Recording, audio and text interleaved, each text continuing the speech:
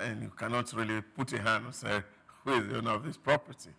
And that's one side of it, that if government had waited maybe a while and cannot find the owners of the property, maybe it's to first and foremost even take them over. Maybe their owner will surface or something. Yeah. But if somebody has abandoned a house for like 5, 6, 7, 8, 10 years now, and he has not occupied it, and he's not letting it, and then you want to put a fine on it. So who's going to pay the fine? So I think that's where I'm saying that I really do not understand what he wants to achieve with this kind of policy statement. So if you say you want to put a fine on a house whose owner you have not been able to identify, who's going to pay? Who's going to pay the bill? Maybe the house itself will pay for itself. Or maybe it's a way to say government want to seize those property. That if the fine is levied, and after a while, and of course, now, but then you have to also find out, why are you going to actually address this fine to? Is it that you're going to put the fine on the house so that anytime the owner passes through there and see that there's a fine on the house, because names are not attached to it. And this is what one had been saying and advocating. Therefore, Nigeria to be able to actually rid itself of all the kind of issues that we talk about, whether it's corrupt practices, what we need to do first and foremost is to ensure that we do proper census and then, of course, biometric identification. The minister says sorry to butt in that, but the minister says that's going to happen, that they're already trying to carry out a census of all the unoccupied buildings in Nigeria. Yeah, because that's the starting point. It's not defined at the starting point. So that we know who owns what property, and then, of course, it's tied to their name. Just the way, of course, your BVN and NIN is synced.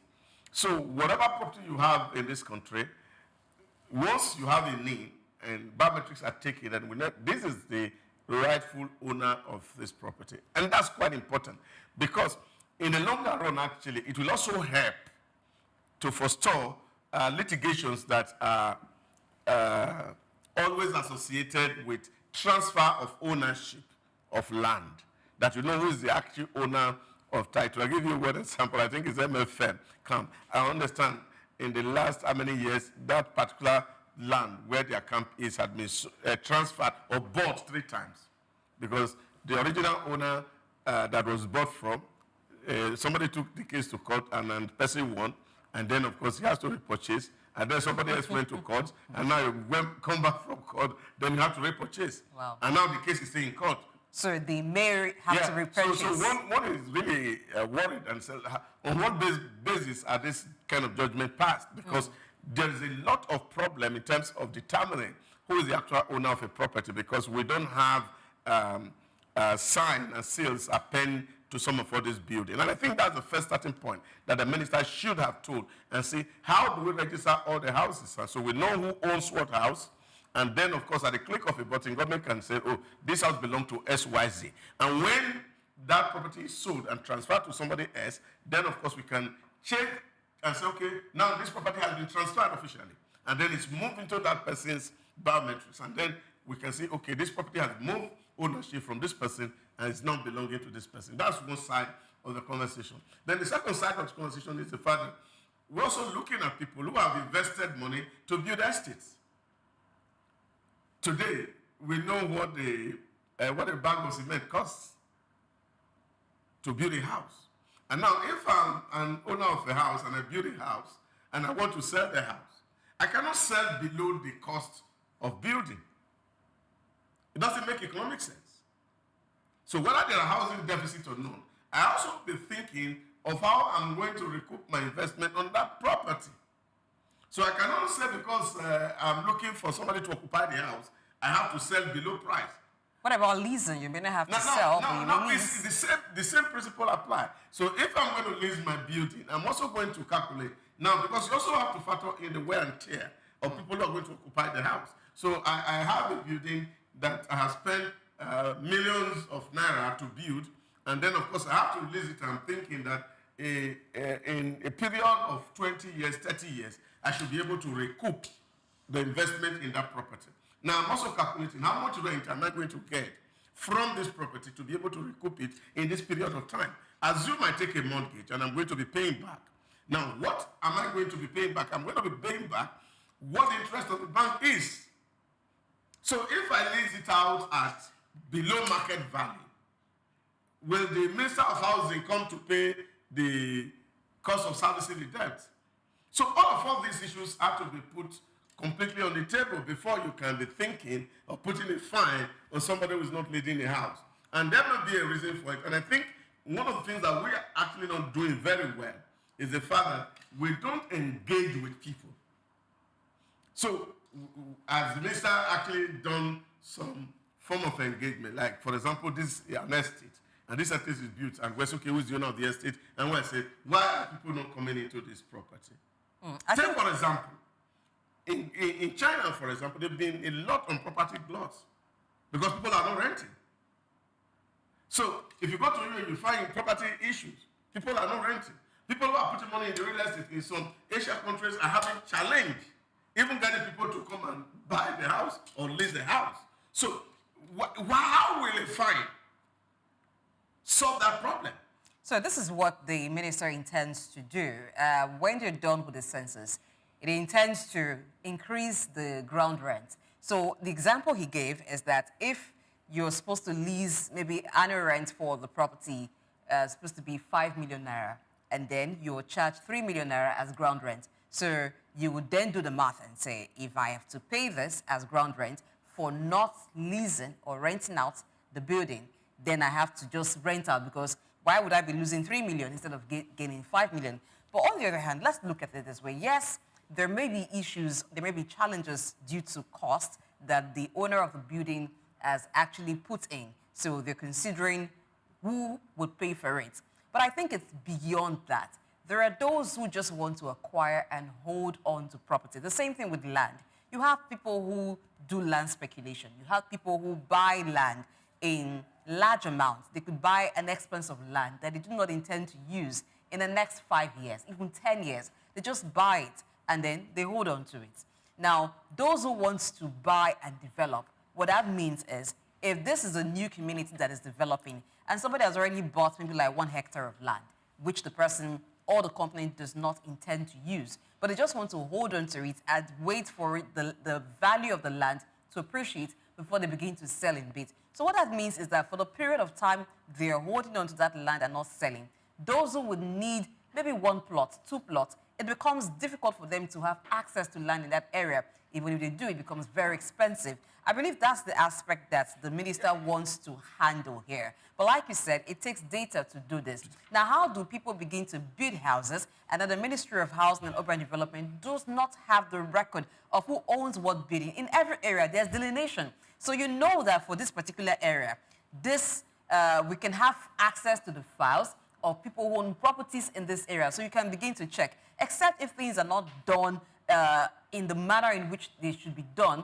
where it's easy for you to have access to records, then it becomes very difficult, except you now have to spend money to do a census. So where that is done and the owners of the buildings are identified, I believe that the ministry already knows some of the owners. That's why they have in mind to actually have ground rent increased for them. Yeah, so what they are saying is that they may not be able to force anybody to sell or to lease, but they want to use the ground rent to deter. Yeah, but it's a logic that we need to query here. It's a logic. So if you want to charge ground rent and increase ground rent for a property of somebody else because you feel that the person is not leasing. Now, what I'm saying is, you also need to hear from the guy why he's not leasing. But how many interviews are they going to do? Oh, yes, of course. This doesn't cost so much. You see, this is where you're talking about data. Data is simple. For example, the Ministry of Housing can commission an agency who will go to do those interviews and find out why people are not letting their houses. It's a scientific way of arriving at a decision. So you can't stay in your office and assume that if you increase the ground rent, that's the only way people will let house. That is not logical. And that's the point I'm making. Now you can send out and engage a research company and say, okay, if you go and consult African Development Study Center and said, Go to Abuja, check out what we have. There are houses that are not let. Find out why people... Or come to Lagos even. We still have such buildings around Lagos, Ikoyi, VI, and those areas. And see why these houses are not in use. Then, of course, you will have data to be able to reach a reasoned consideration to say, yes, these houses are not let because of X, Y, Z factors. Now, this can be done. Now, if these are property developers, if you come to the mainland in Lagos, you see a lot of people who are developing property. Some of these property have been developed in the last 4, 5, 6, 7 years. And of course, nobody has been able to purchase it because the guy who is selling is factoring in the cost of fund, is factoring in the cost of the land, the cost of the building, everything. And that's what's going to determine the selling price of the property. And I don't think that it is a place of the government to determine, number one, how this land should be used. Number two, is also to also realize, and I think the Minister of Housing should also realize that land holding does not belong to the federal government. That by the Land Use Act of 1976, land belongs, and the states are the ones that are holding land in trust for their original owner, not the federal government. So is this another case of overreach? That is the point I'm making, because sometimes when you're also making some statements, you have to also look at the loss of the land. Because most of these lands are given on the basis of the certificate of occupancy, which is issued by the state. So if I have a CFO, or that there's a transfer, a deed of assignment, that a property has been transferred to me, which of course have been ratified by the state holding the land in trust for the people. Now, what that means to me is that you cannot determine how I use my land. Is that actually the way it works in Nigeria? Because there is a Ministry of Housing and Urban Development. So what is the role of the Ministry of Housing and Urban Development if it does not have the right to... No, this is not about seizing land, but about how properties are used. As the name suggests, it is to develop properties, houses, low-cost houses for people, and then make rules or policy how people should build, how estates are licensed, how they collaborate with developers to be able to build business. Like, for example, if you go to the... so more or less it's about design of the city in terms of housing. How the city looks like is not because the land belongs to the state. It doesn't belong to the federal. So federal don't have land. So this brings us to collaboration between agencies of government, arms of government, being on the same page. That's synergy, which seems to be lacking. Yeah. No, but I think that people just don't look at the extant laws that establishes them, and before they make statements in the public space. So this is what I say. For example, in Lagos, there's a provision, even within the land use in Lagos, that, for example, if you have a property or you have taken a CFO of a particular land, and after a certain period of time and you have not been able to develop that property, the Lagos state can revoke that CFO. And I think that applies to other states as well. So that clause is there. So because there is a provision to be able to revoke a CFO by the state government, it suggests that if there are land that are unused, government can decide to acquire them because the person who has bought it for the period of time that the law allows has not been able to develop it or school. It does mean that you don't have the capacity to develop that. But I think the issue here is because these are houses that are already built. So if the house is already developed, how does it become the problem of government? Whether there are I think it becomes the problem of government when we're talking about housing deficit. And in areas where houses could have been built by people on their own, it's hard to even have land there because people have bought and built, but they're not utilizing it. So it becomes a concern of government as a way to ensure that people also have access to these properties. You can't be holding a property without you. So the ground rent is more like a tool to sanction those who have properties refusing to sell for whatever reason, refusing to lease. I don't know how many house units the government itself has built. Ministry of Housing. How many houses? They haven't built much. That's why they're concerned about the ones that persons have built. You cannot be an agency that the law established you to do some certain thing, and you can't even do yours. And now what you're looking at is how to go to people who have put money down to do what they should do, and you are thinking that you're finding them will be the best way to motivate them to lease. And I think what the Ministry of Housing should be doing is to copy from what other nations have done, and they have done very well. If you go to the United Arab Emirates, there's a huge collaboration between developing agents and the Ministry of Land. Because in years past, what they discovered in that environment was the fact that a lot of developers were collecting money from people to develop properties, and these houses were not delivered. So what the Ministry of Land eventually did was to ensure that if you have to contribute to developing a property, what they do is that they ensure that the money is not paid into the developer's account. The money is paid into the Ministry of Lands, who will house the money. And then, of course, the developers are able to access those funds based on milestone achieved in terms of development. So what that has enabled people to do is that, so if you want to buy a house in Dubai today, what you do, no matter, depending on the estate developer you are following, you will have to put money in government accounts.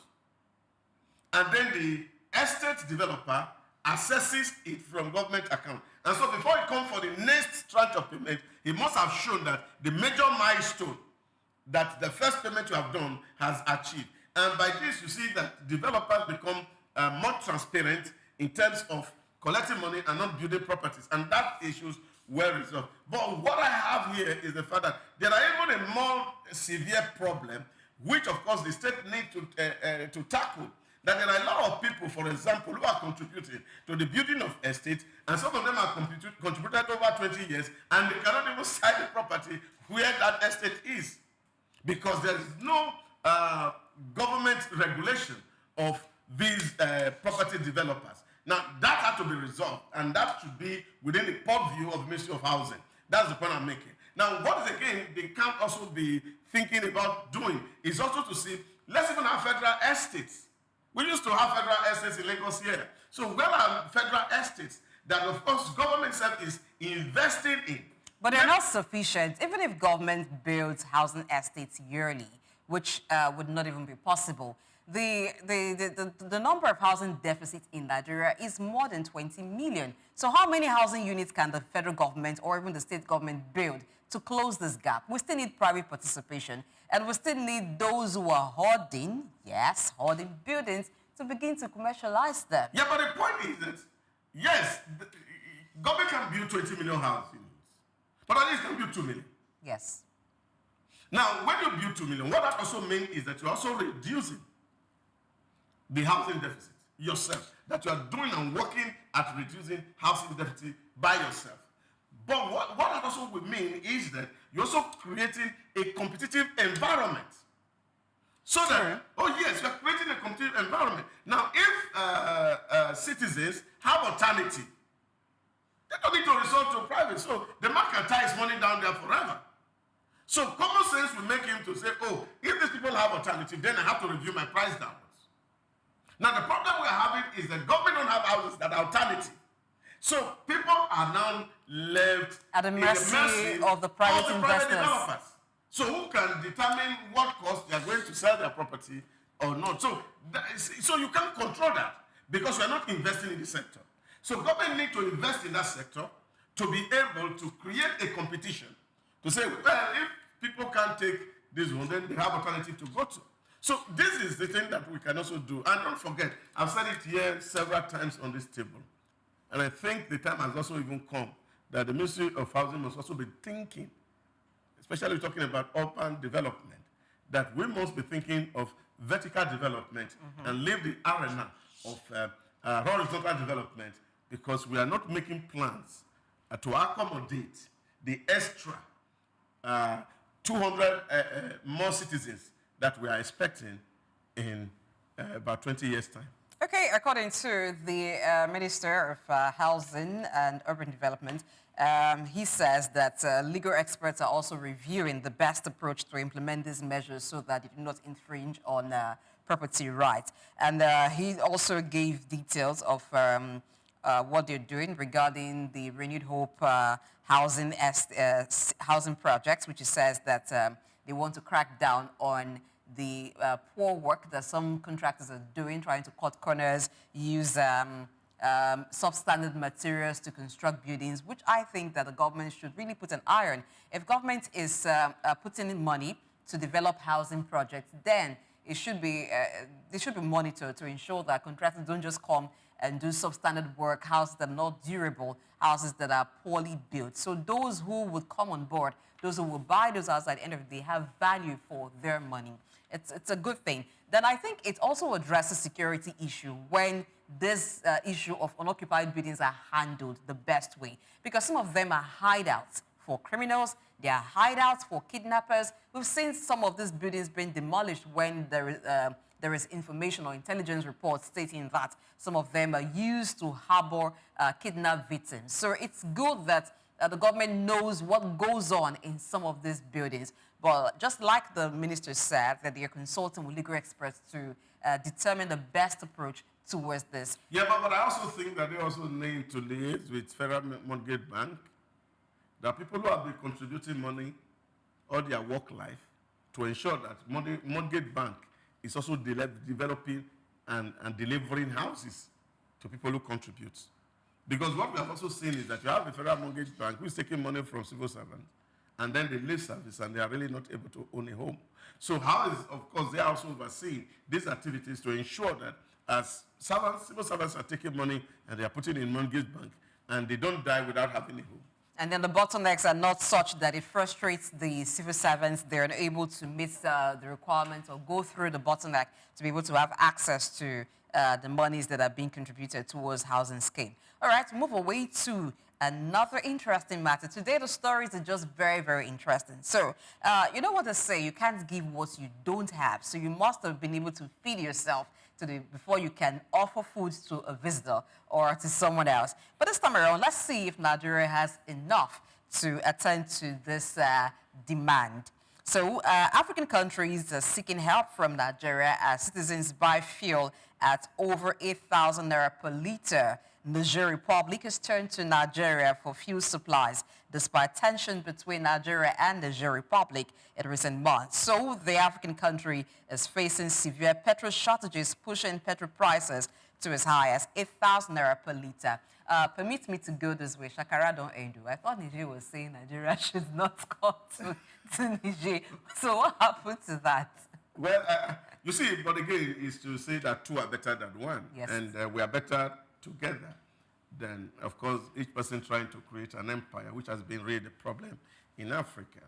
And don't forget, when Ambassador Wallace was on show, I think on Thursday, he had this whole lot of argument where, of course, you see African countries really do not understand the value of unity among themselves. And we are not really working hard to see how we can work together. You see, yeah, of course, this is where we are, because we're relying on a power that is outside of you, and now that source has closed, and then, of course, you have to look for alternative. Thank God that Nigeria has a very large heart, and I think we have done this over the years in terms of how to support our African countries. Don't forget the Nigerian foreign policy model. They call it the three concentric circle. It starts with ECOWAS, then, of course, African Union, and then, of course, the globe. So which means we put emphasis on neighboring countries, and that is quite very instructive. So we can't turn a blind eye to Niger, because what that means is that if Hashi become too terrible in Niger, definitely, of course, you'll have influence of Nigerians into our country, and that, of course, can also constitute a crisis on its own. And of course, it's not just Niger. Of course, we're going to expect that Chad is going to have same challenge. Yeah, I think Benin Republic is also having a similar challenge. Niger, Benin Republic. And so all these things are issues that we talked about. But again, you remember, and this was what the president was saying when he had a meeting with some group last week. And he said, look, you see, there was no logic that Nigeria is playing Father Christmas by supplying petrol to all neighboring countries and subsidizing everybody, including those ones that are able to pay. Now you can see what that means. That really, when we have closed our border, we understand that, look, this issue was that Nigeria was actually paying for almost the entire ECOWAS states. While And the Nigeria subsidy- was yes, bearing of the course. cost. So the subsidy was not just for Nigeria alone. Of course, this has come to prove that very right. You can imagine, we are talking about 1,000 petrol price, too expensive. Now we are talking about 8,000 naira. 860 naira. For Now, Nigeria. For our pump price in Nigeria, and compare with 8,000, which is done outside. And this, of course, the federal government knew that has been actually what was behind the smuggling of fuel. Because if you go to, whether it's Badagry here, or you go to Idiruku, or you go to Sokoto, or you go to Kebbi, you see where all of this has access to the other country, a lot of petrol was actually moving. Some of them are sold in cash. And you see what they call it, these small vehicles, load petrol in keg and take across, because it was far cheaper because of the subsidy that was here. And I think that, again, Nigeria can do the comparison. Okay. Now, seeing the government reform on the subsidy removal, that even with the removal of subsidy, we are buying petrol at this level. And people can understand that at least you can't say the government has done nothing, that only brought hardship on the people by removing fuel subsidy. Because when you can do the comparison between what you are buying now and what these other people are suffering, and I think the scarcity only raised it to about 8,000 because it's not there at all. But before now, you can compare that. You see, the petrol you're buying is still relatively cheaper than what other neighboring countries are buying. And it really did not make government insensitive, like so many citizens in Nigeria had accused the current government. Okay, but that should mean more markets for domestic refiners in Nigeria, the domestic refineries that we have. That should mean more markets for them if they're able to refine and sell to neighboring countries. Now, they're asking Nigeria to help with it. Nigeria doesn't even have enough because Nigeria still imports. So how can Nigeria help Niger, Benin Republic, and other African countries that need petrol and are buying it at exorbitant prices? What this means is that NNPC need to wake up and import more, because NNPC is not refining yet. They have to make the refinery work. The refineries have to work. You can imagine that if Warri is working, Kaduna is working, Port Harcourt is working, the old and the new, plus the Bois cement that is also putting one up about 200,000 barrels per day daily in Akwa Ibom. And of course, the government also just had approved another 140 barrels to be set up in Edo and Delta. Now, if all these are producing, there'll be enough fuel here, and then we can officially sell to these markets, even at a reasonable rate that we can actually also make some money off these people. These are markets. And what we need to do is to say, how do we leverage these opportunities that this crisis are presenting to us? Again, like I said before, this also showed to us that we are better together. We and Niger, we are brothers. See, you cannot separate Niger from Nigeria, because you find that we speak almost same language, especially the Fulanese that is in the north, toward the north-west, and those in Niger speaking almost same language. And you can't, in short, the boundary only separate them because you have somebody who has uncle in the other side, yes, and they have their parents right here. So this is to show that we're brothers and we can actually do things together. But in doing this, we must also be strategic. And I'm thinking that Nigeria take this advantage to really negotiate that, number one, we want democracy restored in Niger so that people can have their voices.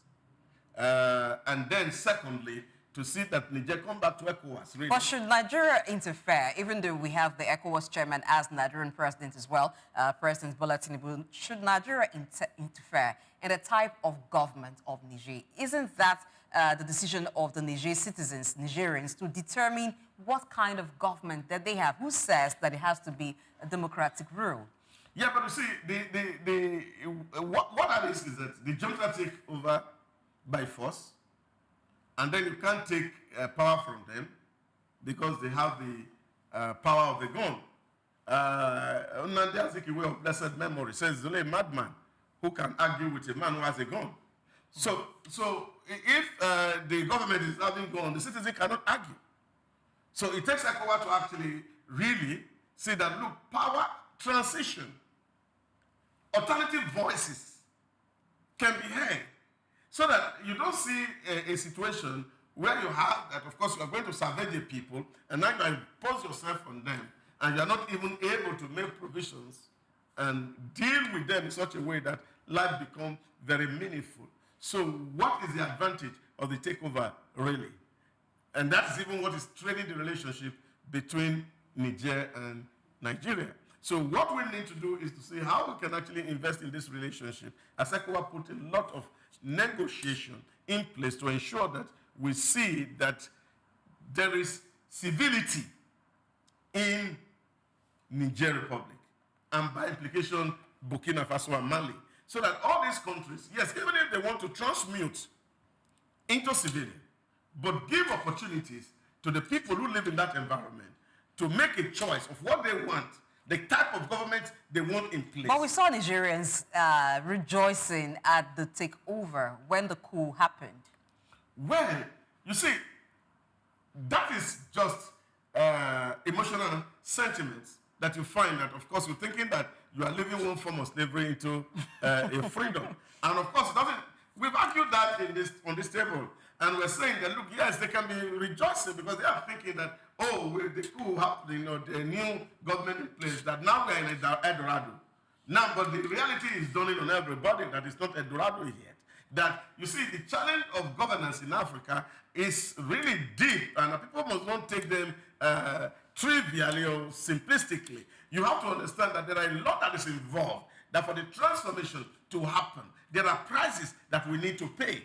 Good government requires a lot of prices and sacrifices. And are Africa ready to make these sacrifices? These are questions that we must ask ourselves. And this is where, of course, the big brother needs to actually step in to say to them, yes, we are better together, and I think it's time to come down from your high horse and let us negotiate and see how we can transition power so that people can have choices and then, of course, can provide the kind of leadership. So let's see your ideology, how you're able to sell this to the people, and the people buy in to see that what you're doing is right, that you're not just suppressing them, living one form of slavery into a second form of slavery. I like to recall the African proverb that you used the last time we talked about Niger Republic, when they were talking about not granting visas and access to Nigerians to come to Niger. And then you said when a child has found yam in the bush and is roasting, he tells the parents, let everybody eat their yam. Yes, so it's not like the yam is finished. Yes, I'm sure, of course. You have to come back like the prodigal.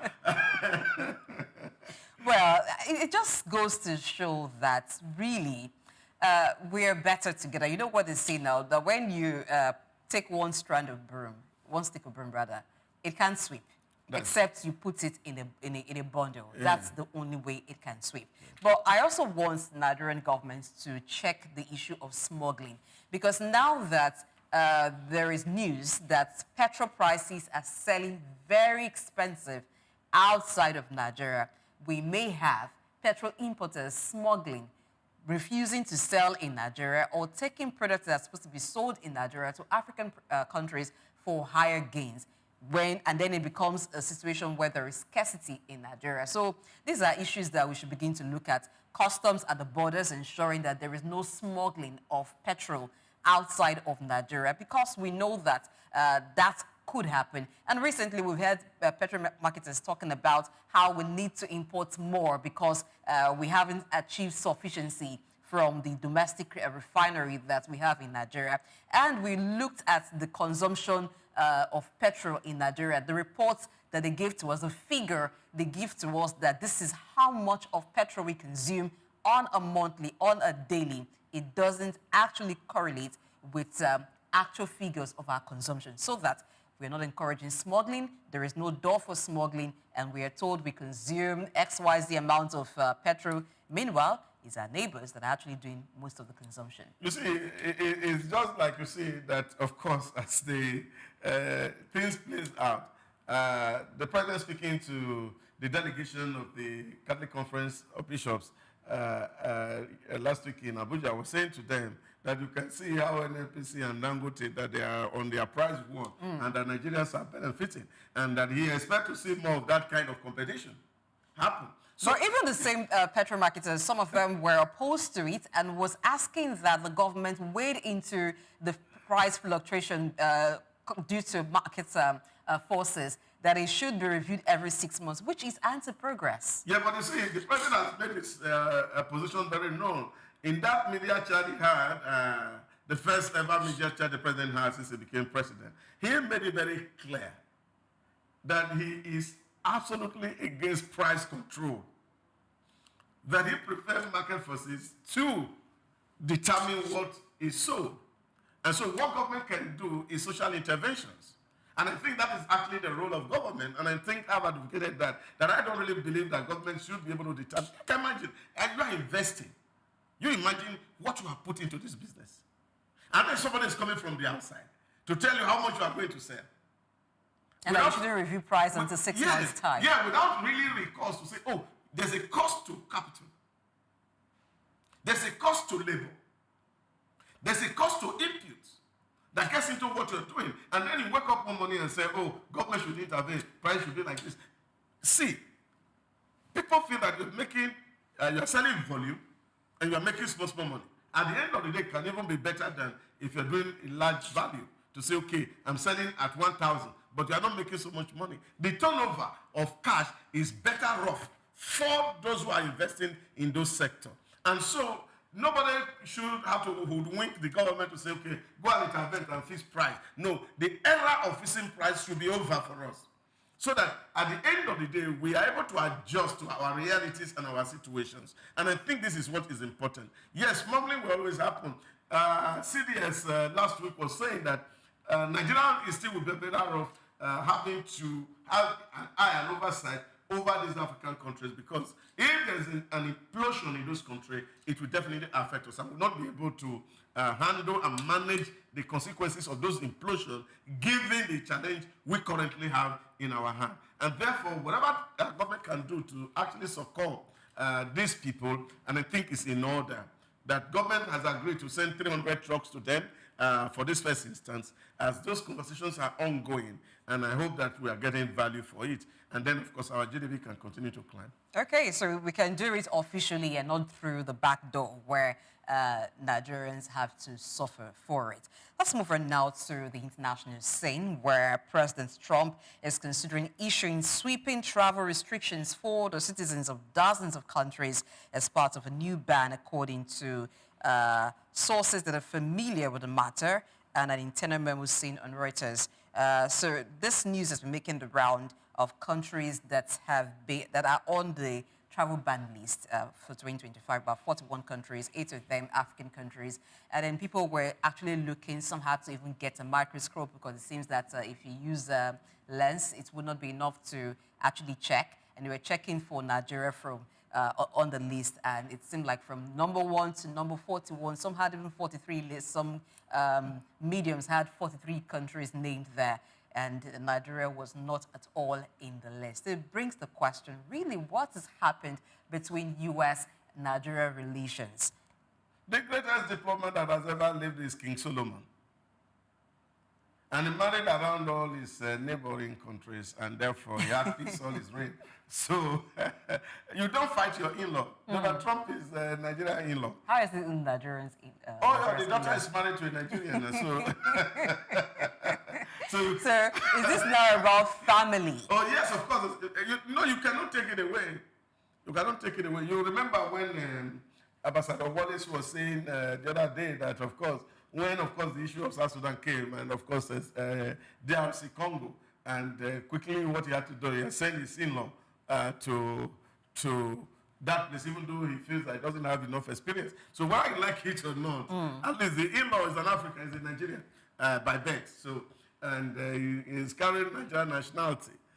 So what that means is the fact that you don't fight your in-law, but that's just on a lighter amount.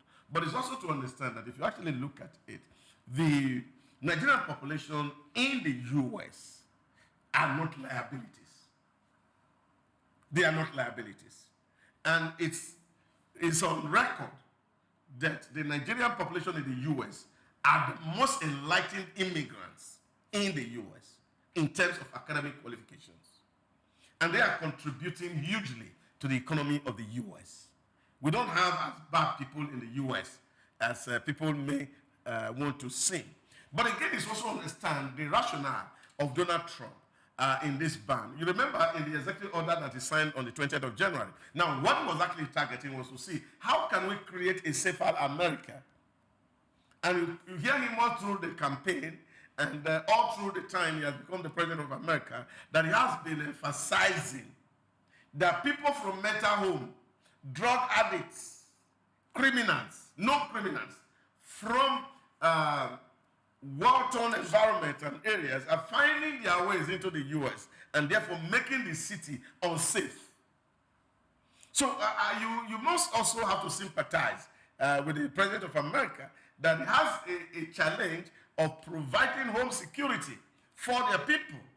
That the situation that people wake up in the morning and somebody take a gun and then shoot everybody in the mall is not something that the government is finding convenient. And so anything that government sees they can't do to stop those threats to life and property, government must have to do it. And so what government has done is to look at it where these people are the likely areas where these people are likely to come in. You know the Taliban's operation, for example, in Afghanistan. So that's number one on the list, Afghanistan. Yeah, of course, you see, in Syria, what has happened? Since, of course, the Arab Spring, Syria has been in turmoil. And what that means is that we are creating a whole lot of brigands who also, when, of course, the heat of fire is getting close, they are looking for where to go find shelter. And it's even on record that during the Obama regime that a lot of these people who were actually creating this trouble in Syria were allowed into America, and the people who were oppressed were not given entrance into America. So these are some of the issues that you see that Donald Trump had to deal with in the immediate, because as a government, it is your responsibility to provide security for lives and property within the territory you govern. And I think that's what government is all about. And so those, of course, stringent measures have to be put in place so that we determine who comes into that environment. That people who are suspect, people who are criminal records, people who are known to be associated with terrorism and the rest of it are not given easy access into the American states. And I think this, of course, is a lesson for us as a country also, to learn from, that we must also find a way to have to strengthen our borders so that we don't just allow people into our country and continue to heighten tension within our environment and creating insecurity in our country. Okay, so let's take a look at some countries that are on that list, the travel ban issued by the U.S. So number one, we have Afghanistan, there's Iran, Syria, Cuba, and North Korea, among others. So this will be set for a full visa suspension. So in the second group, there are 5 countries, Eritrea, Haiti, Laos, Myanmar, and South Sudan. They will face partial suspension of tourist and student visas, as well as other immigrant visas, with some exception. In the third group, there is a total of 26 countries, including Belarus, Pakistan, Turkmenistan, among others. So these ones will face a partial suspension of U.S. visa issuance if their governments do not make efforts to address deficiencies within 60 days, according to the memo. Now, the memo it follows an executive order that was issued on 20th of January requiring intensified security vetting of any foreigners seeking admission to the U.S. to detect national security threats. So it's good news for Nigeria that Nigeria doesn't fall in that list. But I think we also need to do more to strengthen our relations and our ties with countries like the U.S. and other countries where we can have bilateral agreements that favor, that is mutually beneficial. And also internal security, we should also be doing as. I think it's time for Nigeria too to have its own travel ban, because recently some foreign nationals have been fingered in certain crimes, certain criminal activities in Nigeria. We shouldn't turn a blind eye on it and just assume that it doesn't matter. So if some foreign nationals are here and they're up to no good, then we should also make it public and take diplomatic actions against them. Now, when you look at the first list, in international theory, they call it the rogue states. Now, those in in the first list definitely fits into that definition of what the American and international students calls the rogue states, outlaw states, like North Korea, and of course Iran, Afghanistan, yeah, of course Cuba. Yeah, because these are very terrible enemies to the Americans, and Americans understand that. Look, these are anti-Americans, and that is even the more. So do we know? Sorry to cut in. Do we know those who are anti-Nigerians? Yes, of course, we should anti-Nigeria. We should know.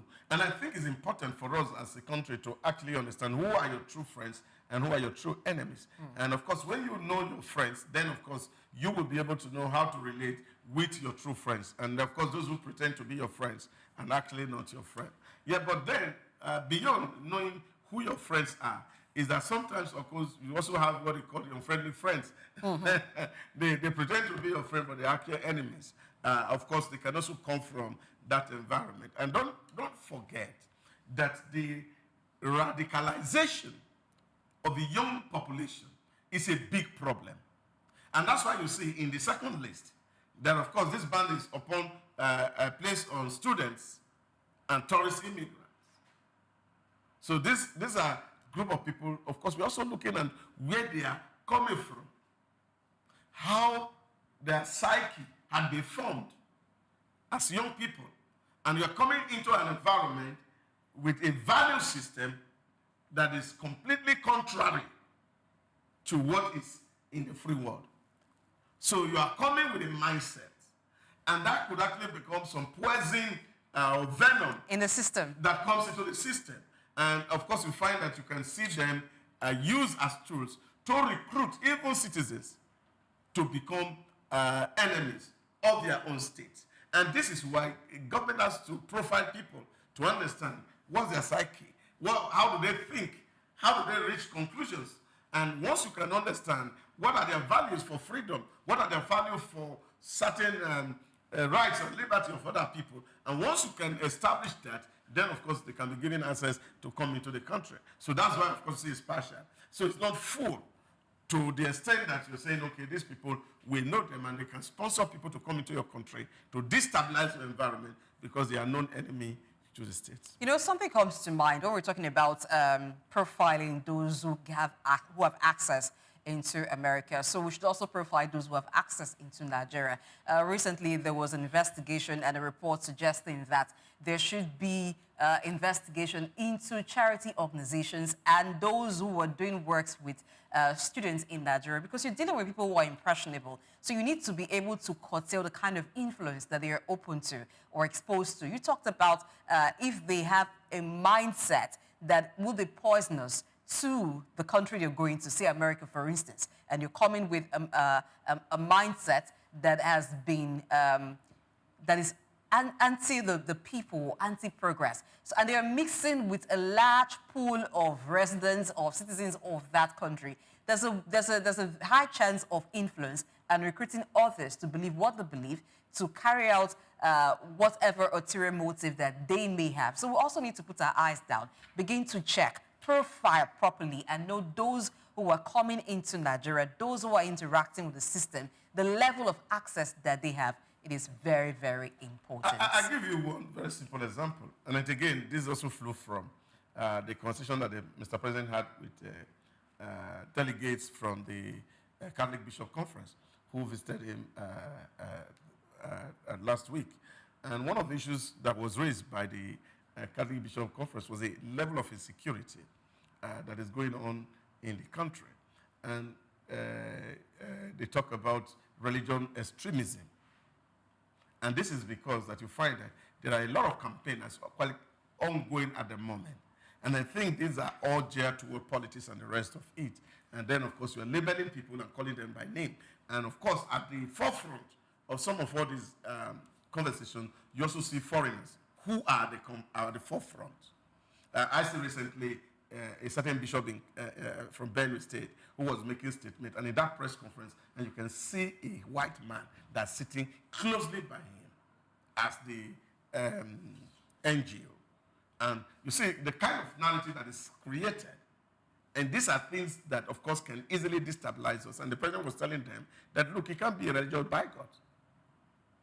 that even from his home, his wife is a pastor of a known religious faith in Nigeria. And he has not done anything to stop her from going to church for all they have been married. So it's not a boycott. We should take religion off governance and deal with the issues that affect us. And even, of course, you know, in Benue State, the bishop is making, and the person who is the governor of Benue State is even a Catholic bishop. And then, of course, that Catholic bishop is indicted. Is indicting his priest of, how am I going to put it now, of complicity in the crisis that is in Benue. And this is a huge challenge that we find. And I think that was what India did in actually trying to understand what NGOs were doing in their country. And of course, the government decided to register NGOs and see those who were actually interested in the well-being of Indians against those who were just using the opportunity either to create destabilization for the system or using them as a platform to raise funds and then move to elsewhere. So these are some of the things that we really need to do to see NGOs that are operating in the environment, and we see what is their function, what is their relevance, what actually are they advocating?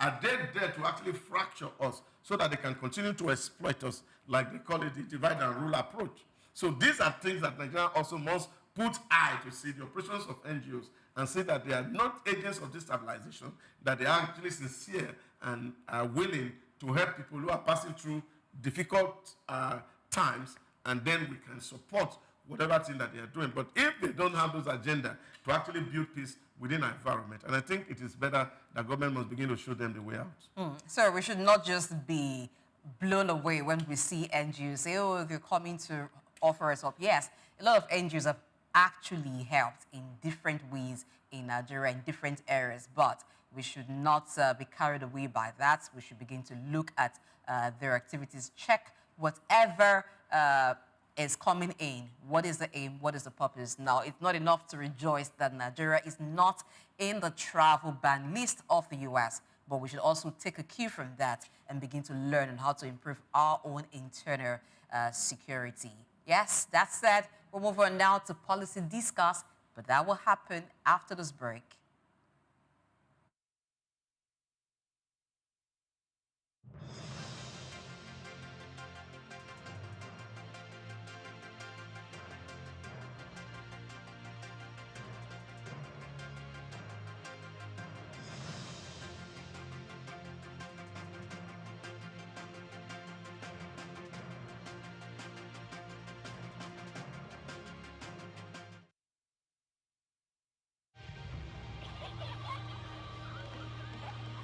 What keeps the heartbeat of a community alive? Is it the courage to create, the power to connect, the vision to transform? Well, it's all of these and more. It's a symphony of ideas, innovation, and industry. But where do these stories come alive? It's right here on The Isle, 104.9 FM, the station where dreams meet action and growth finds its voice. The Isle, 104.9. Business, economy, development. Stay tuned.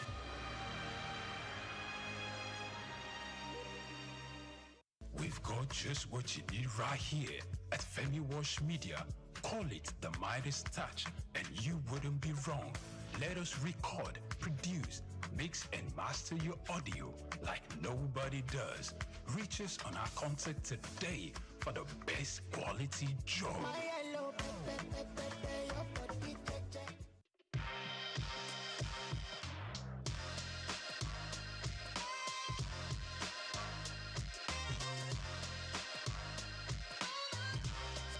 The unexpected rise of Ankara fabric in West Africa has transformed it from merely an industry into a vital part of culture, identity, and art woven into everyday life. This evolution has encouraged many to enter into the business side of Ankara. Today, the fabric is not only worn, but also used in interior decorations and artworks, making it a significant item in our changing world. Despite this, the industry stands at a crossroad. balancing tradition, modern challenges, and global market demands. My name is Grace Komolafe, and I invite you to join me on this second episode of Ankara as we explore the current state of production, the hurdles it faces, particularly in Nigeria, and the abundant opportunities that exist within this vibrant sector. Ankara's journey from West African markets to the global stage highlights its enduring appeal and the resilience of its producers. However, to fully harness its export potential, addressing quality, policy, and logistical challenges is essential. Ankara has become a global fashion statement with its bold patterns and rich colors now staples on international runways, reflecting a growing appreciation for African aesthetics. Nigeria and Ghana have long anchored Ankara production, keeping alive an industry with deep cultural significance. In Nigeria, there is a specialized market where you can find all kinds of Ankara fabric to suit your needs, whether for business parties or home use. Are you aware that Oshodi Market in Lagos is the major Ankara market in the country?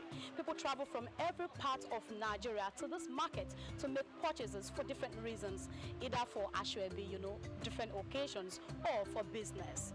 In this market, you would find importers, you would find wholesalers, and again you would find retailers. Are you thinking of going into Ankara business? In this report, we have more information to share with you. No, this one is a different company.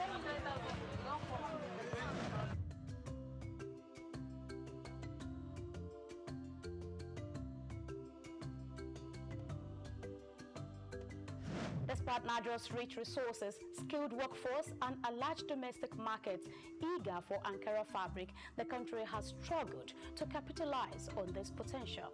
In the face of rising imports and global competition,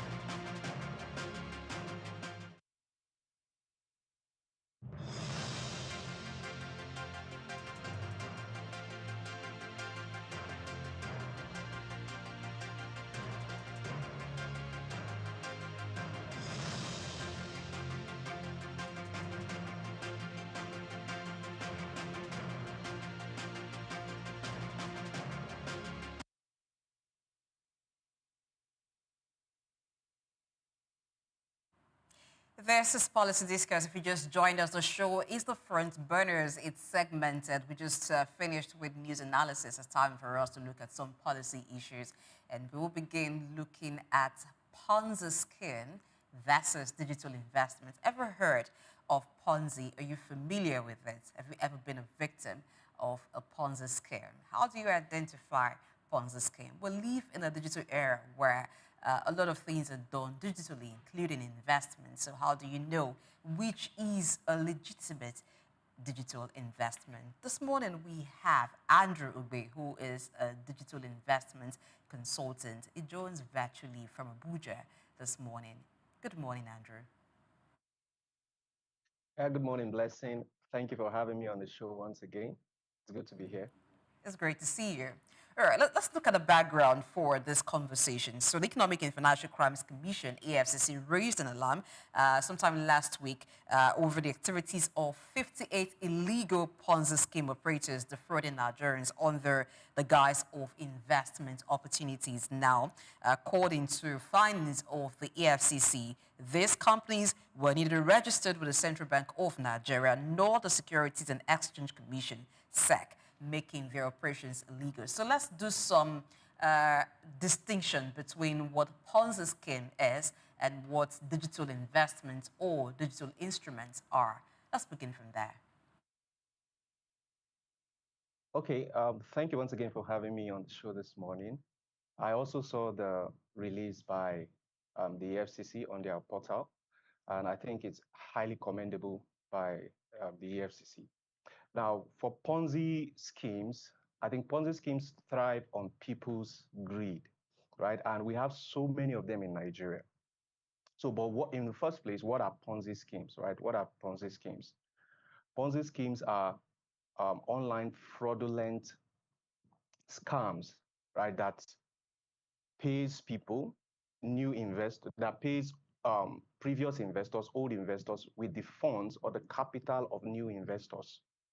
And they tend to slow down. These tend to slow down as new investors stop coming into the system. So eventually the system crashes. So a Ponzi scheme is simply any investment scheme, now this time around, online investment scheme that pays old investors from the funds of new investors. It's more like robbing Peter to pay Paul, right? And these things tend to slow down because it comes to a time when new investors are no longer interested in coming into the system. So certain investors who are in the system gets defrauded. So for most Ponzi schemes, it is majorly earliest investors that benefit from these schemes. Digital investments, on the other hand, are investment in acquiring digital assets like cryptocurrency, stocks, which is shares in companies and the likes. Unlike Ponzi schemes, unlike digital investments, Ponzi schemes promises high returns with no justifiable economic strategy, right, behind how the money is being made. It's just robbing one person to pay the other person. But digital investments, on the other hand, involves investing in digital assets like cryptocurrency. We have Bitcoin, Ethereum, and so many other altcoins, and also investing in stocks, shares of companies, right? So this is just the basic difference between digital investment and Ponzi schemes. Ponzi schemes, remember, takes the funds of new investors to pay old investors, and they just continue the circle until it no longer holds, until the bubble bursts. So that is what Ponzi schemes are. Sorry, Andrew, good to have you on the show this morning. How is this different from network marketing that we see on a daily basis? Okay, yes, there is a very big difference with network marketing and Ponzi schemes. With network marketing, one of the attributes of Ponzi scheme is that they have no product or service that solves human problem. There is no verifiable product or service. Now, network marketing, on the other hand, would have products or sell services, right? There are products or services attached to network marketing. So network marketing is just a business model. It's not actually a business on its own. It's just a business model. For example, you sell toothpaste, and you decide that rather than following marketing your product using traditional media, you would rather pay your promoters, people who promote or sell your product. And as they sell your product, you pay them the money you are supposed to pay to other medias to promote your product or your service. But Ponzi schemes, on the other hand, have no products. They have no service. There is no problem they solve except just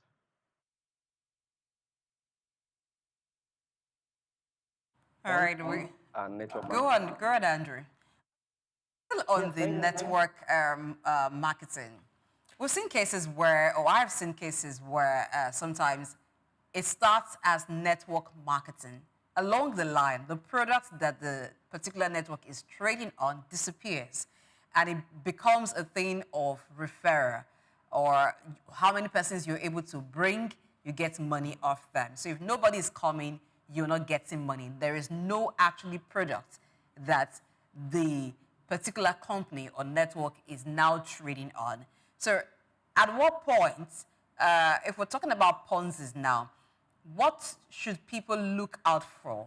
Are there certain characteristics that could show that maybe a company that starts well has derailed from its legitimate operations and is now gearing towards Ponzi? Okay, I think that's very easy to do. Number one is when the focus is no longer on the product or the service that the company provides. When the product, the focus is now only on monetary gains, because actually, every business thrives on sales. Somebody must sell the product for the business to thrive, right? But for the business to also thrive, the product or the service must be solving an actual problem. It must be something that people are willing to buy. So a company that begins to derail from what its product offerings and its service or its service offerings into just how the compensation works, right? From then you should be able to know that this is beginning to raise a red flag. They are no longer producing, they are no longer, you can't trace their product. When people come into the system, they don't have access to either their product or their service. The problems of the people are not being solved except for just the money, money, money, money, money, because money actually follows added value, right? Money follows added value. So when value is not being added, then there is no way that money can be earned. So when people come into in quotes, a Ponzi scheme, or what some people might want to think is a network marketing business, that they don't have verifiable products that solve human problems, then you begin to know that this raises a red flag. Like I was invited to see a particular, I call it a Ponzi scheme, and that's because I was able to verify it. And what did I do? This particular online platform, according to what they have on their website,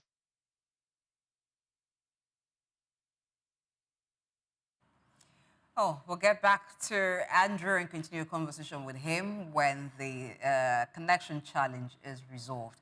But Doc, look at this. So people want to create multiple streams of income. That's part of the reason why some persons will want to make investment. And you know, you can invest in a business where you are a passive participant. So all you need to do is just put your money in there and then it grows it for you. But let's find out what Andrew thinks about this. He's back. So Andrew, please finish your thought. You were giving us an example of something you've experienced. Can you go on with that before the next question?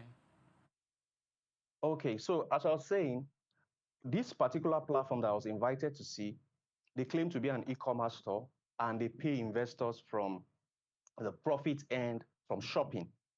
And all I needed to do was to go through their shop, their e-commerce store, to see the number of products that they have. And this particular company barely has 20 products in their shelf.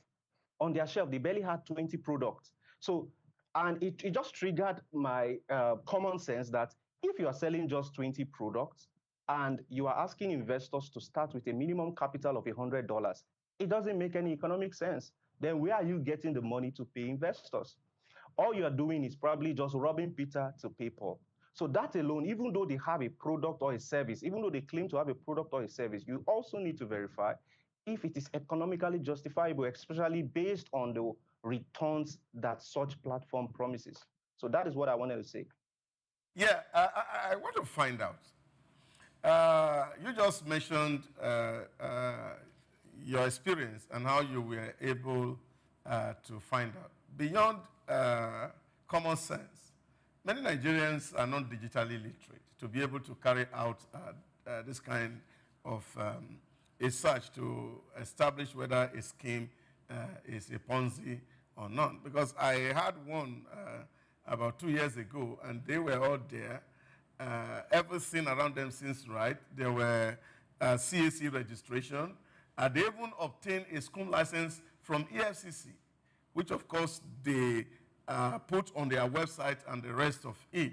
And then they created a WhatsApp where you actually could meet with people who were practically on this scheme. And all they said is the fact that they were doing trading, and it was AI trading. And then, of course, you can actually see in real time how the trading is going. You can see, just like in normal stock market, sometimes it's red, sometimes it's green, to show that there's profit made or something that is not being made. And at the end of the day, you have the window like a week to be able to do your withdrawal. And then, of course, they had a fiscal office here in Lagos. Overnight, a lot of things, there was a glitch on that site, and then by the time people went to their fiscal office, overnight they have removed all the things that they had there. And so many people lost dollars. How else, apart from common sense, can we actually say this scheme is Ponzi or it's a true digital investment platform? Okay, thank you for that question. I know that quite many Nigerians would have had a similar experience or know someone who have had a similar experience. I would like to first establish that as long as it's an investment, there are risks involved. We need to first clearly establish that fact, that every investment has risks involved. The risks can either be a high risk, medium risk, or a low risk.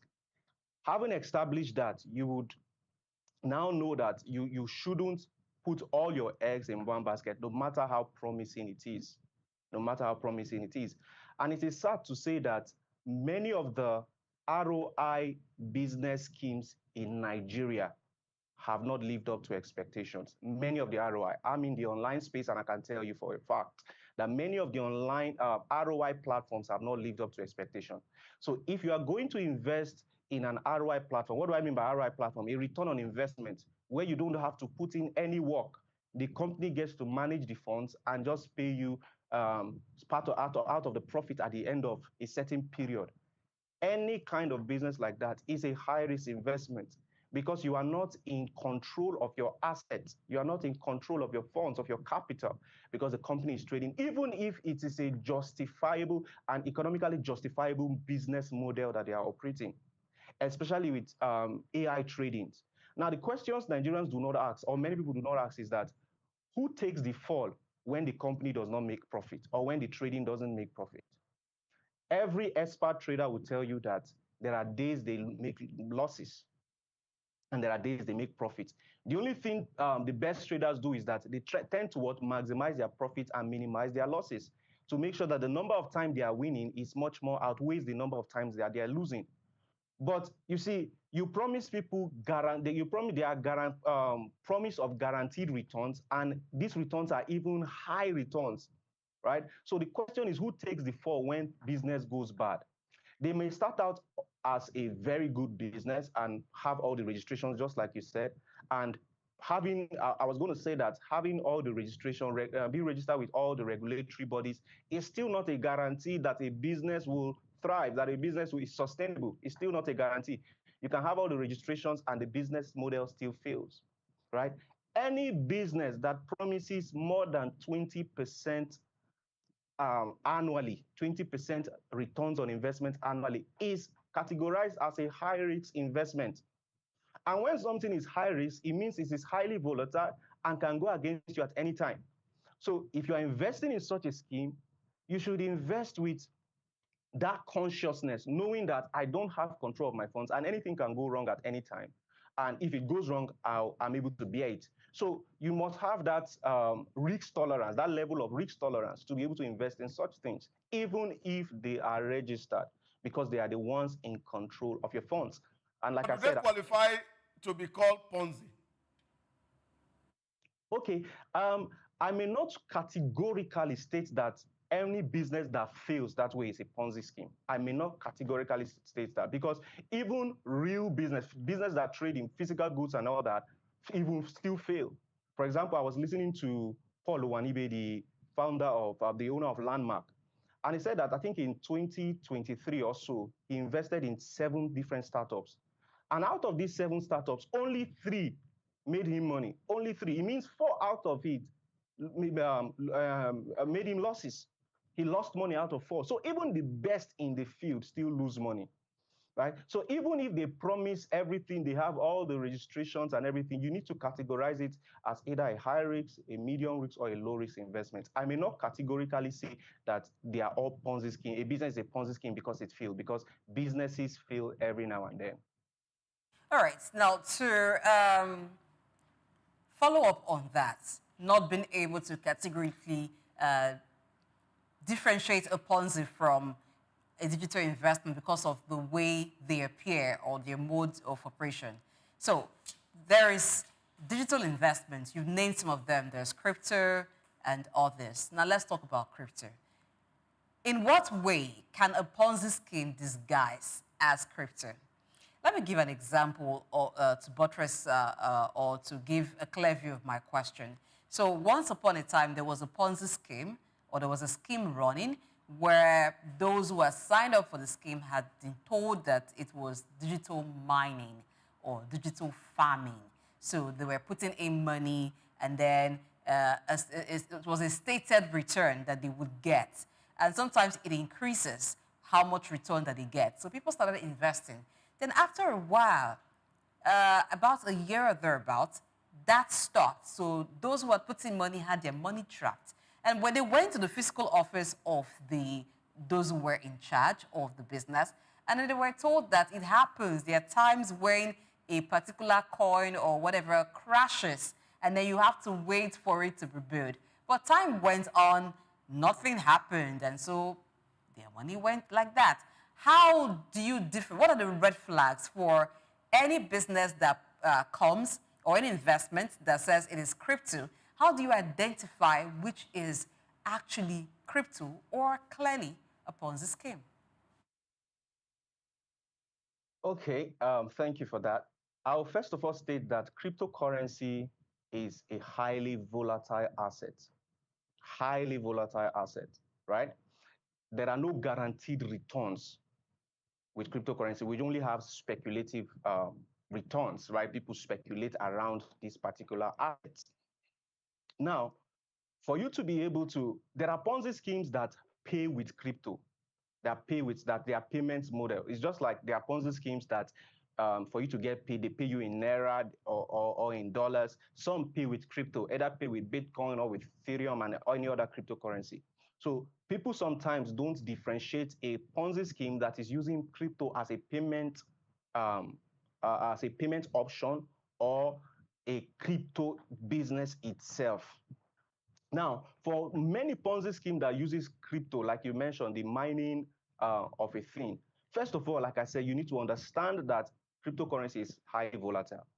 And by volatile means they go up in value and they can come down in value. Most people like to focus on only the upside, that they can go up in value and not the fact that they can come down in value. And these changes can happen suddenly. It can happen suddenly. So you must have what we call an exit strategy when dealing with such investment. You see, there is a popular saying in cryptocurrency that you should be greedy when others are playing safe, are careful, and be careful when others are greedy. It is a very, very important statement when investing in cryptocurrency. That when others are highly hopeful, you should be very, very careful at such a moment. And when others are very careful, you should be greedy. That means you should have an exit strategy no matter the promises that are being given. And any cryptocurrency program that promises guaranteed returns is most likely a scam because it's a volatile market. There are no guaranteed returns. You can only predict the outcome based on certain market forces. Certain market forces can come and push you out of the market. For example, we see what happened with Bitcoin when Donald Trump came into office. And all of a sudden, Bitcoin almost doubled its value. And investing in such people who invested in such assets made crazy amount of money. It's high returns. But what if a government comes into place, into power, and that is not pro-crypto? What happens to it? So some people who try to defraud asset managers, who try to defraud unsuspecting people, trying to only talk about the good side, tend to talk about only the fact that, oh, these things, you are guaranteed of XY returns in XY number of times. But like I said, cryptocurrencies are highly volatile assets. And when trading with highly volatile assets, you have to have an exit strategy, when to get in and when to get out. To manage your greed, for most people, they don't learn how to manage their greed. In fact, with trading cryptocurrency, I say that much more than the technical skill, knowing how to, the technical skill on how to operate it, the most important skill to have is how to manage human greed, right? You must learn how to manage your own greed. I don't know if I answered your question. Okay. Still talking about this Ponzi scheme. We also discovered today we have a lot of applications on Android and iOS on digital trading, even on stocks in Nigeria. A lot of people download plenty of apps. Now, somehow, again, looking at the risk factor that you said earlier on, whether it's high risk or low risk or medium risk. Some of these applications don't even connect you directly to the clearinghouse or the stockbroker, like giving you a CS number or the clearinghouse number, but they're trading on your behalf. What's your take on some of these applications, even trading on stock listed in Nigerian market? Okay. Well, I said this earlier. I said any investment that is not within your control, anytime your capital is not within your control, your capital is at risk, right? Because apart from human greed, people can get greedy and somebody tries to rug pull the company, or a business can go bad and you lose your funds. So you need to know that once an investment, once your capital is not within your control, it already labels it as high risk. It's already, especially when it has to do with online investments, it already labels it as high risk. And when somebody is managing your assets, now the question is this: if I'm managing your assets, whose interest do you think I should protect more? Yours or mine? If I'm managing your asset, of course, I'll protect my interest. I'm protecting your interest as long as your interest aligns with my own interest. But if I am at the crossroad where I have to choose between your interest and my interest, I'm going to choose my interest. And that is just basic human nature. It's basic human nature. So any asset, anytime you're going to trade with any platform that your asset is not within your control, it's already labeled as high risk. And you should trade carefully. It doesn't mean, because it's labeled as high risk, doesn't mean people shouldn't do it. No, that's not what it means. It just means that you should have your exit strategy. You should have your plan in place. You should have the amount you are willing to commit. You should understand your risk threshold. All these things are very important. You should understand, okay, what is the time frame I have for this particular investment program? And you see, one other thing to also note in trying to spot out Ponzi scheme is to always try to research. People should research before you part ways with your money. Research. If you can give out your money, your hard-earned money, then I don't think it's too much for you to research. And you don't have to do, it doesn't have to be somewhat an extensive research. By simply going through the social media of a particular project, and when going through the social media, don't check what the company is saying about itself. Check what other people, other investors are saying about the project. See, no matter how careful a company is, a Ponzi scheme is, you see, you always find one loophole, no matter how careful, and you can easily spot if this investment is for me or not. Check, research. Then research also the founders of such a program. Research the founders of such platform. What have they done before? Do they have a track record of excellence? Even the person or the person promoting it, do they have a track record of excellence? Of course, I'm not saying that they should have a 100% record, because in the world of business, you win some, you lose some. So even the best in the field would have lost at some point. In fact, if you have not lost anything at some point, if you've always won, it's also a red flag. So, but you need to be able to research who the founders are. Do they have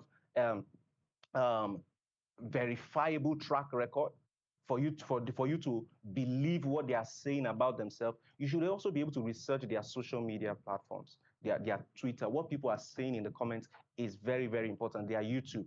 And sometimes you will see that their websites are shabbily done. For example, when I go through some website, I just, before doing any extensive research, I know that this is already a scam, because they don't pay so much attention to details. Some of these things are just shabbily done. But like I said, you can't always be 100% sure. Every investment comes with its own risk. So there are investment companies that have investors putting their money, and they say it's for real estate. Some of them have been able to give people money on pay return on investment, and some others haven't. And there are those who it's just an investment firm. They're more like brokers. But according to this list released by the AFCC, we found that the names, even the names of the companies, the 58 illegal companies, many of them are investment firms. Some are agri-investment firms, some are into stocks and all that. Even with this list, we find that some names of these companies, you still find them existing. There was one in particular that the Security and Exchange Commission put out a notice, a disclaimer actually, saying that the company is not registered with SEC, just to warn people. But you still find that their operations are ongoing. They still have physical addresses where transactions are ongoing.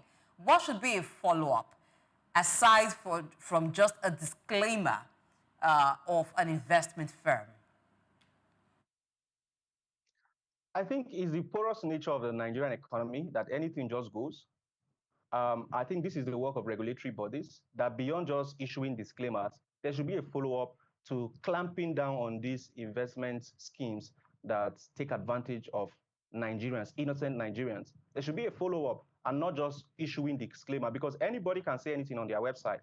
You can say you are registered with SEC, you are registered with this. And also, it's good to also note that because a company is registered with SEC doesn't mean they are not fraudulent, or they don't intend, because a company can start with good intention and eventually change in their ways as they progress in their dealings.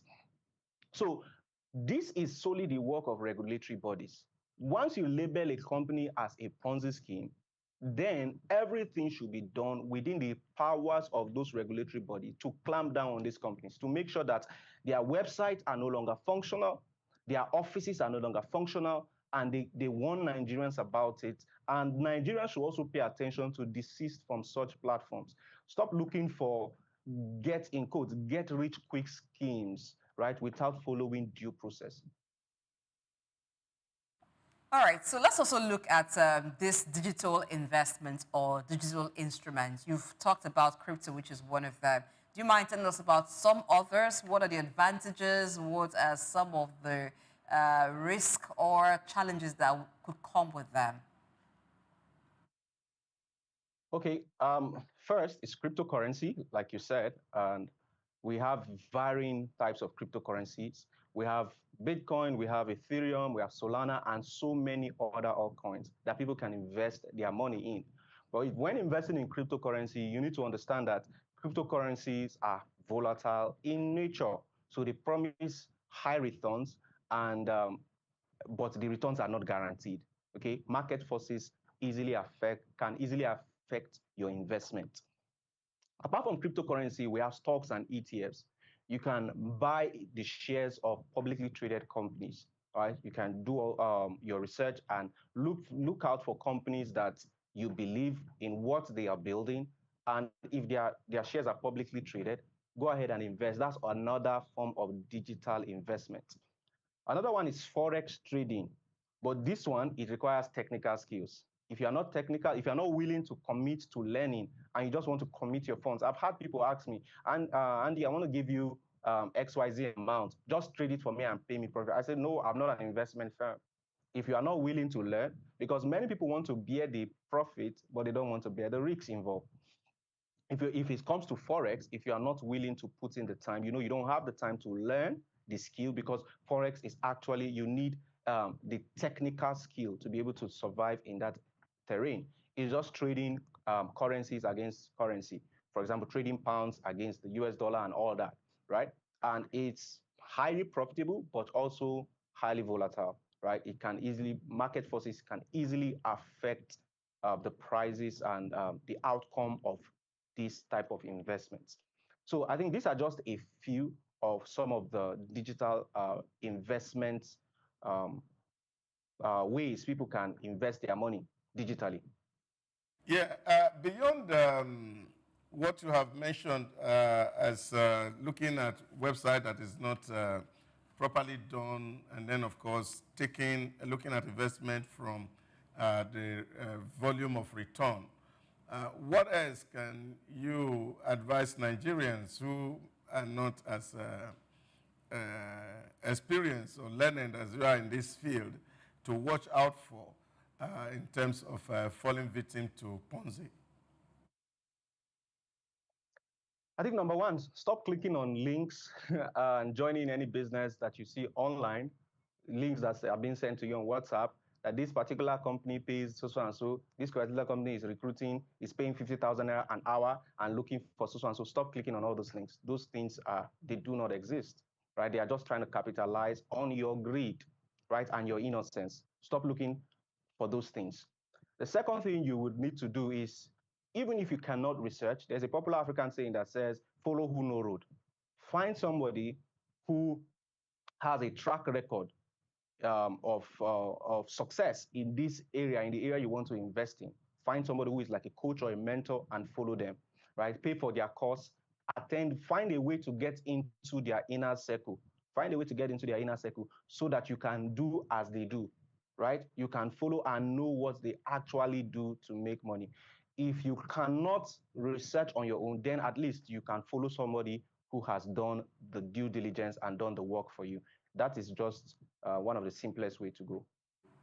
So the AFCC, in addition to warning Nigerians about some of these Ponzi schemes, was saying that for those who have been victims of fraudulent investments, should come forward, and efforts are ongoing to possibly recover funds. Is this a possibility?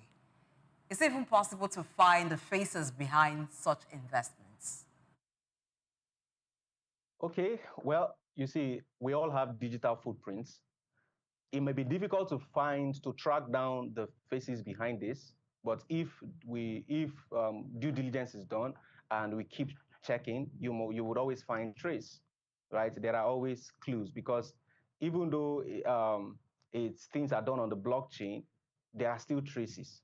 So, but of course, some are difficult to find, some are easy to find. So, but it now depends on the willingness of the institutions, the regulatory authorities involved to search these things out. It may take a long time, but these things can be searched out if there is the willingness to search them out, because every one of us leave digital footprints.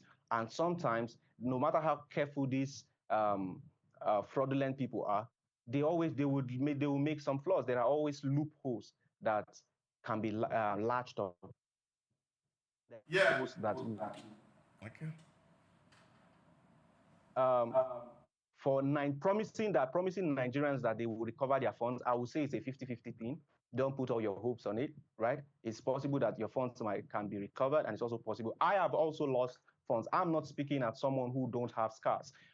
As professional as I may sound, I have also lost funds to schemes like this, and there are many that I didn't recover, but I knew what I was getting myself into. I trade with what I am able, I can afford to lose. So the first thing is trading with what you can afford to lose, so that if anything goes wrong, you are still good. I just want to find out, talking about Ponzi scheme, they will continue to be there as tech wizards explore the space to see how to mine fortune for unsuspecting and very ignorant people. What do you think should be the regulatory framework to put in place to manage the digital space so that the scars will not be as plenty as you just have said? Okay, first of all, the regulatory authority, there's the porous spaces in the registration of these various any company that is going to manage people's assets, right? It should be very stringent. There should be stringent measures to make sure that everything check with the regulatory authorities, right? They are check everything. Check everything. We saw when the EFCC came for Binance based on their dealings in Nigeria, and that was very fantastic. And I think this should continue. There were some that might have been registered before now. I think this particular move by the EFCC is very commendable, and it should continue. They should keep trying to research these things, because like you said, as we get smarter in trying to discover them, these people also get smarter in trying to get to become undiscoverable.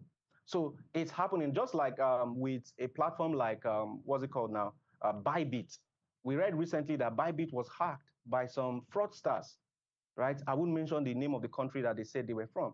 So even these kind of companies can get hacked. So, but regulatory authorities just need to make sure that everything checks when it comes to managing people's funds. You know, some of these things that are permitted in Nigeria are not permitted somewhere else in the world, right? They are not permitted in some countries. There are some countries I've had to deal with people, helping people, even cryptocurrency. I've had to help people who live in certain countries abroad buy cryptocurrency. And I see the various steps you need to follow.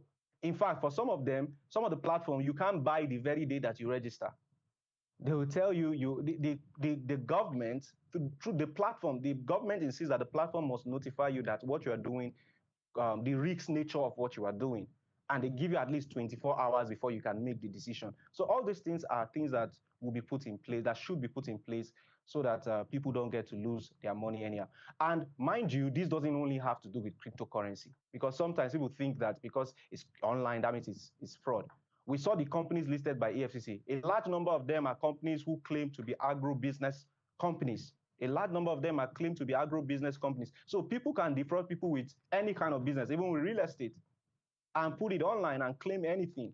So, but regulatory bodies need to not just focusing on, in quote now, companies that are that just trade in digital assets, but even companies that claim to trade with physical commodities. They need to pay attention to all these companies and ensure that Nigerians are fully protected.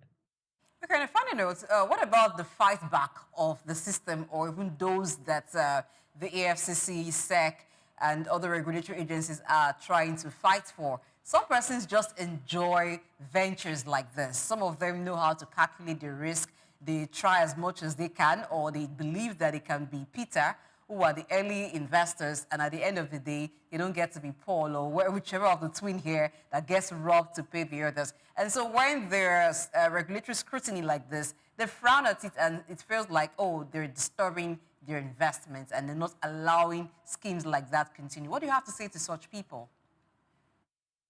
Well, I'll just say keep being the Paul, or keep being the Peter, rather. Keep being the Peter. And I wish you luck in trying to always be the Peter, but there will always come a time where you'll be the Paul, right? I would not, no matter how, you see, for posterity's sake, no matter how an investment, how you profit from an investment, if their dealings is fraudulent, you shouldn't endorse it. That's one of the problems I have with many celebrities, right, who come publicly to endorse companies or endorse things that are outrightly fraud just because of their interest. And that's why you shouldn't just follow anybody's opinion. The internet is porous. Anybody can come to say anything. Foolish people become popular also. So if a foolish person can come say anything, and because he's popular, you can just believe what they say. So what I'll say is that if you believe you are Peter, keep being Peter, right? I wish you luck in your quest of being Peter. You can't stop people from being who they are. You can't stop people from wanting to take the risk. Like I said, all this has to do with your risk threshold. Because something is high risk doesn't mean you shouldn't try. It depends on what you are looking out for. Some people want quick returns in a short period of time. They want returns quickly, right? And it just depends on your present state and what you are willing to take. If you know you can afford it, why not? But coming publicly to endorse something because I benefit from it is something that raises a question of a questionable character in that person. Thank you so much, Andrew Ugbe, digital investment consultant. And I like how you signed off there, because we've seen that happen where people are endorsing certain schemes. But when the scheme fails, they tell you, well, I wasn't a part of it. I was only paid to endorse. I was only paid to influence. We should begin to look beyond what people are saying to check out the credibility of whatever scheme they endorse. Thank you so much. Yeah, thank you, Blessing, for having me on the show. All right, just in case you didn't get what he meant by being Peter or Paul, you know, Ponzi scheme is more like paying old investors with money gotten from new investors until the scheme can no longer hold. So you might just be an early investor. That's why you're getting return on your investment. But sometimes it's hard to tell which you are, an early or late investor, sir. So you don't get your fingers burnt. Know exactly what you're putting your hands into. Let's take a break. When we return, we're talking about insurance sector in Nigeria.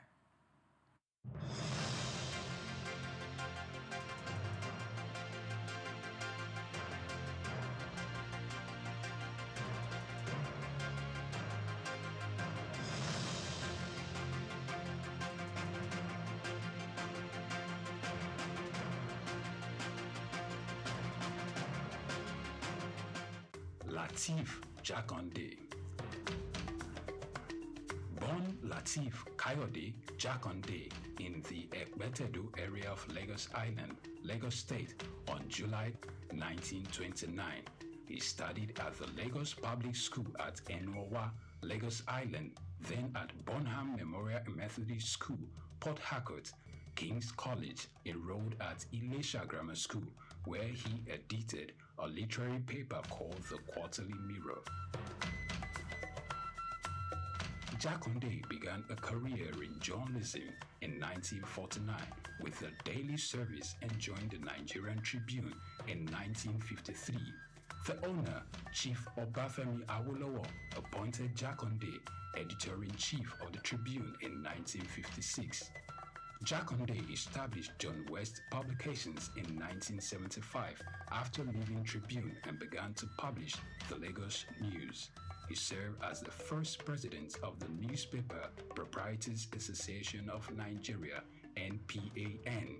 Jakonde ran for election as executive governor of Lagos State in 1979 on the Unity Party of Nigeria platform.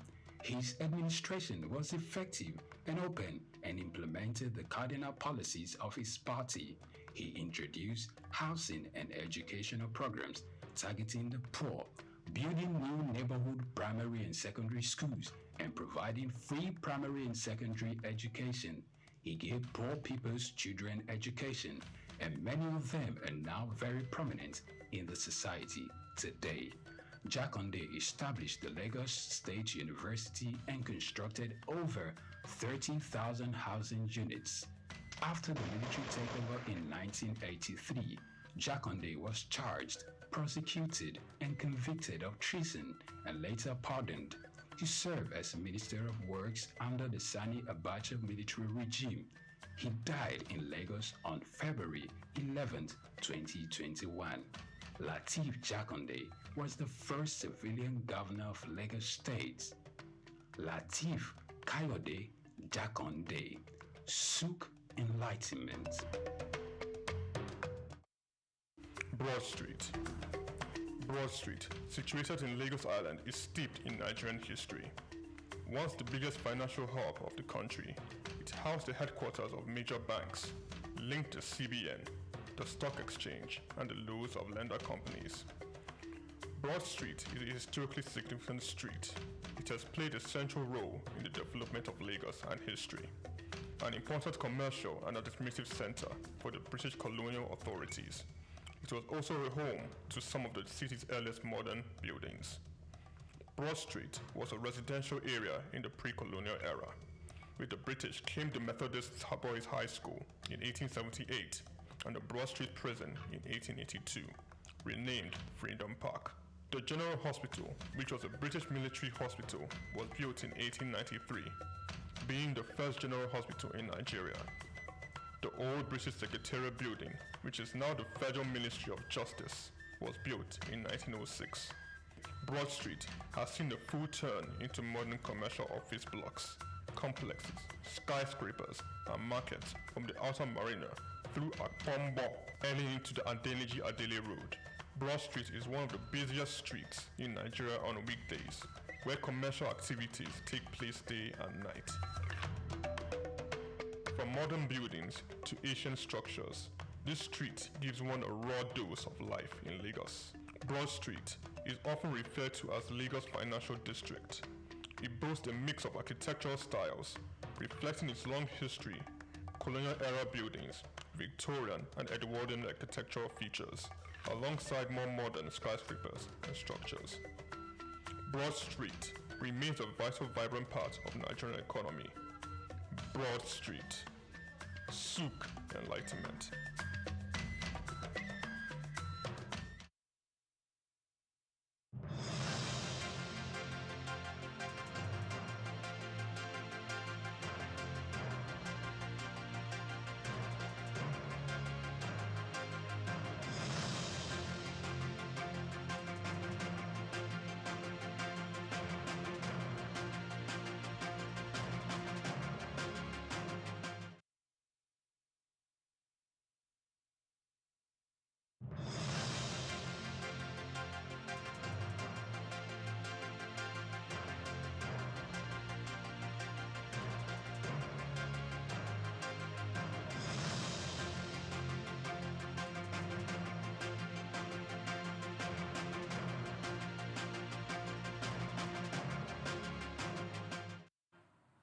After talking about risky ventures, let's look at the insurance sector. Probably would like that. Maybe something you can invest in and just put your mind at rest. So we're looking at the insurance sector, how well it is doing, and what reforms are being done to improve it, as the House of Representatives on Wednesday enacted the Nigeria Insurance Industry Reform Act 2024 to provide for a comprehensive legal and regulatory framework for insurance business in Nigeria.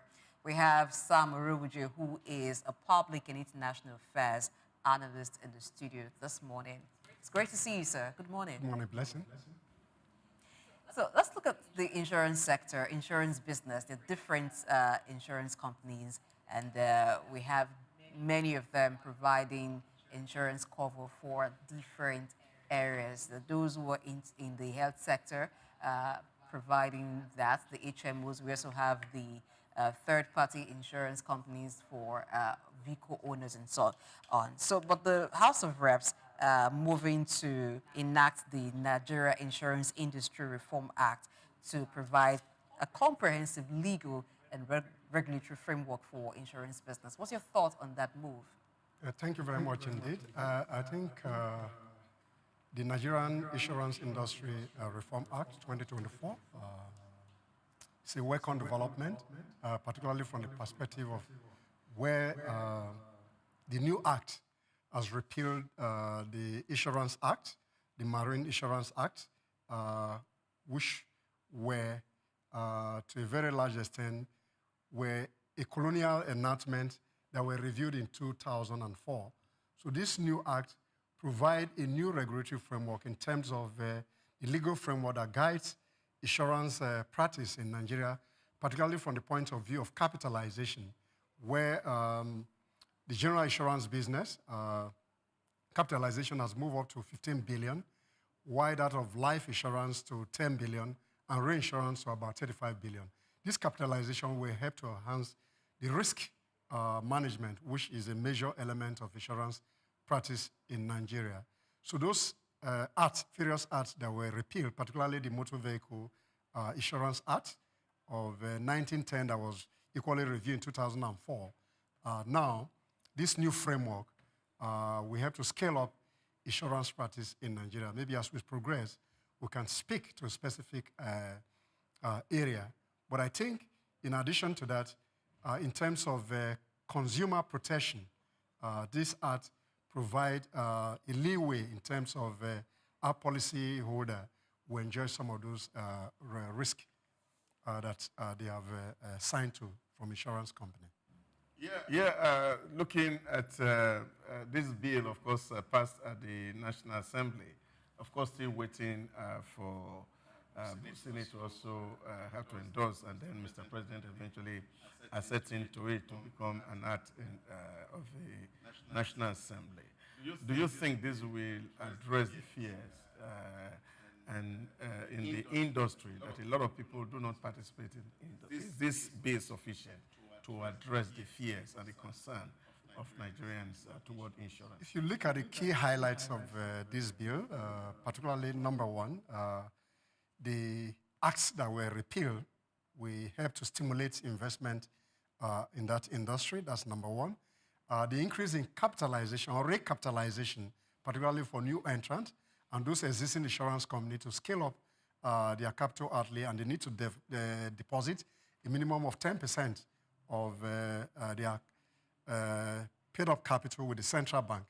Therefore, when you have some high level of investment in terms of reinsurance that has been raised up to about 35 billion, that means insurance company will be able to provide risk additionally to their clientele. So in that regard, therefore, I think it will reduce the apathy in terms of investment in insurance.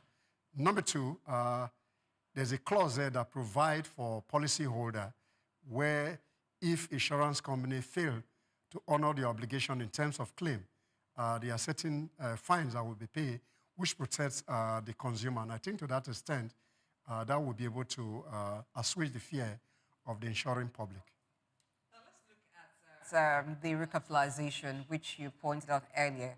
how well would this help in claims payments? Once your capital outlay is large, then your risk appetite will be high as well. To that extent, they'll be able to pay more claims based on that. And there's an element of the act as well which address risk-based practice. What it means is that from main insurance, that's general insurance business, life business, and reinsurance, each of the element of the risk will determine on what kind of insurance policy that those companies can take on. This will help to improve in terms of being able to pay claim to the insuring public. And I think it's far-reaching, but the challenge here with the regulatory agency able to address this legal framework that is put in place. So execution in terms of supervision based on what the Act is saying is very critical to the success of that industry. Okay. The bill seems to have classified insurance into two categories, the non-life and the life. What are the major elements in the life category on this page, just to enlighten our viewing public? Okay, life categories essentially has to do with investment, where you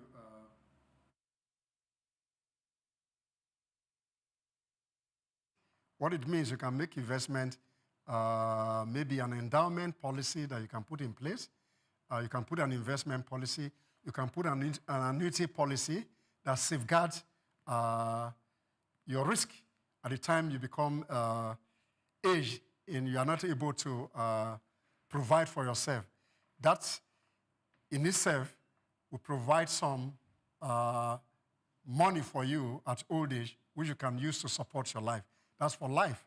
So you have all different categories. They are investment-based, they are annuity-based, all kinds of investment-based with life. The non-life is the general business where you talk about marine, your motor vehicle insurance, particularly third-party, which is equally compulsory, and other categories of insurance. So life is critical, but again, it's dependent on your age. So the younger you are, the more beneficial, the older you become, your risk element in terms of insurance reduce as well. So life is good, and but we have a cultural issues when you talk about life insurance. People think that when you insure your life, then there's a likelihood death will come so soon, but that's not true.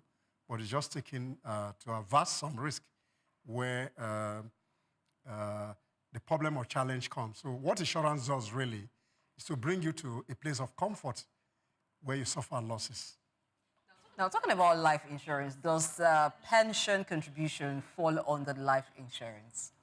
No, that's pension contribution. What you can do when your pension times out, at the times of retirement, if you want to convert it to an investment, in a life investment option, where you have what you call annuity, then you earn more rather than drawing the money based on the program payment from the pension scheme. So you have more interest elements and you have more time to enjoy that benefit if you place it other insurance. But there are two different elements, unless at the time where your pension is due and you want to transfer the risk to an insurance company so that you enjoy more interest element, more time rather than the program one, which is based on your contribution. Once that program time out, then it's off. But if you have an insurance, I think the spread is longer and the interest elements are better. Okay.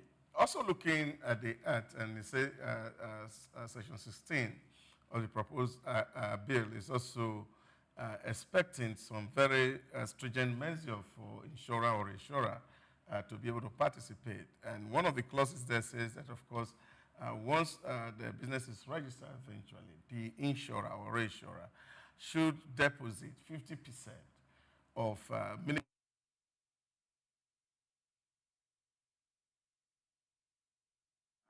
put some limitation on the expansion and the growth of the insurance business in Nigeria? No, I don't think so. That will strengthen the insurance practice in Nigeria. So once you raise your capital, That means your ability, your liquidity, and your risk appetite to do business is higher.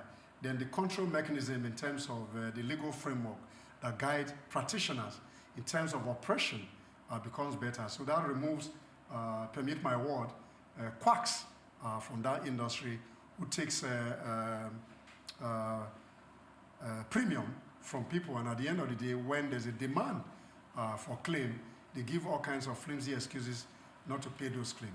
I think in terms of capital adequacy and the requirement to drop that 50%, particularly for new insurance company. For those old insurance company, I think it's about 10% under the act that they require, but new entrant into the market must deposit about 50% of the pay-up capital with the central bank. That will help to sanitize the industry, and those who want to bring foreign direct investment to invest in that sector will qualify comfortable as well to bring their investment. And I think to be a win-win situation for the regulatory agency, practitioners, and the insured public as well. Yeah, but just a follow-up. We've also seen situations where people move funds around. And then, of course, because here it's not quite stated how long this 50% has to stay with CBN. Is it a forever kind of thing, or for a certain period of time?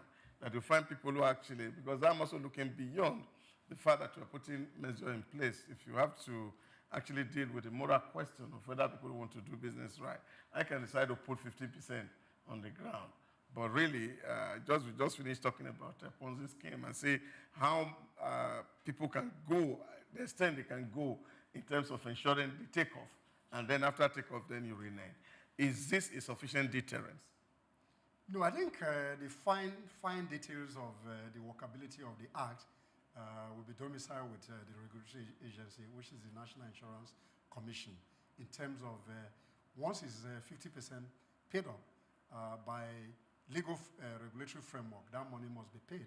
So I don't think they will move money around. So what I'm saying is this something that you are going to live in the CBN forever, or is going to be there for a certain period of time? That after I have deposited 50%, is there a provision for drawdown of this 50%, or is going to be that forever? With the No, CBN? I think over time, once that element based on the framework is met by insurance company, then that's is part of the framework for control, just like what happens in the bank to ensure capital adequacy, liquidity, ability to take risk. So those framework, at the end of the day, the National Insurance Commission will work out those fine details in terms of how the time frame, the tenor, and all the workability based on the new policy framework. I think it's a win-win situation, and I think the regulators, the operators, and the insuring public equally had memorandum up to a point where those things were submitted to the National Assembly. And I hope the President will assent to that Reform Act. All right, so still in that, the Act actually says that 80% of the initial deposit will be returned after registration with interest. So that seemed like an investment too for the insurance company that covers them. But regarding the initial deposit, are we likely to see consolidation by smaller firms because they're unable to meet up with that deposit? Yes, indeed. That will happen. There will be measures and there will be acquisition because some players may not be able to meet up those requirements in terms of the regulatory framework. Therefore, there will be measure, there will be acquisition, there will be direct buyout of some insurance company because many of them will not be able to meet up with regulation. This happened in the time past where some of the capital requirements were raised initially, and some insurance company could not cope. Some were acquired, some went under completely. So I think that will happen as well. Since it's become kind of capital intensive to actually set up an insurance business or insurance firm, now looking at patronage, people taking up policies, you highlighted cultural issue earlier on while talking about life insurance. There are still cultural issues with certain insurance policies. Maybe not really with health at this point in time because people have seen how helpful having health insurance could be. But for some other type of insurance, there's the issue of, there's a religious and cultural angle to it where people feel like the only person who can actually insure a person's life or property is God, and so they don't want to take up insurance cover. Are there policies that will help the insurance business to grow, as we've seen done in the health sector with health insurance? I think the regulatory agency has the responsibility to do some kind of advocacy in terms of public enlightenment on the benefit of insurance. Then the insurance company, on the other hand, too, have the responsibility equally to educate the public on the importance of insurance. Then the challenge here, beyond culture, is this element where there's a perception that insurance company don't pay claim. So it's their responsibility to put on their dashboard, landing page in terms of what they have on their website, the claim ratios, what has been paid over a period of time, over time where people feel comfortable with this element, then the public perception, negative perception as it were, which were based on those repeal laws, particularly the Motor Vehicle Act and the Marine Insurance Act, respectively, will for now be a good place if a public enlightenment education is done in a way that people will believe in insurance. An insurance company, though I'm not their spokesperson, do pay claim as at when due. The challenge too for the insuring public is that they don't lend themselves to the policy framework that they sign into. So where there's a problem in terms of trying to cover the risk that was insured originally, and there are some gaps, and insurance is not able to pay those risks, then it becomes a problem. But take a look at this also. The bill also make a provision for the regulators to be able to cancel and withdraw licenses from insurance company. Don't you see this, of course, also opening door for kind of witch hunting, using this act for political tool?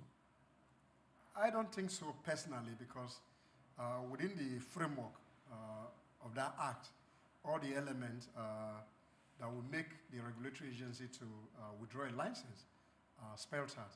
And if those elements are not used to the latter in terms of what is in the book, then people will raise, you have whistleblowers that will raise some concern regarding that. So, but then that cannot be ruled out in an environment where politics becomes the order of the day. But I think when you have a good regulator, it will not be the interest of the government to just be withdrawing license, because that will affect the revenue and what the act is trying to provide for in terms of customer protection for the risk that were insured previously. Yeah, but again, looking at the act, it seems no sufficient provisions, because the objective of this act is actually to protect policyholders and stakeholders. Now, in case of default, especially from the insurance or the reinsuring company, what are the options that the policyholders have? Because they are not clearly stated. No, they are just a normal course of business, a normal contract. Once a proper policy framework is put in place and you have an insurance policy, every element of that insurance document are stated on the back leaf of the policy.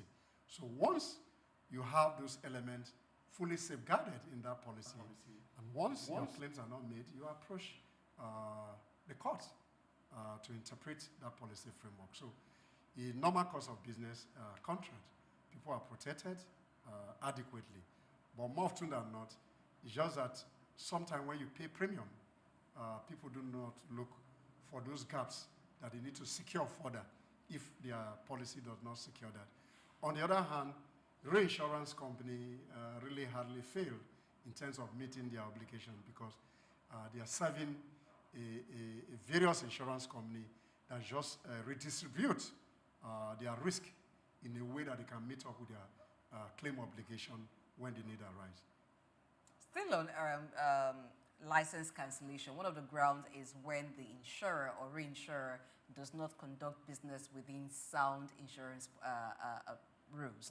Policies rather. So Now, looking at what we talked about, when you pay premium, you as the policy holder ensuring that you check what your premium covers and what are the rules governing your premium. Now, there have been cases where policyholders sometimes do not know the extent of coverage. Yes, you say that what the rules guiding it are the back of the policy document. But sometimes we know that these things are not as explicit as they should be. One sometimes need interpretation or needs to thoroughly read through. Is it also the responsibility of the insurer to ensure that the policyholder understand the terms of the agreement? Would, Yes, would that count as not conducting business within proper insurance policy? I think it's the responsibility of the insurance company to educate those who want to secure their risk once they pay premium. But the challenge here is for individuals who are in a hurry, maybe because it's a compulsory, like the third-party motor insurance, it's compulsory. Therefore, people just want to take it and they don't look at the document. But for corporate entities, companies, what is advised is that for you to be able to get risk assessment or a proper risk management or a proper risk audit, it's always better to go through an insurance broker who is an intermediary between the company and the insurance company, who's able to advise on the risk element that the company wants to undertake. So they advise you professionally on the extension you need to make, if there are gaps and all that. But individuals may not sometimes want to go through insurance broker. But what is advised is that for big risk investment, it's better to use a broker who have an insight into the policy framework and to be able to advise you adequately so that you can secure your claim when the need arises or when the loss occur. Now, talking again about developing a service charter that, of course, policyholder will need to have, which, of course, the bill also promising. What sort of element do you think will be in that kind of a service charter? The service charter is like the basic requirement of a customer who needs a service. So therefore, all the elements of no premium, no claim, all those elements will be in that charter. What are the elements in terms of where your claim will be paid? If it's motor, the principle of a loss adjuster making an assessment of the damage done to your property. If it's a house owner, householder policy, all those elements will be in those charter so that customers will know their rights and obligation. On the other hand, insurance companies will know their duty and obligation to the consumer or to the customer, as the case might be. So a charter will be an enabler in terms of education on what your rights and obligation is as a service provider and insuring public. So it said that this act is supposed to foster development and competitiveness of the sector. In what way will it bring on competitiveness? Number one, we'll talk about capital adequacy, raising capital requirement. That, again, will enhance the level of competition. There are certain people who want to bring their investment into the country. You have a lot of foreign investors already in the country who bought some insurance company, who even acquired some insurance company. So we have more capital coming in. In terms of practice, those agencies that are coming, they will bring their core competencies as well into the industry, and some of those child practices will be reduced as well. So that will be a win-win situation, both for the regulator and the public that will want to secure their assets, their property, in terms of how they manage those risks. Okay, also looking at the fine that is put on people who practice insurance without license. For individuals, it's put at 25 million naira, and for corporate bodies at 50 million. Do you think this serves enough deterrence? No, I think the idea of deterrence is just to make people know that when there's an infraction into the law, you're going to suffer some issues. So that is a safeguard mechanism. But I think a corporate responsible citizen will know the implication of that, what that will have on their businesses, and I'm sure they won't get to a level where they will subscribe to paying fine that will always wipe out the business. At the individual level, that might be very difficult to speak to if individuals are going to pay over 25 million in the first instance. I think that's, if you look at it from the concept of jurisprudence, treatment of offender and sentencing principle, I think that to a very large extent is on the high side, in my personal view. All right, so finally, how does this position the Nigerian insurance sector globally, this reform taking place? Number one, I think that will provide a kind of interest in those who want to invest in the Nigerian market, that the insurance sector be able to adequately cover their risk in terms of their assets, in terms of when there's a need arise and the company suffers some losses, they'll be able to safeguard the assets of those companies. So that will improve on foreign direct investment in terms of people bringing money into the country. Local businesses too will feel more secured that in terms of risk management, whether operational risk, whether capital risk, whether risk due to losses will be safeguarded by the new Reform Act 2024. Thank you so much, Sam Maruji, who is a public and international affairs analyst, for your time with us on the Front Butters, having policy discuss on the insurance sector. Thank you. So it now rests on the insurance businesses to ensure that they're able to win more Nigerians into their fold by ensuring that there is prompt claims payment. This is the fastest and I think most reliable way of bringing many people to take up insurance policy. Okay, let's take a break. When we return, to the time for us to look at what you said so far on posts and perspectives. Remember, that is feedback time.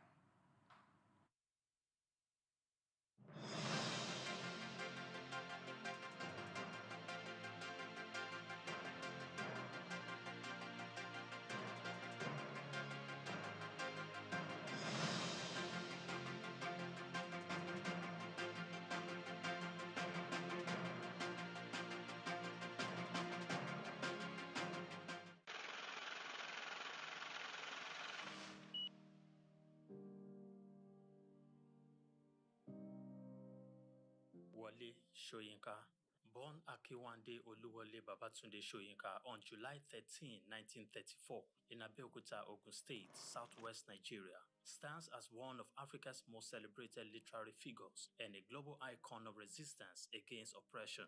His life and works reflect an unwavering commitment to justice, culture, and the transformative power of arts. Soyinka was born into a Yoruba family in colonial Nigeria, an environment that exposed him to both traditional African culture and Western education. His father, Samuel Ayodele Soyinka, was a school headmaster, while his mother, Grace Eniola Soyinka, was a devoted Anglican. This blend of indigenous and colonial influences deeply shaped Soyinka's world. Soyinka attended Government College Ibadan and Ibadan, where he studied English and literature. Soyinka completed his education at the University of Leeds in England, earning a degree in English and later a doctorate degree. In the late 1950s, Soyinka began working as a dramaturgist at the Royal Court Theatre in London. However, his passion for storytelling and cultural preservation drew him back to Nigeria, where he founded two theatre groups known as the 1960 Masks and the Orisun Theatre Company. Soyinka's works, often a fusion of Western dramatic techniques and African themes, address universal issues of justice, freedom, and human dignity. His early play, titled A Dance of the Forest, which was introduced in 1960, written to celebrate Nigeria's independence, critically examined the nation's socio-political trajectory. setting the tone for his career as both artist and activist. Soyinka's activism became more visible during Nigeria's post-independence years. In 1967, during the Nigerian Civil War, he called for a ceasefire between federal forces and Biafran separatists. This led to his arrest by the military government, and he spent 22 months in prison, where he wrote a short drama titled The Man Died, Prison Notes, a harrowing account of his imprisonment and a profound critique of authoritarianism. Soyinka has authored more than 20 works, including plays, novels, poetry, and essays. In 1986, Soyinka became the first African to win the Nobel Prize of Literature, an achievement that brought global recognition to African literature. Soyinka remained an outspoken critic of oppressive regimes, often at great personal risk. His activism extended beyond Nigeria, addressing global issues of injustice and human rights. During periods of military rule in Nigeria, he went into exile, continuing to write and speak against tyranny. Today, Soyinka is celebrated not only as a literary giant, but also as a symbol of resilience and moral courage.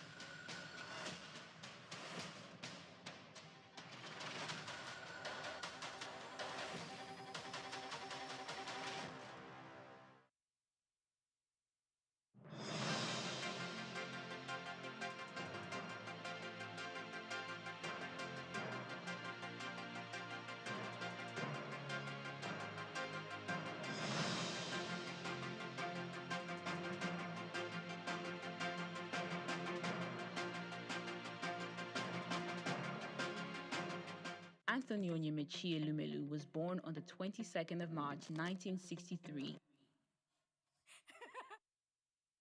Welcome back to Post and Perspectives. It's one of the very silly things I do when I'm not on air. I like to dance, I like to feel cool. But you know, as soon as the camera comes on me, I look very serious like I'm a banker. They call me Swift Aderitor, and this is Post on Perspectives on Souq News TV. Basically, all the show is about is to get your comments and what you say. Your feedback, means a lot to us. So we like to know what you're talking about and what your take is on the issues that have been delicately dissected by the Fun Bonus team.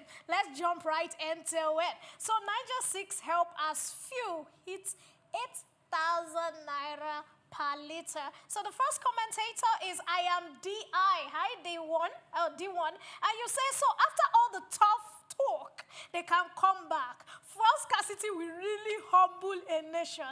1 minute is we don't need Nigeria. The next minute is I beg, just small PMS. Nice one. And the next one is Amala tourist. I think we need to hang out. I love Amala. And you say the same Nigerian Republic that closed their airspace on Nigerian airlines and became hostile to Nigeria. And you say small, don't shake, finish. All right. So the next person is Usman, and Usman says, forget about our diplomatic differences and embrace them as brothers. We are originally one, and we should be. Of course, talking about this and the seeking for help. Doctor, I need to talk about this because it makes me proud, and I know you are a proud Nigerian. How did you feel when you heard that the big boys from Republic of Niger came to us to Bebe for fuel? They were prostrating and begging, yes.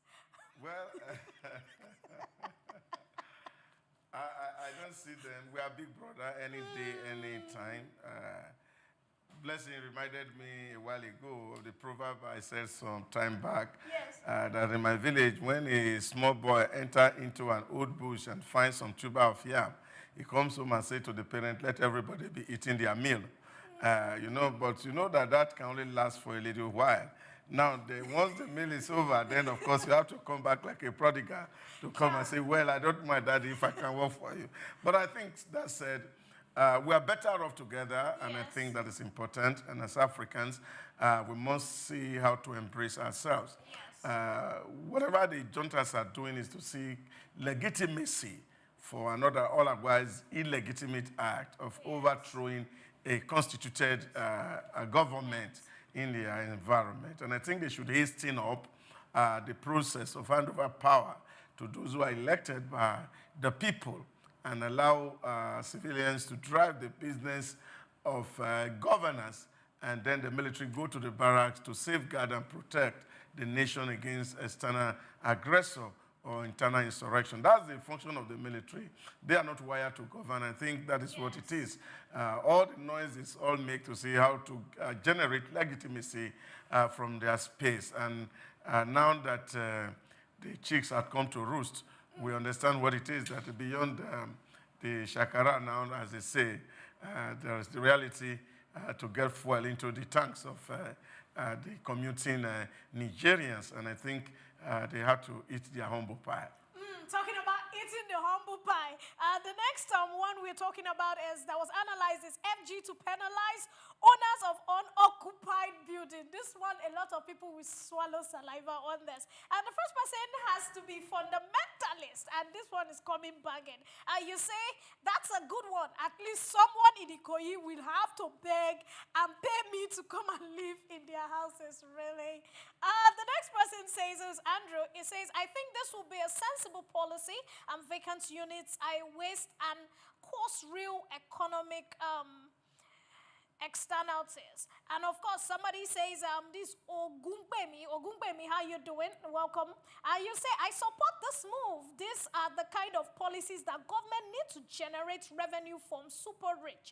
They have vacant houses all over the country. If they are forced to pay tax on them, they will give the houses at a reduced cost. Talking about housing, I remember some weeks ago, Blessing, you were very passionate about it, especially when people were angry that some certain sites in Lekki, the rent is skyrocketing and it's too expensive to some other places that, you know, sugar mommy is a sugar over.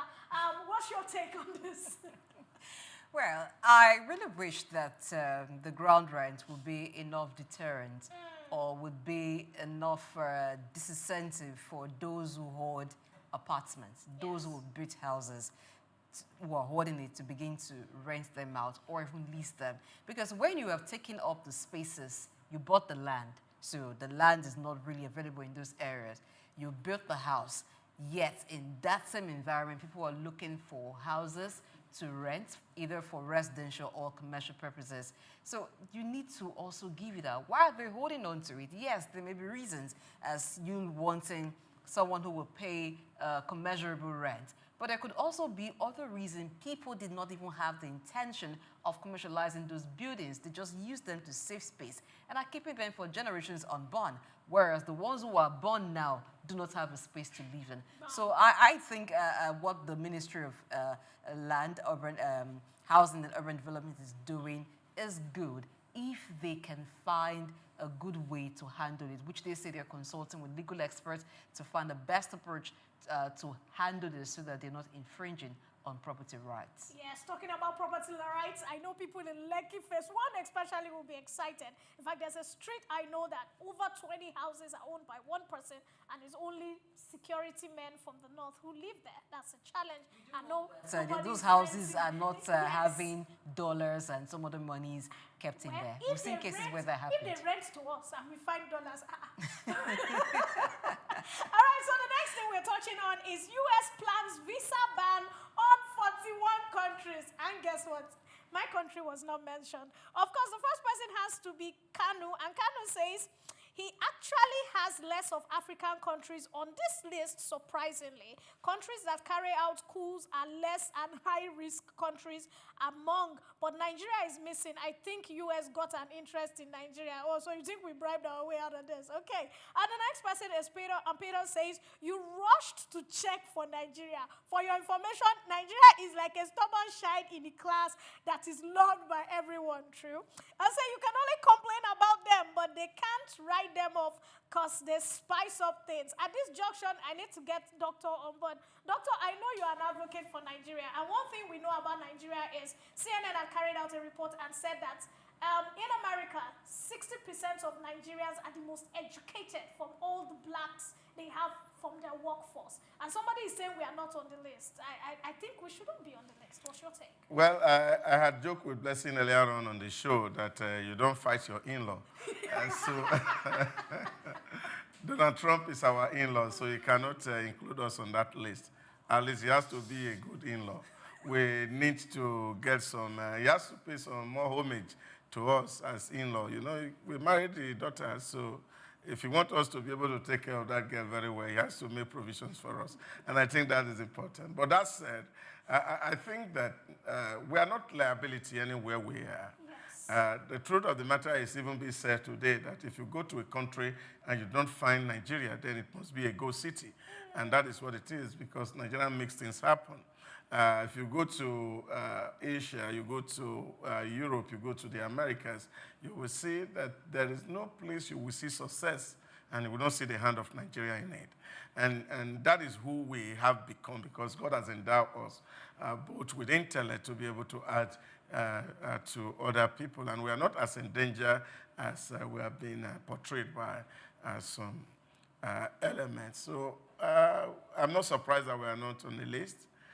Because we have been able to also be putting some things in place to ensure that those who are coming out of this place are really not unnecessarily radicalized. Yes.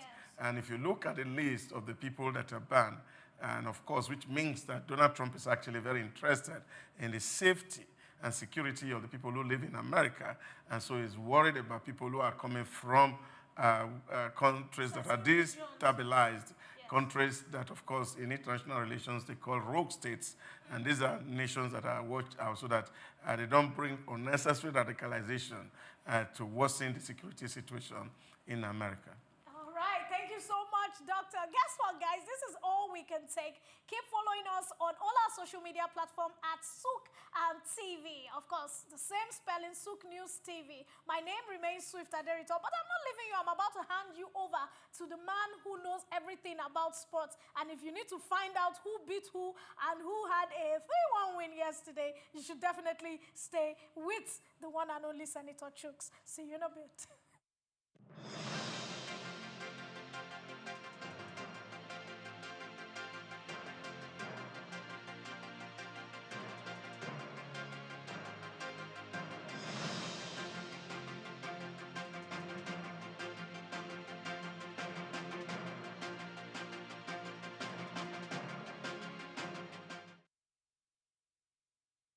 Broad Street. Broad Street, situated in Lagos Island, is steeped in Nigerian history. Once the biggest financial hub of the country, it housed the headquarters of major banks, linked the CBN, the stock exchange, and the loads of lender companies. Broad Street is a historically significant street. It has played a central role in the development of Lagos and history, an important commercial and administrative center for the British colonial authorities. It was also a home to some of the city's earliest modern buildings. Broad Street was a residential area in the pre-colonial era. With the British came the Methodist Boys High School in 1878 and the Broad Street Prison in 1882, renamed Freedom Park. The General Hospital, which was a British military hospital, was built in 1893, being the first general hospital in Nigeria. The old British Secretariat building, which is now the Federal Ministry of Justice, was built in 1906. Broad Street has seen a full turn into modern commercial office blocks, complexes, skyscrapers, and markets from the outer marina through Akpombo, early into the Adeniji-Adele Road. Broad Street is one of the busiest streets in Nigeria on weekdays, where commercial activities take place day and night. From modern buildings to ancient structures, this street gives one a raw dose of life in Lagos. Broad Street is often referred to as Lagos Financial District. It boasts a mix of architectural styles, reflecting its long history, colonial-era buildings, Victorian and Edwardian architectural features, alongside more modern skyscrapers and structures. Broad Street remains a vital, vibrant part of the Nigerian economy. Broad Street. Souq Enlightenment.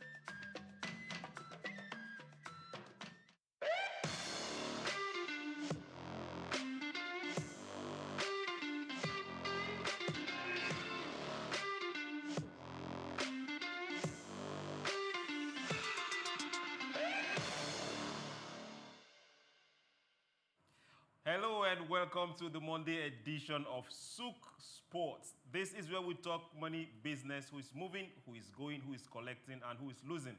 who is closing shop, is also in the deal. My name is Souq, John Rogers Souq, and you know I am allowed a few minutes on the front burner, and they are still keeping it hot. Let's go straight to what's happening with the Olympics. NBC, they've sealed a $3 billion deal till 2036. That looks good, right? Comcast, NBC Universal, they are going to remain as one of your major broadcasters for the Olympics, and that's till 2036.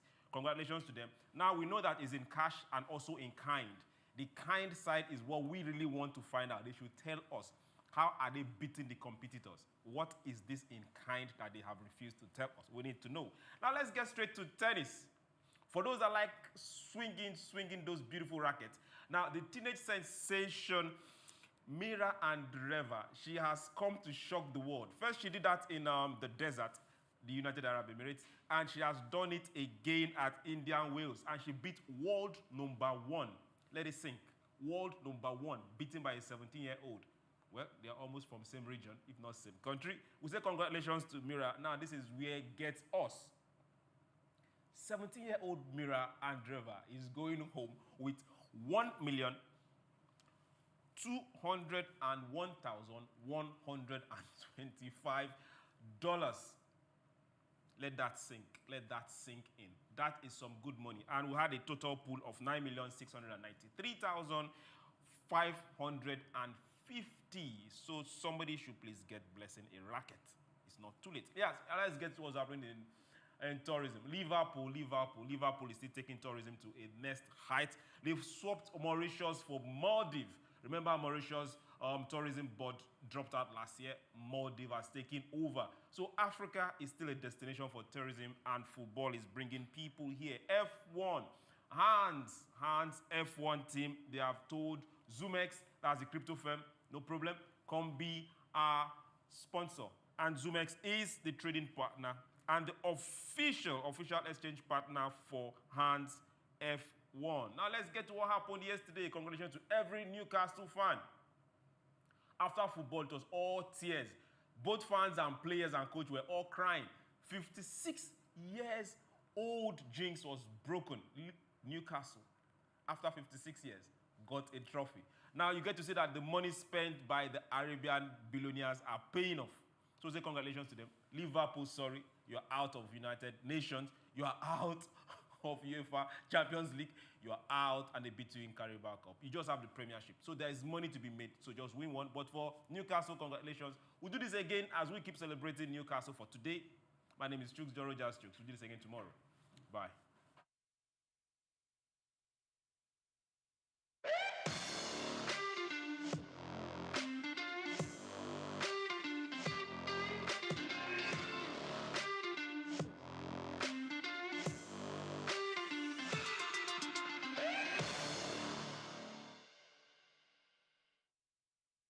Oh yes, Souq said that someone should get me rackets. Yes, I might just be playing at the next French Open. Who knows? Listen, you know, I was just thinking, I can switch to tennis. Oh yes, to be nice.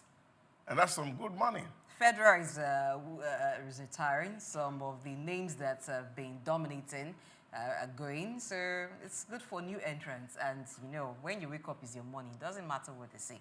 So I can just... No, I need to connect with Bashali. I'm not understanding this one anymore. I need to win. All right, winning is what everyone loves. And you know the success has many, many friends. Failure, everyone disowns. But we want to have more friends, so we must continue to win. I am Blessing AJ. Thank you for watching the show today. Let's do it again tomorrow. The time will be 7 a.m. African time.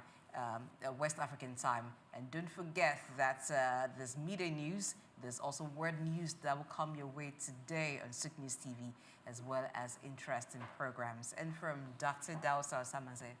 See, talking about winning, the opportunities are out there in Nigeria. We call on you, you're a Nigerian in the diaspora, it's getting better at home. Put your money into this environment, there's huge return on investment. Don't lose hope. Like they say, living dog is better than a dead lion. And there's so much to hope for in Nigeria.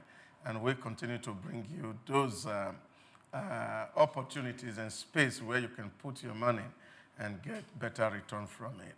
And tomorrow we do this again. I remain yours sincerely, Ida Hausa.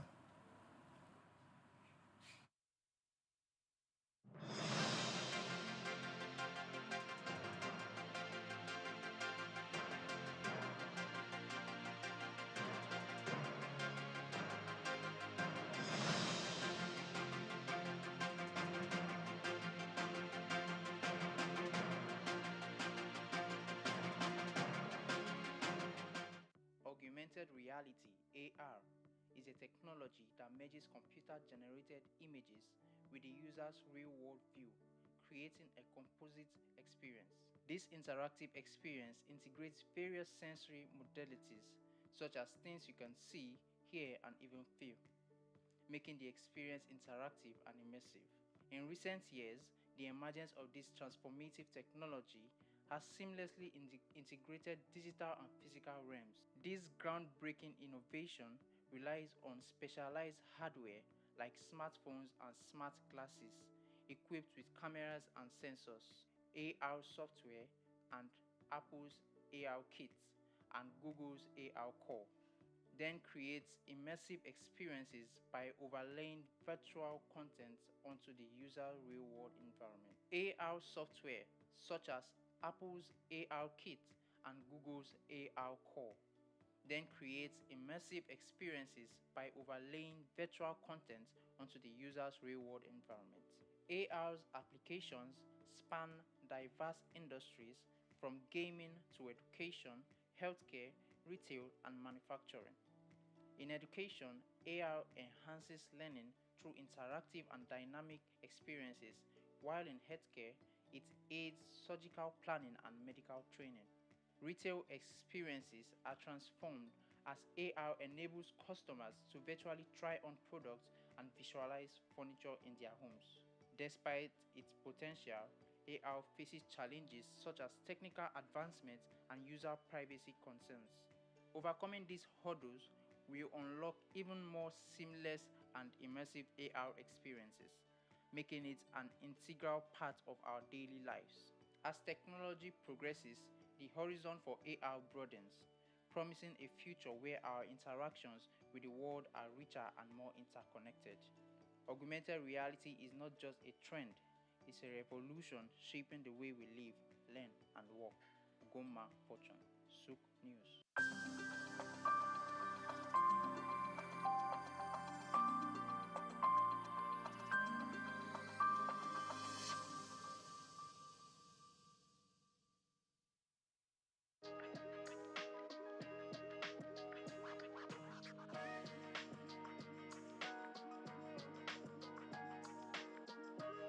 Well, thank you very much indeed. My name is Stephen Kola Balogun. I happen to be a lawyer, and should I call myself a pseudo-politician? Not quite a politician, but I've served in government before, and I'm delighted to be here.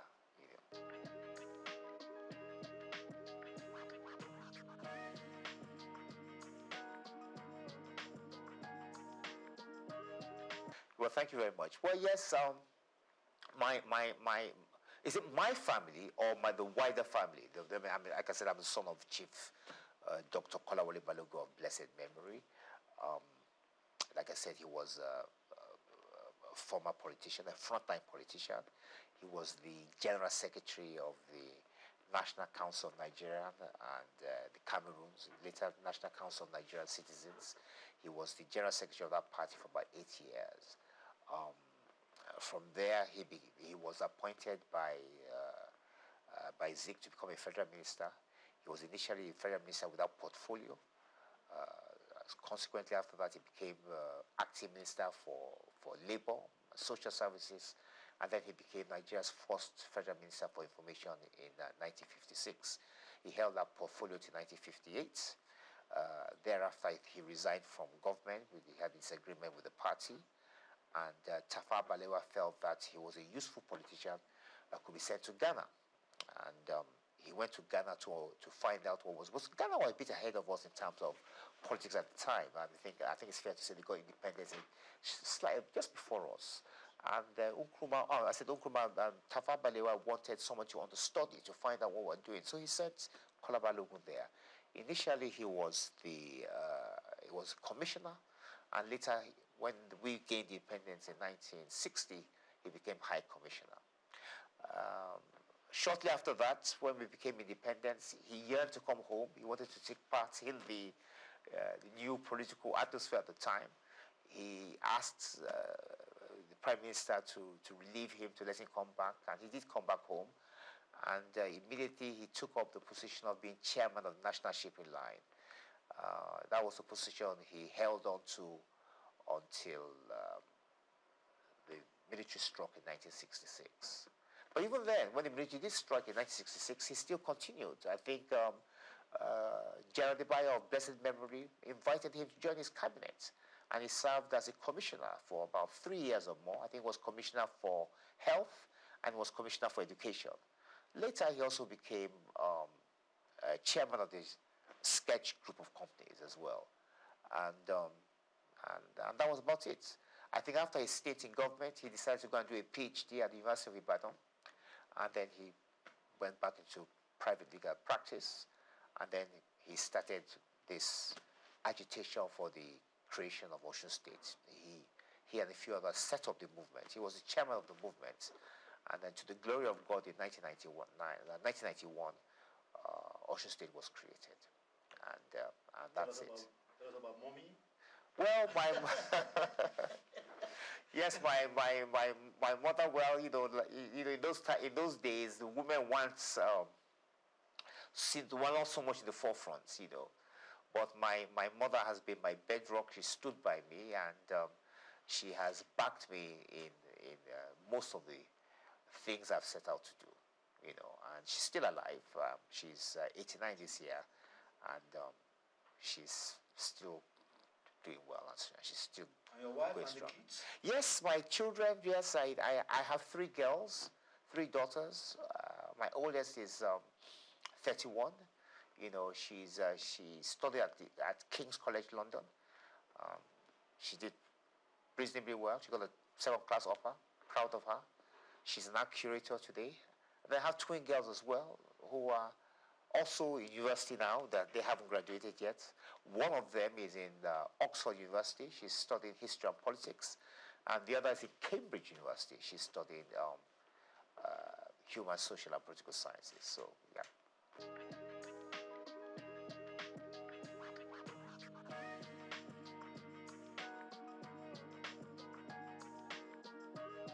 I did. I mean, my father, Chief Kolawole Balogun of blessed memory. Yes, he was in the first cabinet in the First Republic, the first ever cabinet Nigeria had, and he served as the Federal Minister of Information and Research. As a matter of fact, he happened to be Nigeria's first information minister. Later, T.O.S. Benson, of course, became the independent Nigeria's first information minister, but independent Nigeria.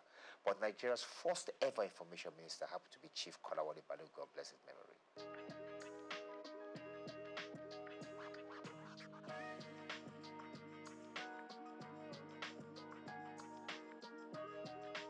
No, I didn't. I took an opposite route from my father. My father went into politics immediately after he finished his education, and then he now ventured into law a little bit later. I decided to look at things differently. I thought that after academics I should practice law a bit, and that's what I've been doing. But at some point, I think that was in about 2011, I was called upon to serve in the Osun State government as a commissioner, and I took up that opportunity, and I enjoyed myself.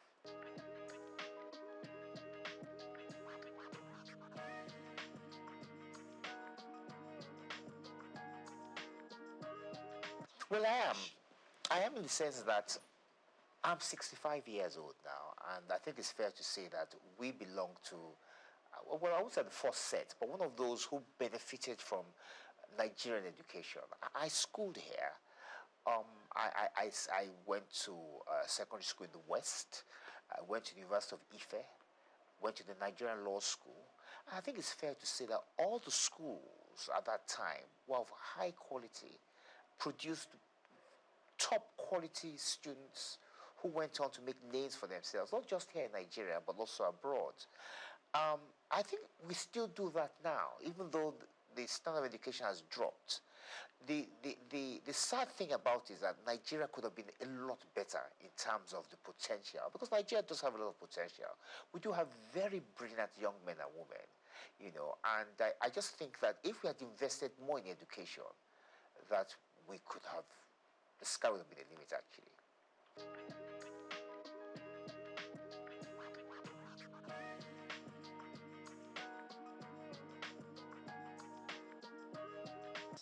Well, my take on this is that it's the system of law itself. As a young lawyer, I experienced a few challenges myself, and I think one of the obvious challenges is the appeal structure. It's too easy to appeal against judgments. At the same time, when you file actions in court, there are no penalties for costs. In other words, I can file a frivolous action. I could insult you, as an example, and then you could sue me. And I say to myself, well, I'm going to eke it out. I'm going to take it. You're going to have to take me all the way to the Supreme Court. That doesn't make sense. That's not fair. On the other hand, I could also file a frivolous application against you. And then filing a frivolous application, I could call you something you are not. I could defame you. And in so doing, you expect at least that once you prove your case, that I will be made to pay the penalties for filing frivolous applications. But that doesn't happen. And then, of course, the conditions of the judges. I mean, the judges are still writing longhand. They do trials, they sit there, they listen to witnesses, give evidence, and they have to write all these things down longhand. So there's so many challenges that has hampered the progress of law. And there hasn't been enough investment, I must say.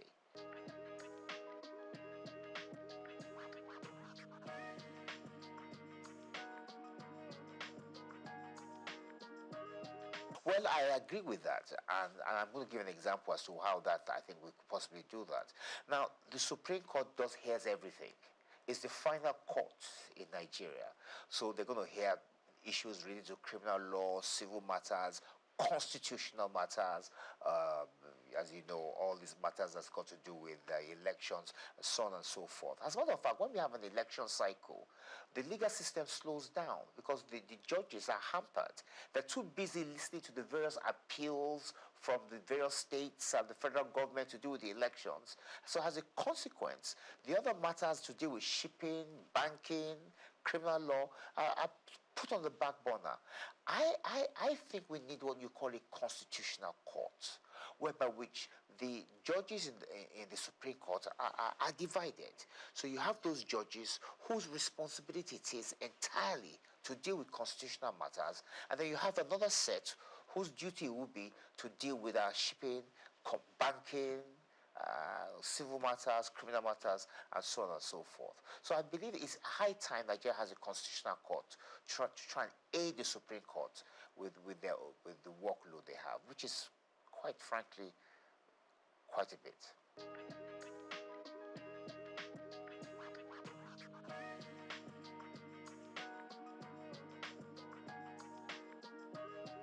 Well, Nigerians, with respect, are very brilliant, very intelligent, and they are very aware. It doesn't matter who you are, whether you're a tailor, you're a driver, you're a lawyer, engineer, they are quite well informed. And the truth of the matter really is that this is the longest republic we've had. This republic started in 1999, and this is 2025, so 26 years. Nigeria's never had a republic this long. But the main flaw is the one you just mentioned.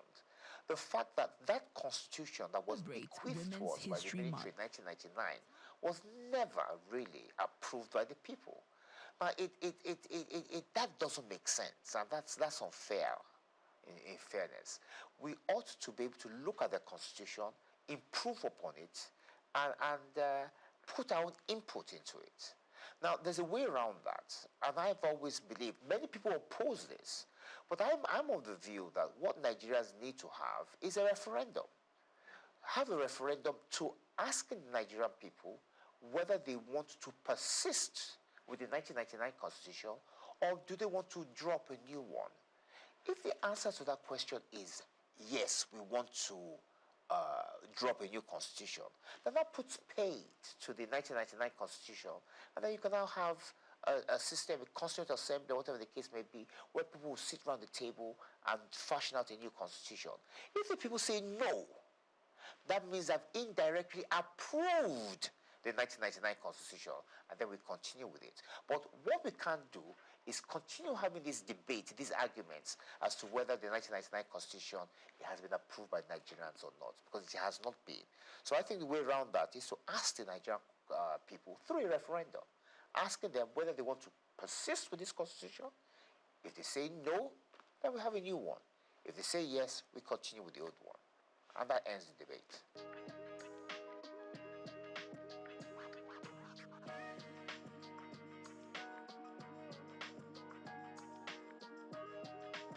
Every system has its merits. Every system has its advantages and disadvantages. To some extent, the presidential system of government has an advantage. It has the advantage in the sense that it has brought government nearer to the people. So the people of Osun, from where I'm from, for instance, now, have their own state. Same thing I'm saying, it's been replicated across the country. However, the drawbacks, the disadvantage is the fact that it's extremely expensive. Now, look at Nigeria, for instance, now. We have 36 state governments. So that means we have 36 governments in Nigeria.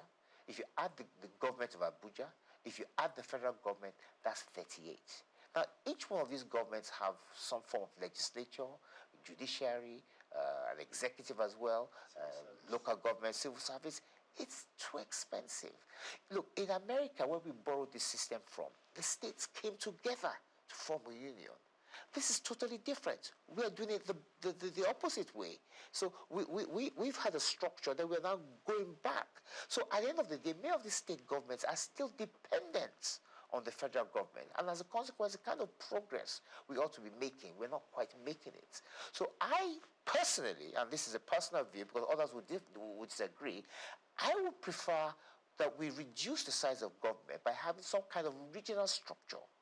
And I believe that that will reduce the burden of governments. And if we can reduce the burdens of government, we can use this money to do many other things. And I also think it will also improve standards as well.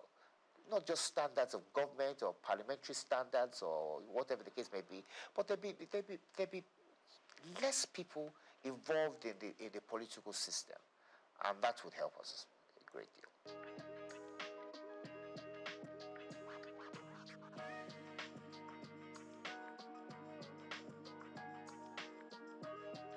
Well, I think it's fair to say that since 1999, we haven't had any new state creation. I know there's been agitation for the creation of states, but there hasn't been any. The process for creating a state is quite cumbersome. It's not easy. I think it's in Section 8 and 9 of the Constitution. I don't think it's something we should be looking at. I think, like I said to you earlier, I think we should be trying to reduce the number of states, and I think some kind of regional structure whereby which we can monitor better what's going on rather than having more states. So I personally would not encourage the creation of more states, no.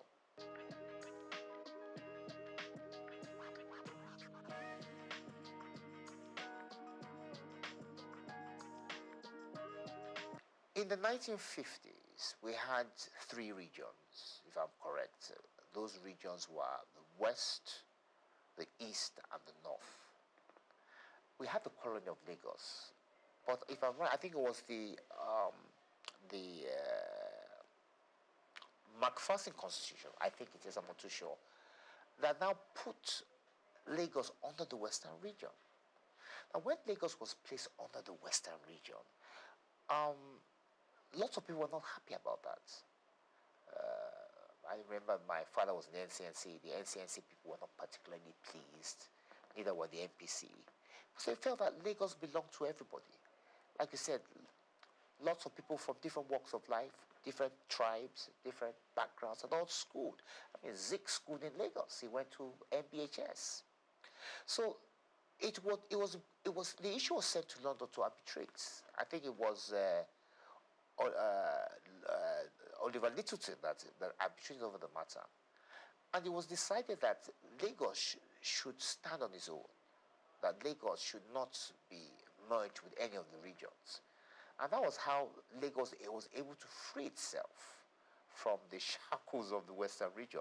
It's fair to say that the position of the NCNC was actually argued in London by my father. That's why I'm quite familiar with this. But talking about Lagos, when the military, after that, we had what you called a minister for Lagos. I think there was Ribadu, and I think there was one other person, but I think it was Yaradua, not the same Yaradua, but his father. And then later after that, when the military struck, they created the state of Lagos. So the issue of giving Lagos special status has more or less been taken over by events.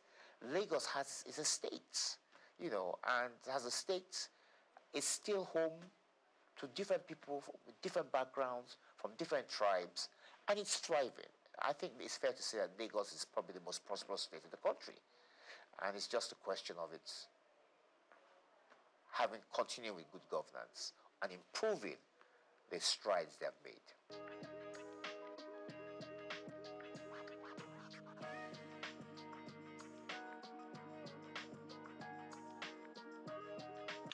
Once again, let's go back to the past. We had what we used to call the House of Chiefs, wasn't it? And in those House of Chiefs, many of the members of the House of Chiefs were people were traditional rulers, chiefs from different backgrounds, and they had a say in the running of the affairs of state. It's like it was more or less akin to the House of Lords. So it wasn't necessarily the chamber whereby which the activities of day-to-day governance took place, but they could always refer issues to them.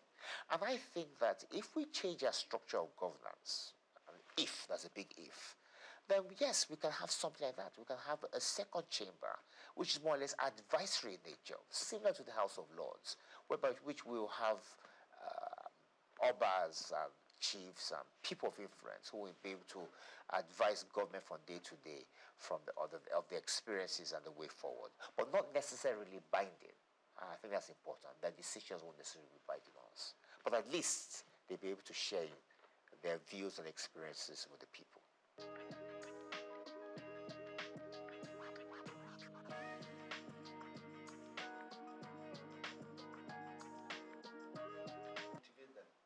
That's a big issue. I was commissioner for youth in Oshun about 10 years ago under Rauf Aregbesola, and it was an issue we took quite seriously.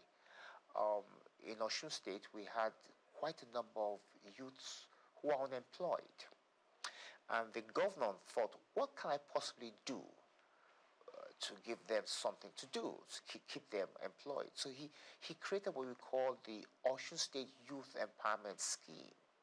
Now, under the State Youth Empowerment Scheme, unemployed youths were given particular tasks in the state. Help us sweep the roads. Some were part-time lecturers. Some were doing all sorts of things. They were given a stipend. It wasn't a full-blown salary. Or the salary, although the stipend was enough to keep them to be able to buy things, to be able to buy themselves drinks and food, and kept them occupied until they could find themselves a job. And I think the federal government could follow that kind of scheme, set up a youth empowerment scheme whereby which unemployed youths are given things to do. There's so many things that need to be done in Nigeria. There's so many gaps whereby which the youths can help do that. In the interim, while they find themselves something more gainful or something more permanent. So it's for government to do. It's for government to think of a way of helping out the youths. And of course, there should be partnerships, a partnership between the government and private enterprise to try and encourage them to take on more of our youths, and not necessarily those who have schooled abroad, who they think are probably the best in terms of employment. No, we we have many here who can do a good job as well.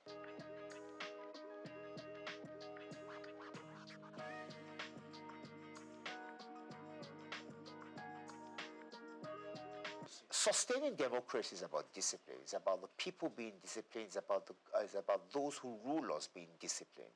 I started out by telling you that this is the longest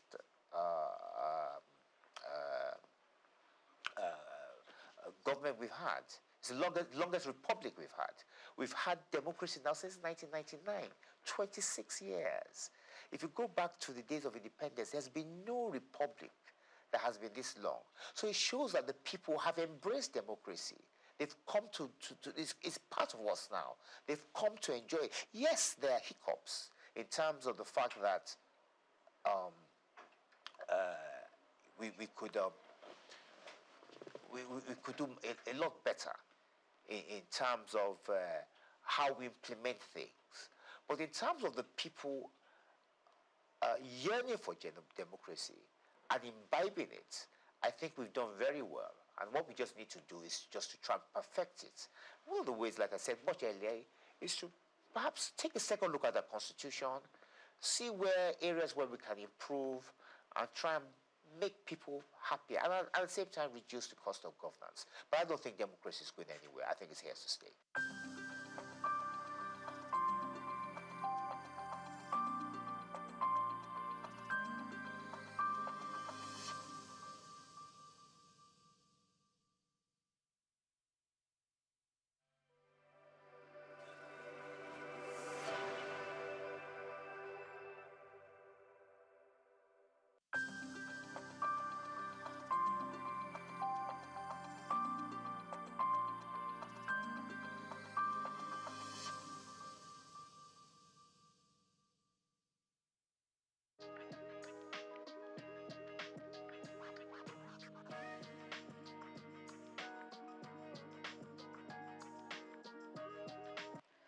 My name is Muiba Wonu Folami, an indigenous of Lagos State, Ikorodu, to be specific. I was born in Lagos 86 years ago, and to the glory of God, I'm still alive and well, and trying to be a relative in the cause of women.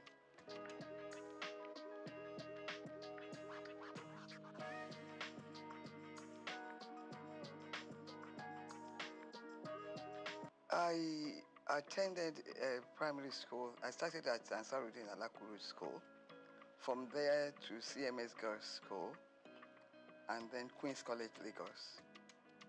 From Queen's College, I went to the Portsmouth College of Technology for my A-levels, and then University of London for my first degree in law. The same university for my master's degree in law. I had, between obtaining my master's and my first degree, I was in Nigeria to do the mandatory law school course. I was one of the last people to do a 3-month course before it was changed to 1 year. And then went back to England for my master's. And from there to lecture at the University of Zambia. Back to Nigeria, I was appointed by Dr. Taslim Elias, the CJ of Nigeria, to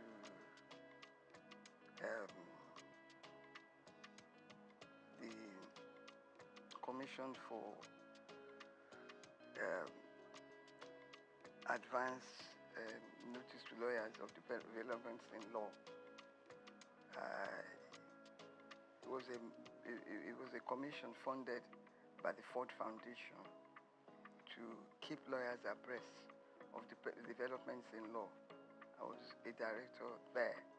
Then from there, I was admitted to the Federal Ministry of Justice. After being legal advisor to many ministries, I ended up as the Director of Public Prosecutions for the Federation.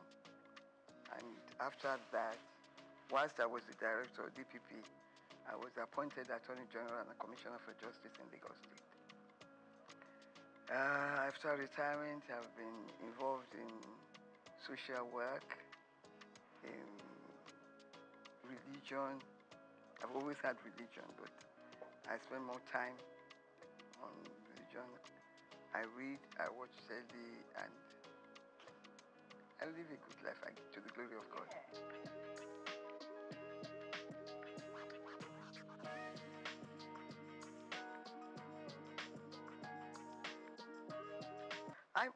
You see, when you begin to think that it was not until 2007 that women started to get equal pay in tennis tournaments. And it was something that was fought for. Little things like that does not add to equality. But when it was done, it may be small, but at work, even at work in employment, where women are still discriminated against. And most women do two jobs. They look after the home, and they do the normal work that a man does in an office. Why I fail to understand this inequality in the treatment of women is that the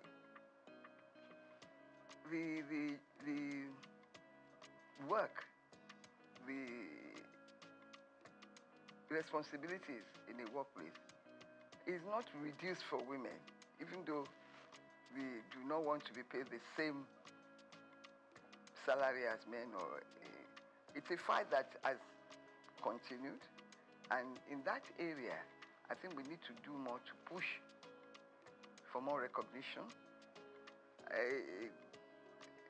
Women have contributed immensely to the society.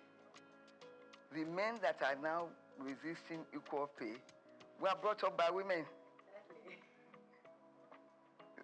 That's what I do not understand, that they can think like that. We continue to push. But how can we speed this up? By bringing it to the attention of world powers, recognition by every country of equal opportunities, equal pay. I want to know, I want somebody to explain to me the jobs that women cannot do. Yeah. They've contributed immensely. Even in the new thing, IT, we're well at par with men. So I do not see the reason for it.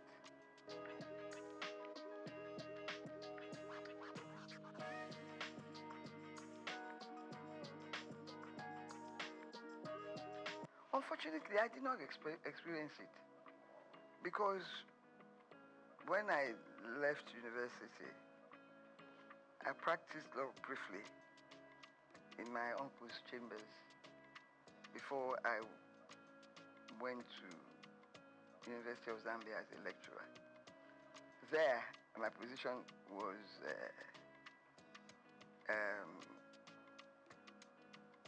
enhanced in the sense that I was a foreigner, and I got all the benefits of being a foreigner, serving in their service. Fortunately, in Nigeria today, the federal government does not discriminate in terms of salaries. Whether you're a man or a woman, you get the same salary scale, and you are promoted on equal basis. Kudos to the federal government, to Nigeria for that. But in the private sector, things are different. In some companies, this is the areas that we have to work on, because the job content is the same.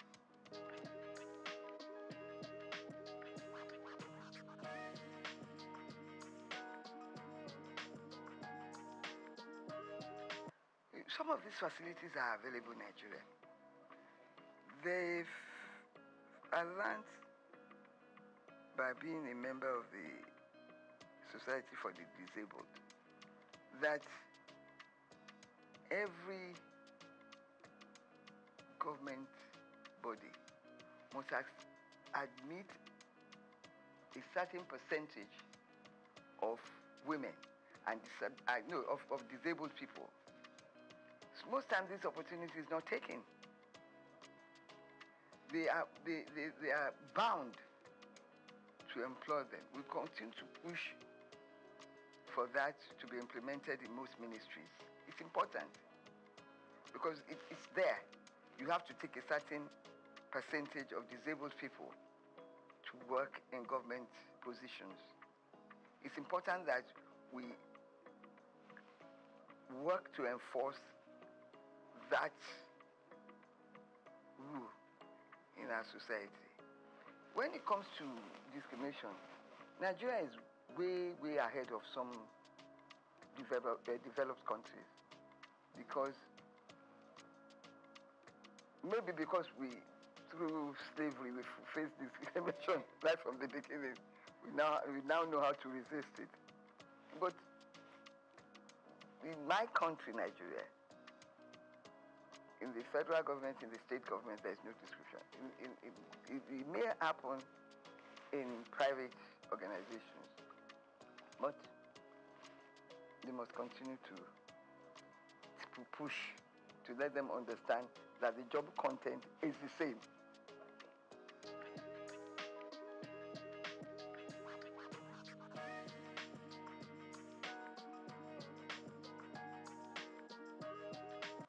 Well, you see, traditionally,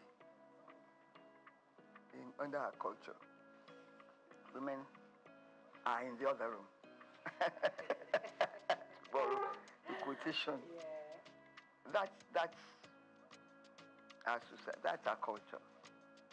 It's going to take a long time to evolve. In my time, female education was not so popular. It's only the educated few that strove to send their children to school, their girl child to school. They end up trading with their mothers or going to market and getting married off early.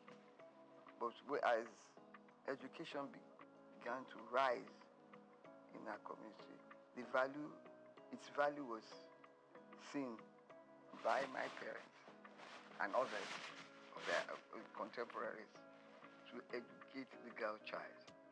And I believe the society is benefiting from that. So we must continue to push for the education of women, of girls.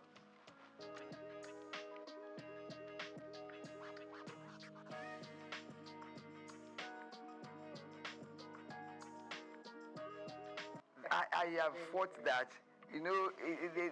when I read that,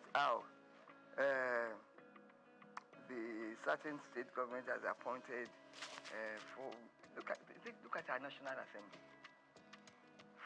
4 women in the Senate. Isn't that shameful? And that is the society. We have to continue to push women up. Let these political parties know that we want women. Let us organize ourselves to continue to vote for women massively. I give kudos to our governor, Babajide Sanwo-Olu. His cabinet women is well represented in his cabinet. And I enjoy that. I love him for that. And I continue to urge him to do more. He's done a lot. I think Lagos State has the largest representative of women in cabinet.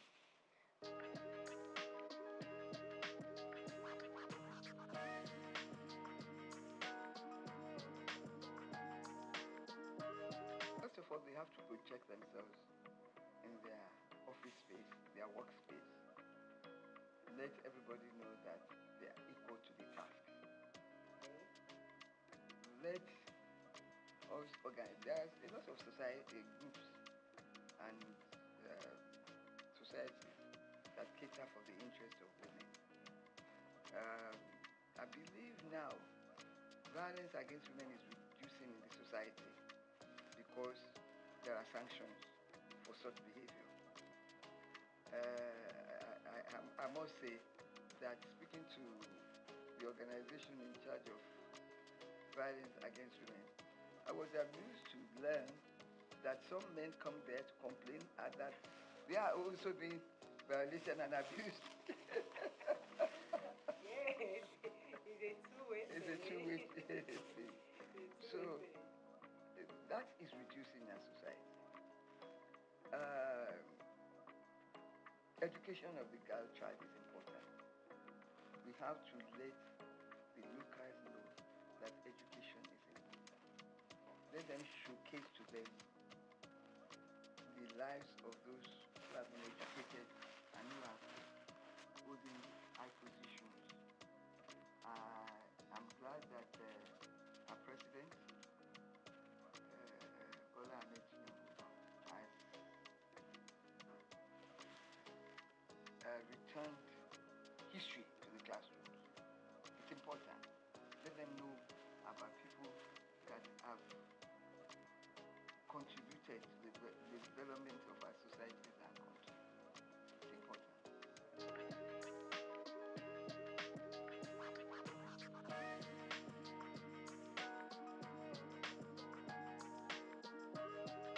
Yes, it's education. It's education. Once people are educated and they know that there is nothing a man can do that a woman cannot do when it comes to the workplace.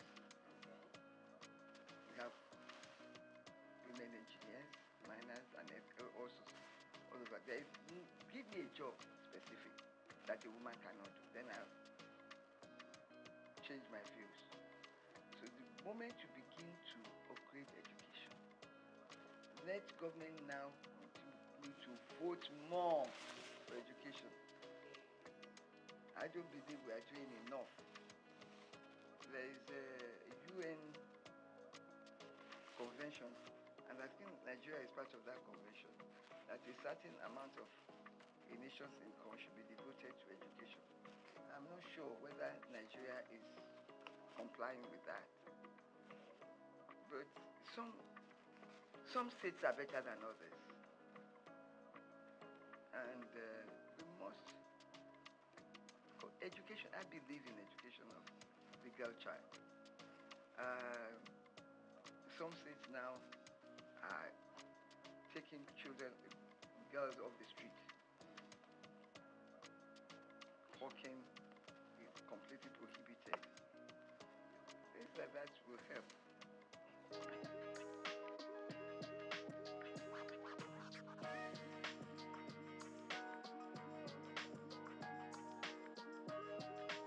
Unfortunately, in Nigeria, we are not advanced enough to use our votes to change things.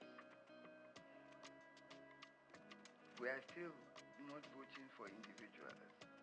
We are voting for parties, irrespective of performance. Education will help. And when we join other nations for the same purpose, we will get results. Our organizations who are fighting for women in Nigeria should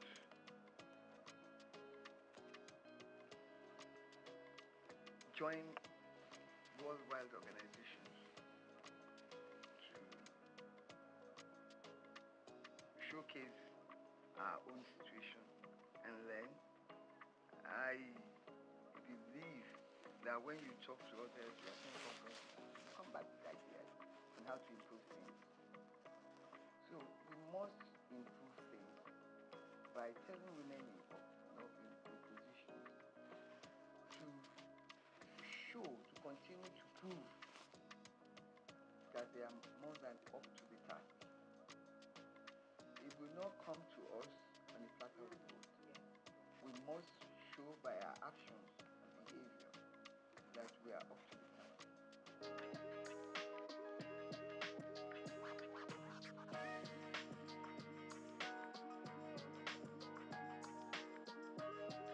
Of course, some women are wrong in claiming equal rights to their husbands in the house.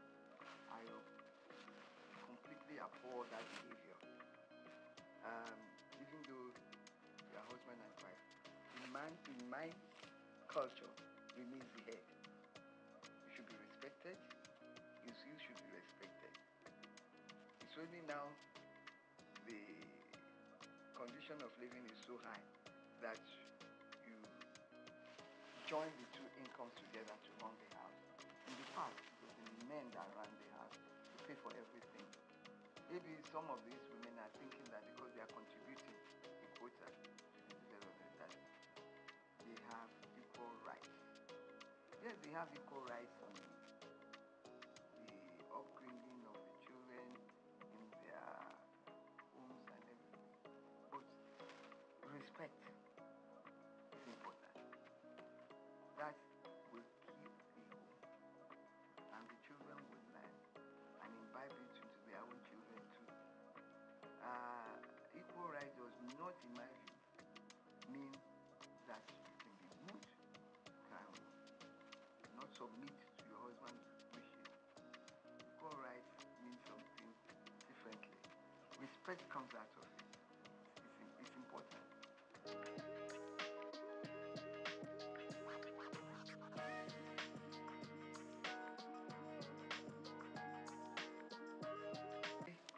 I go out and I'm like appalled at the way women dress. There's a competition to show as much of your body, to do that much as your as much of your body that you can. It's absolutely difficult. They're not women. They're no longer women. The exposure, things that if you did in my time, a member of the community will cover you with a cloth and send you home. Because community mattered at that time. You dare not misbehave outside your compound because this community is watching you and reprimanding you if you go wrong, if you behave badly outside. That is law. And that is why you see people, even their dressing, show disrespect to womanhood and to themselves and to the community. We must learn, teach our children etiquette of dressing, speech, how to think and speak in a decent manner. We don't have it anymore. We're losing it, and it's shameful because people are appreciating naked women on the streets.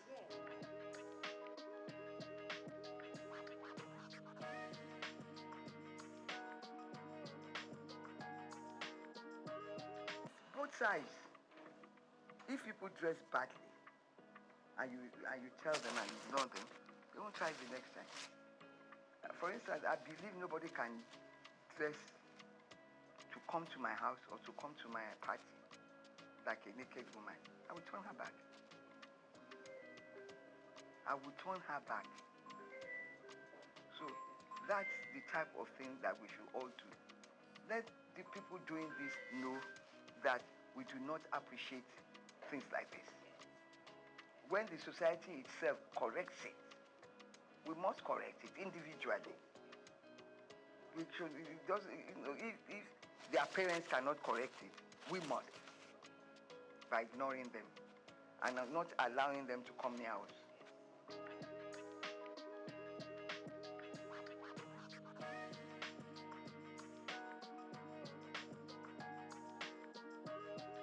Show our women that have contributed to the society.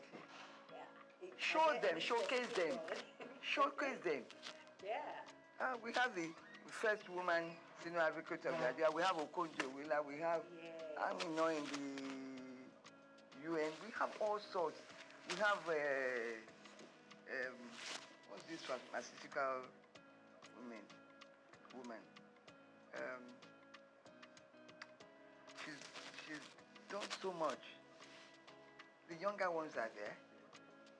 Little ones like Shadi Okoya is managing her husband's company and doing well. Let's encourage them. They are young. The young ones, they are working to improve the society. There's so many of them out there. We should showcase them.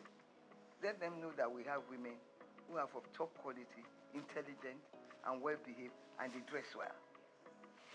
Dressing well is dressing in a manner that is appealing to the eyes, not nakedness.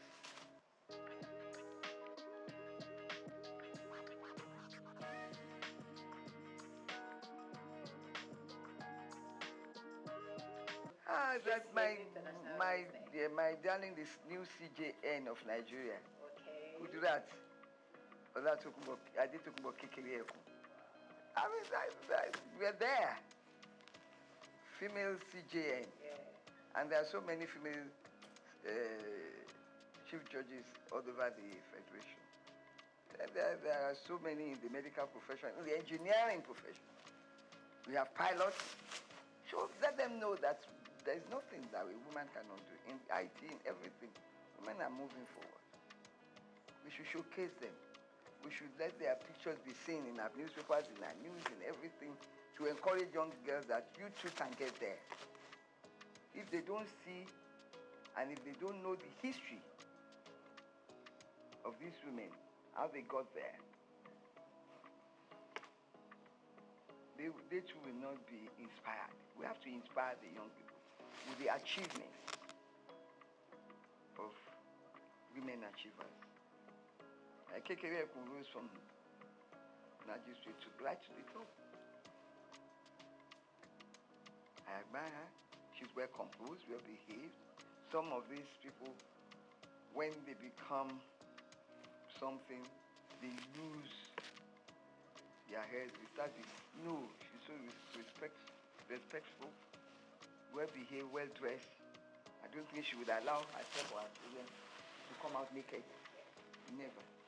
So people like that, Okonjo Iweala the same. We have a lot.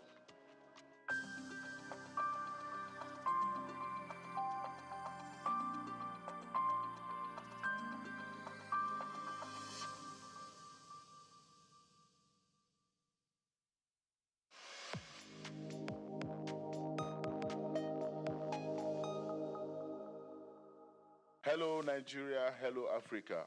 Yeah, this is Sound Man. Keep watching Souq News. My name is Babalola from Excel LED. Keep watching Souq News. My name is Shepherd Michael Adewale Onofuye. I enjoy you all to watch, always watch Souq News TV. Hi, I'm Tom Bogaballs, and please keep watching Souq News. Wale Seriki, SLG Lagos Island East, Souq News. Keep out watching them and keep a lookout for them. They're up and coming, and we're proudly to be affiliated with them. You alone where they make me go crazy. This your love in the cool of my brain.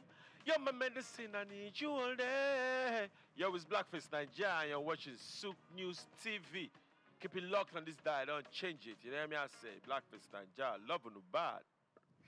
Every March, we celebrate Women's History Month, a time to honor the incredible contributions of women throughout history. It's a month dedicated to recognizing the struggles, achievements, and resilience of women who have shaped our world in politics, science, the arts, activism, and beyond. The Women's History Month movement began in 1980 when former U.S. President Jimmy Carter declared the week of March 8th as National Women's History Week. Just 7 years later, in 1987, the U.S. Congress expanded it to the full month of March, solidifying the national commitment to telling the untold stories of women's contributions. For centuries, women's achievements were often overlooked or erased from history books. Yet, they have been at the forefront of change, fighting for equal rights, breaking barriers, and revolutionizing industries. Women's History Month isn't just about the past, it's about the present and the future. Despite progress, challenges remain. Women continue to fight for equal pay, representation in leadership, and access to education and health care.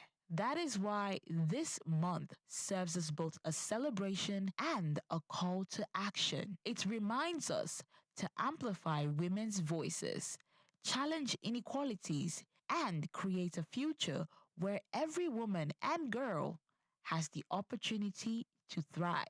We can educate ourselves on stories of trailblazing women. We can support women owned businesses, mentor young girls, and advocate for policies that empower women. This March, let's celebrate the past, embrace the present, and empower the future. Happy Women's History Month. Antonia Umo, Souq News Television. Imagine a world without the roar of a lion, the flight of an eagle, or the rhythmic dance of ocean waves teeming with life. Wildlife is more than just the animals in their natural habitat. It is the lifeblood of our ecosystems, shaping the environment and maintaining nature's delicate balance. Yet, with each passing year, human activities threaten this balance. Deforestation, habitat destruction, pollution, and climate change are pushing many species to the brink of extinction.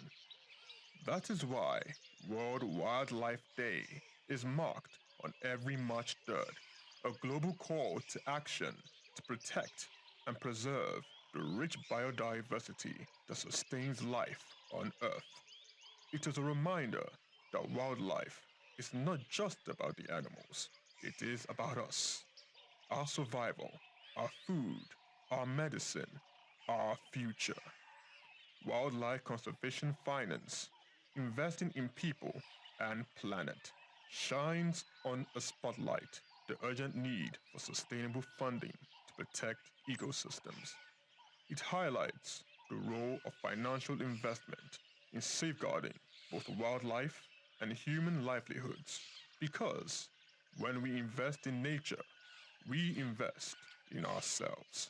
From individuals to policymakers, businesses to conservationists, every tree saved, every habitat protected, and every species conserved is a step towards securing a healthier planet for future generations.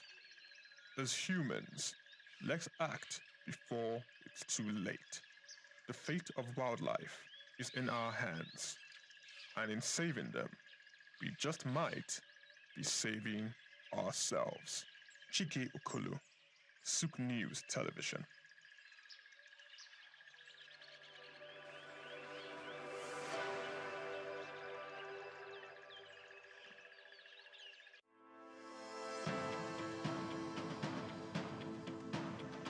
The growing interest in Nigeria's lithium reserves comes as countries worldwide scramble to secure supplies of the mineral which is essential for powering the green energy revolution. In this special report by Bayo Olaoye, the need to harness this resource for growth and development is examined, with the evolution of electric vehicles and renewable energy storage systems. Lithium is a key component in the production of batteries for electric vehicles and renewable energy storage systems, and Nigeria is positioning itself to become a major player in the global lithium market. Nigeria's vast lithium reserves, valued over $34 billion, is no doubt attracting world attention, while lithium factories are springing up in different parts of Nigeria already. The attention of the international mining industry is also focused on lithium because it is critical raw material for the production of solar panels and electric vehicles. Analysts predict that global lithium market could grow robustly over the next decade, driven by the rapid adoption of electric vehicles and renewable energy technologies. Data from a global future market insight showed that the lithium mining industry has emerged as a cornerstone of the clean energy transition, driven by the skyrocketing demand for lithium-ion batteries. The surge in lithium demand is driven largely by the electric vehicles market, which accounted for over 70% of the global lithium consumption in 2024, according to an Iranian-based research firm.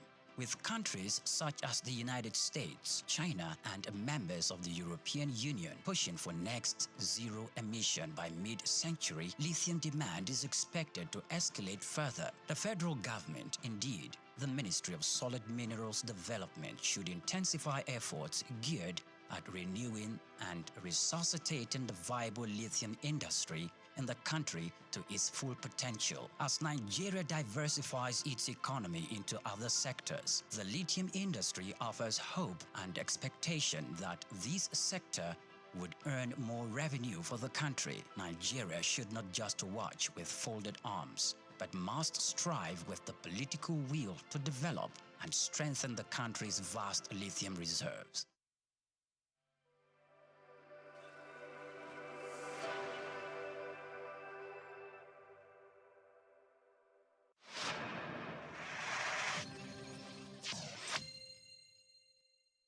Thank you so much for staying with us on Souq Podcast. Like we promised, that we're going to be bringing to you some of the participants on today's training. Yes, the training is going to be a week long, but it started today, and so far it's been a very interesting one. I could see the participants in there laugh and also respond. It's been very interactive and quite engaging as well. So we have with us here, right here, Dr. Irene Akidino, who is a medical practitioner, and she is with the Area Specialist Teaching Hospital in Edo State. So she's traveled all the way from Edo State to be part of this training. If you know Area Specialist Teaching Hospital, you must be conversant with some of the strides, medical strides that they've made. During the COVID-19 era, they were there and they actually were able to help. As you know, that the medical sector did actually perform well in helping to contain the spread of COVID-19 pandemic. Not only that, when you hear Lassa fever, so one institute that is like the go-to in terms of treatment containing the spread, then you should think Area Specialist Teaching Hospital. So she's here, and she'll be talking to us about the change narrative in Nigeria. People say we have lots of policies, but what have we gotten from the policies? First of all, you traveled all the way to be part of this training. How has it been for you, day one? Well, thank you very much. I have no regrets. It's been quite engaging, enlightening, and I think the interactive aspect has really been good. So far the facilitators have been amazing. And the fact that we are from different sectors brings to bear, your different experiences. The problems may be the same, but I think with the facilitators, the solution is almost the same, despite what institution, either public or private, you come across, and not just dwelling on the problems, but thinking of the solutions. So that's, I think, the strategic insight, which the course is all about. All right, so now this is Lagos, but apart from it being Lagos, this training has afforded you to meet with your colleagues, counterparts in other fields, and like you said, the conversation is revolving around the same thing.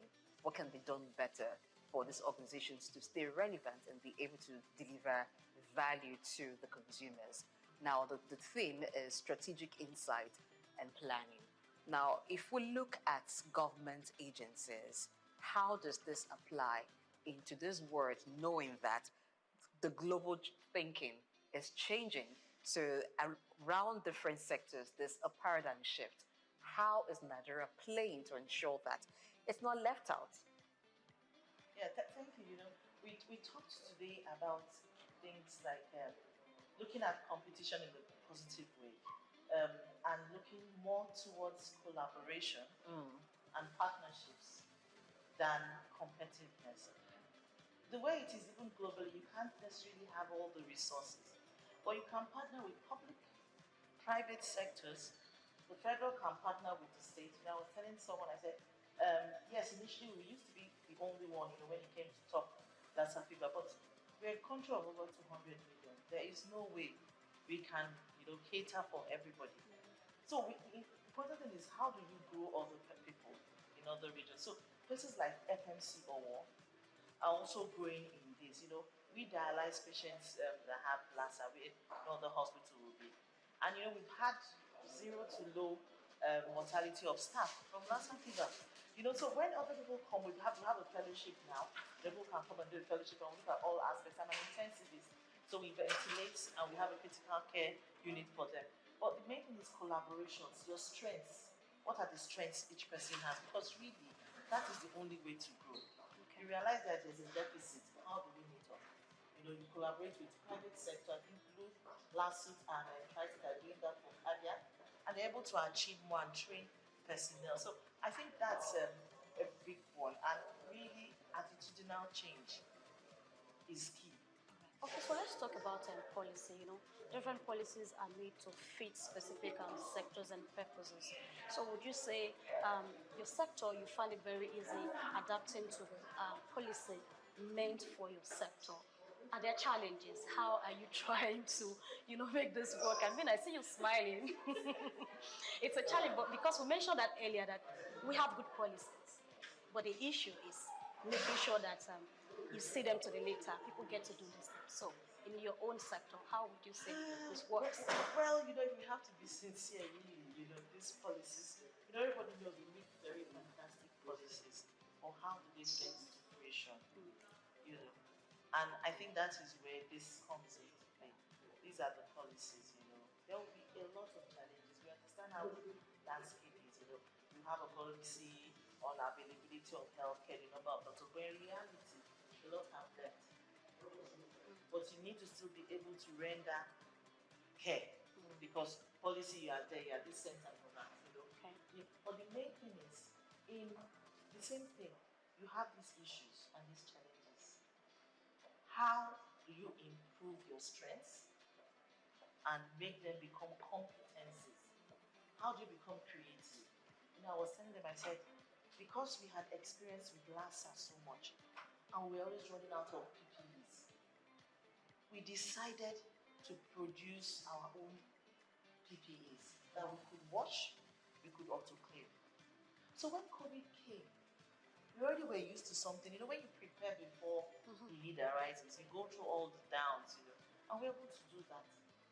Now we have, whenever at the end of a NASA week, we still have our regular meetings and updates. And how we look, reflect, where did we go wrong? How do we improve? So the thing with policies that they can be there, but when you put them on ground, you have to continue to evaluate yourself, and improve and be creative. We have to be creative. That's true. That's the only way.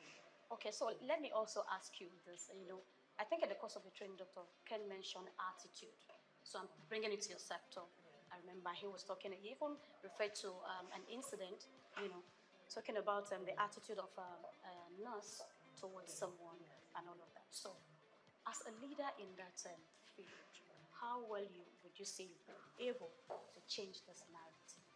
Well, in sincerity, I think even if you have all the equipment you have, especially in the health sector, the attitude is poor, you're not going to really achieve a lot, There's a lot of psychology managing ill, and just your attitude and your perception goes a long way in providing some aid. We all have mission and vision statements, and really, how many of us who work here live and work with those ethos? And I think for me, that is something that we should take.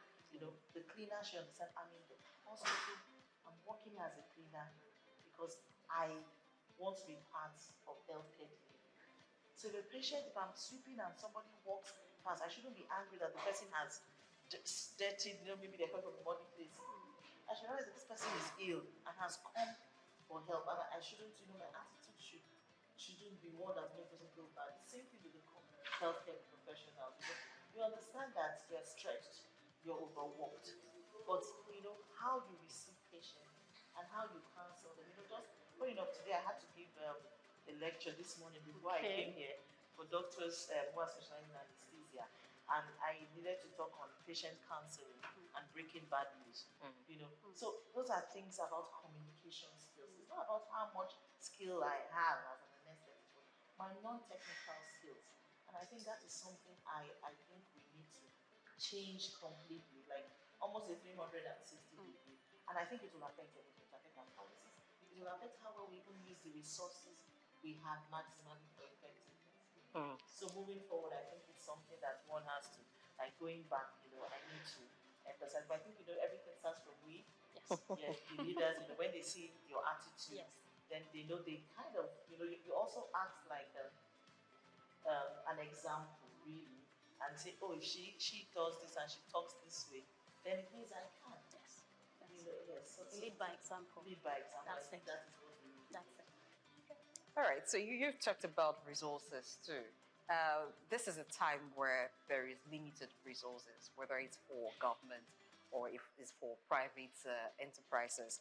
So alongside strategic thinking, strategic insight, thinking, planning, comes the issue of budgeting. If we look at the health sector, now, how do we appropriate the funds, limited funds that is budgeted for healthcare service? In the course of the training today, primary healthcare facilities were mentioned. And we know that at this time, it's of priority to the Federal Ministry of Health to revitalize the primary healthcare system. But when we come to budgeting for them, equipping this primary healthcare system, does it look actually that there is a lot of thoughtful thinking and planning into how the primary healthcare system should work and meet the needs, deliver value to the consumers of healthcare? Thank you. What I've realized is the primary healthcare needs minimal equipment.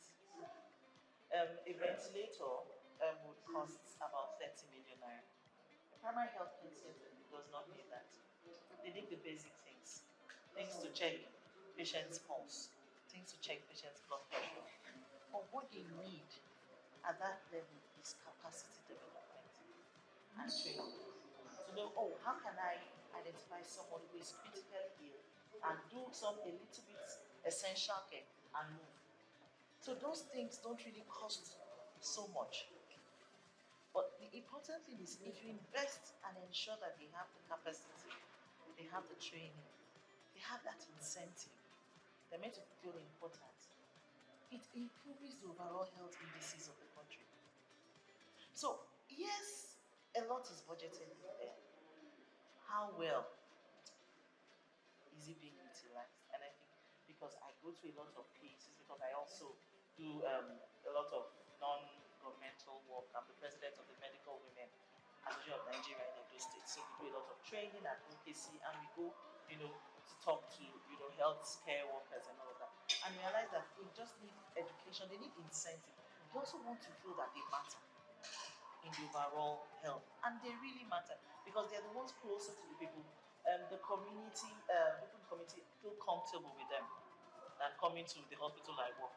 Because there's that personal relationship. Yeah. So I think investing in primary health care is good because it will improve the overall health indices. But capacity building is key in doing that. And we hope that we will have that the insight and the zeal to do that and provide such in all the communities. Okay, I'm going to take it from here now, the insight. How do we get the insight as to the exact need of the people? We're looking at the medical field now, or the medical sector, because that's your area. Now, it's one thing to say, let's focus on the primary healthcare sector, and that's the way to ensure that healthcare gets to those at the grassroots. But how can these things be linked? So someone goes to the primary healthcare, like you mentioned, that the primary healthcare center doesn't need much equipment. But if the case becomes severe, people go there for basic healthcare needs, maybe they're not feeling very well, for mild ailment, But where they're diagnosed of something more severe, then there's referral to a secondary healthcare system. You find that in some localities where you have primary healthcare centers, the nearest secondary healthcare facility is so far. So it's kind of hard for people to just move like from one level. So if it's very severe, then you easily move to the next healthcare facility that can attend to. Is that a missing link? Is that why sometimes certain policies that are supposed to yield results at the implementation stage seem not to be giving the right results? How can this be corrected? Yes, it's those are part of the things. You have to realize that there are a lot of delays in accessing healthcare and reducing all these mortality indices from your home to the hospital. That's another thing. From the hospital to the referral center. Now, ideally, everything from to get to even the primary healthcare center, the roads may be bad. So even if I know I should get there, but I can't even access. But another thing, the very important thing is that these healthcare centers should have ambulances, means to move patients from the primary. It shouldn't be their responsibility anymore to say, oh, I have to now think of how to move myself. And you can domesticate this. You see, these tricycles have been used in places like India as a means of moving persons from the primary health care to a secondary health care. And that responsibility is not borne by the patient, it's borne by government. I should be able to transfer a patient, even from my facility, to another facility that does more of the cardiac issues if I can't handle that, or in neurosurgical if we have limitations. Now, who bears that responsibility? Should it be the patient or the government? It should be the government. Because the person has come to a government facility to seek care. And we all understand, you can't have all the facilities in one place. So you also have, we talked about the ratio of doctors, I realize that we are far from ideal, but the thing is, if you need to repair that bridge, the ambulance services, it is the responsibility of government. You have trauma centers. But if I have a trauma on the road, is there an ambulance that will pick me and take me to the closest trauma center, or I have to wait for passerby and good Samaritans who will take me, and sometimes they even increase the mortality in moving critically ill patients. You understand? So it's I would say it's complex. Sometimes it seems daunting, but I think it is something that can be done. You see other societies and see, oh, these policies they've had, how did they? You understudy. And you should try and replicate, not in full. You domesticate it based on your environmental factors, and all of that. But see how it works. I don't want to believe, oh, there's a problem that cannot be solved, because I think that's why we are humans and intelligent. Okay.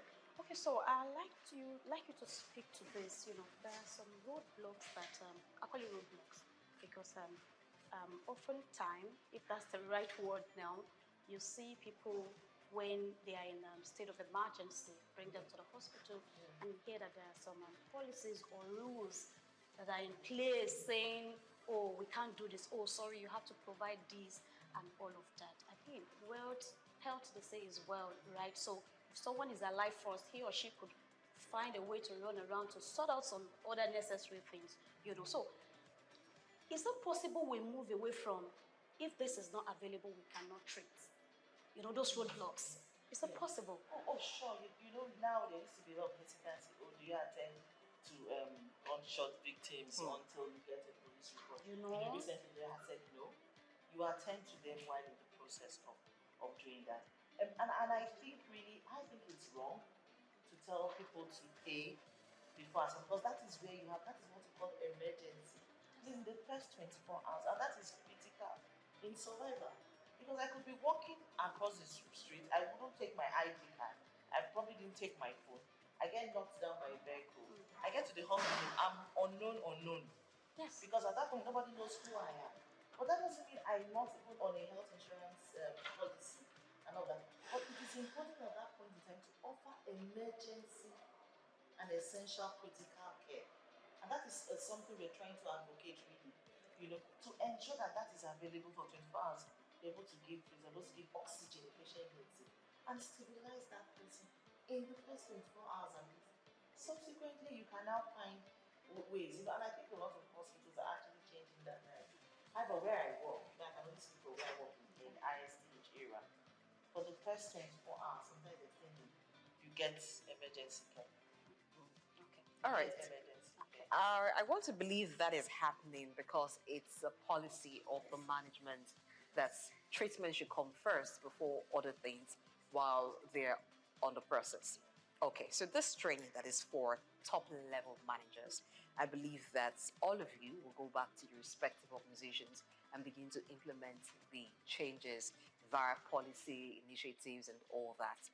But we also find that in some organizations where policies have been made, the policies are not even understood by those who I may want to refer to as foot soldiers in questions, those who are on the ground to carry out the activities, the functions necessary for the full implementation of the policies. Some of them are not fully informed, they do not understand it, and sometimes there is no buy-in. And when there is no buy-in, you don't expect that people will do what is necessary to have this. So it doesn't really work. On paper, you have this policy, that policy. For instance, the issue of treatment or payment before treatment. That you say is happening in your organization, but if we go to some other medical establishments, particularly the private run ones, that may not really apply. So how do we ensure that top level managers communicate effectively policies, secure buy-in, and then they become things that the consumers enjoy? Even to what you were talking about when we talk about the primary health care, the ambulance situation that happens in other countries where the tricycles are used. In that training, I also listened, yeah, and I got a part of it when the facilitator for today, talking about Dr. Ikem Kenikewa, who was talking about the client's functions or consumer functions. So what you need to actually deliver the service that your consumers are expecting to get from you. So what is the role of the manager in all of this? Communicating the policy and also ensuring that the client functions are available, even the technology. And so everything is well structured to meet that goal.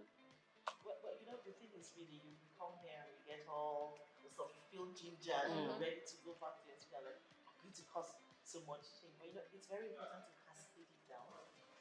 Because of course, they have units and unit heads. And so it's important going back, you cascade it and ensure it goes down.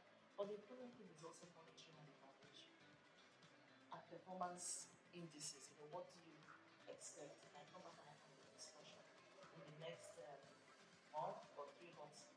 Should I do an evaluation? Performance and see for patients who have come for day and says that do I need to get feedback from the clients, and after the feedback, next person. Do I need to develop musicians' website and let clients know they can go there and give us feedback on, when I came in, how long did I spend the whole day before I saw a doctor in the clinic, or I came and I, because I had booked the appointment at some time and I didn't want to be kept waiting, and I did see, or I came by 7 a.m. and I didn't wait till 5. So we must monitor and evaluate, and I think that's really very important. We must get feedback from the clients, our patients who we render this service, and then I think getting feedback from them shows us where are the points we need to improve, because they are the consumers really. We may think we have like the perfect idea to make it, but if we don't engage them, we won't really know exactly if they're actually making a positive impact and all the policies really are to their best interest, which is what it should be. But I think, one, cascading this information down to everybody, even up to the cleaners, the porters, it's really very important. And I do that because I do a lot of work in intensive care. So I won't tell the cleaners, I say you are very important here, because people who are here are very, very ill. Talk to them with empathy. Talk to the relatives with empathy. They are going through a lot. So and they make them realize that you're a cleaner in the intensive care unit is different from being a cleaner in an office. Oh yes, because true. when you interact with the patient's relatives, sometimes they look at you and want to get some comfort.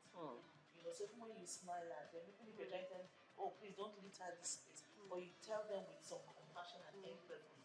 You know we're quite cultural here. Oh, don't worry, you know, God will do you know, all those kind of nuances. So it's different from you're working in an office. So your attitude is different. So it cascades so that they feel that yes, they are part.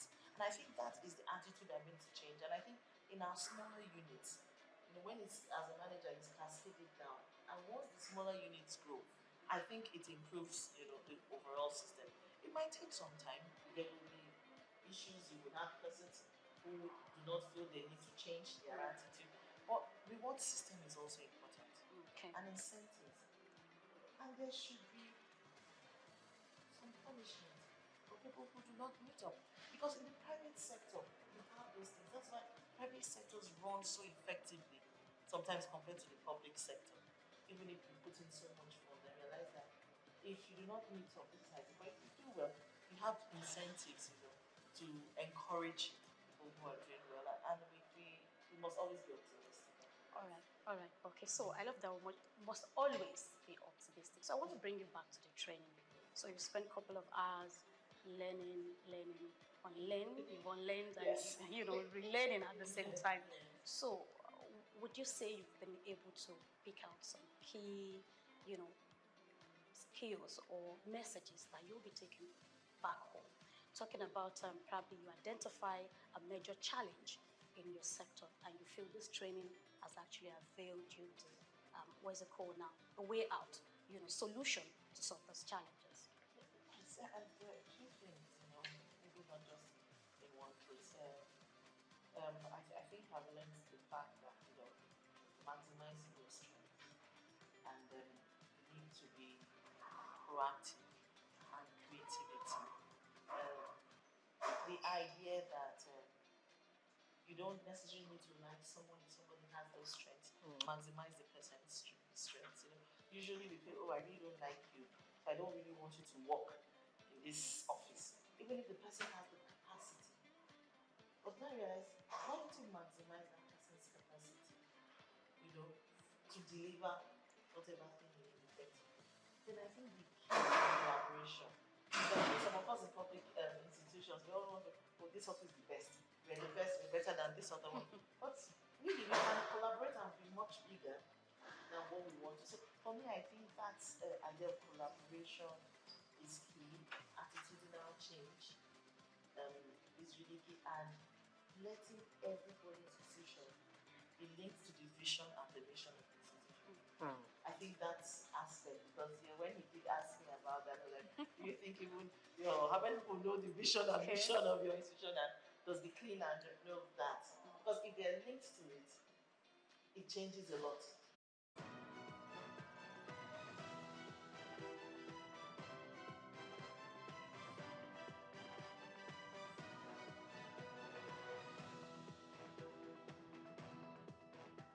We've got just what you need right here at Femi Wash Media.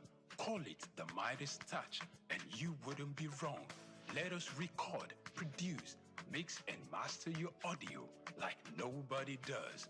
Reach us on our contact today for the best quality job.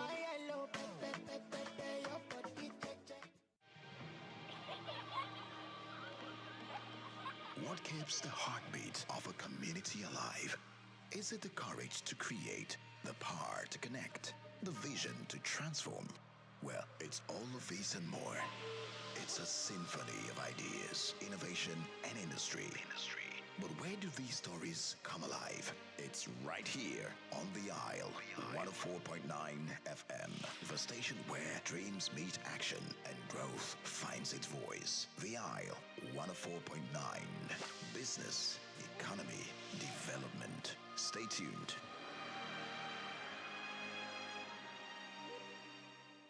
At the Africa Development Study Center, ADSC, we are committed to driving sustainable growth and development across Africa through innovative training and research. Our mission, empowering leaders, policymakers, and professionals with the tools they need to create lasting change. With customized training, dynamic research programs, and study exchanges on leadership, management, and other critical development topics, ADSC offers a platform for exchanging cutting-edge ideas and global best practices. We provide comprehensive services in research and consultancy, capacity building and training, education programs, publishing and knowledge sharing.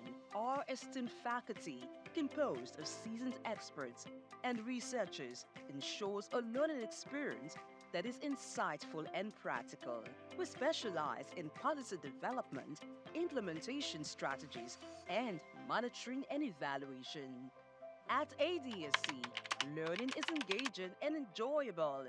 Our unique methodology includes talks, interactive exercises, games, video screenings, and lively seminar discussions, all in a comfortable and friendly environment. For more information, email us at info@adstudiescenter.com or call +234 912 039 2362.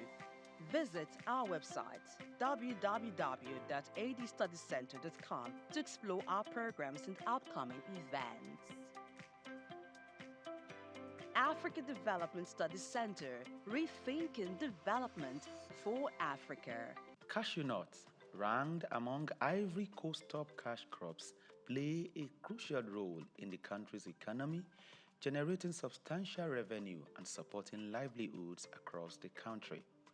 As the world's leading exporter of raw cashew nuts, Ivory Coast contributes an estimated $800 million annually to its economy and also serves as a vital source of income for over 410,000 families, particularly in rural areas where few other opportunities exist. Cashew trees flourish in Ivory Coast northern regions, including Bondukau and Savannah, known for its high-quality nuts and extensive plantations, just as Worondogu and Bagwe in the north central and northwest are also emerging as key producers. These regions not only drive Ivory Coast cashew production, but also support local livelihoods and economic growth. However, the country with over 29 million citizens is yet to fully realize the potential of its cashew industry. Despite being the top producer, the country processes only 7% of its cashew domestically, resulting in lost opportunities for value addition and job creation.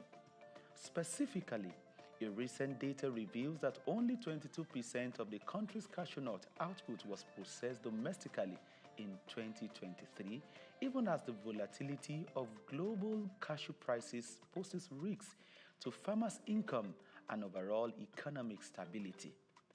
Concerns also arise regarding labor practices in some cashew farms and the environmental impact of deforestation for new plantations.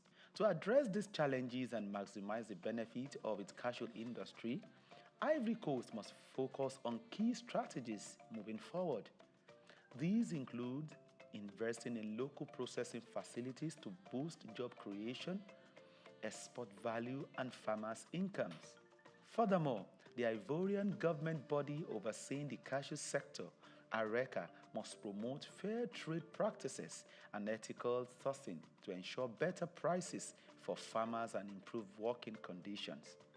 Sustainable farming practices will also help to protect the environment and ensure long-term cashew production. According to a recommendation made at a workshop organized by the World Bank, tax exemptions and access to credit facilities will help to tackle some of these challenges. Furthermore, the private sector can also invest in research to develop high-yielding cashew varieties, improve processing techniques, explore new cashew products, as well as develop and implement digital platforms that connect farmers to market in order to facilitate financial transactions. Organizations like the Africa Cashew Initiative, ACI, must also assist in data compilation in the value chain at macro, meso, and micro level. By addressing this and harnessing its cashew potential, the country can further enhance its economy and build a more sustainable future for its citizens. Israel Adeyemi, reporting for Souq News.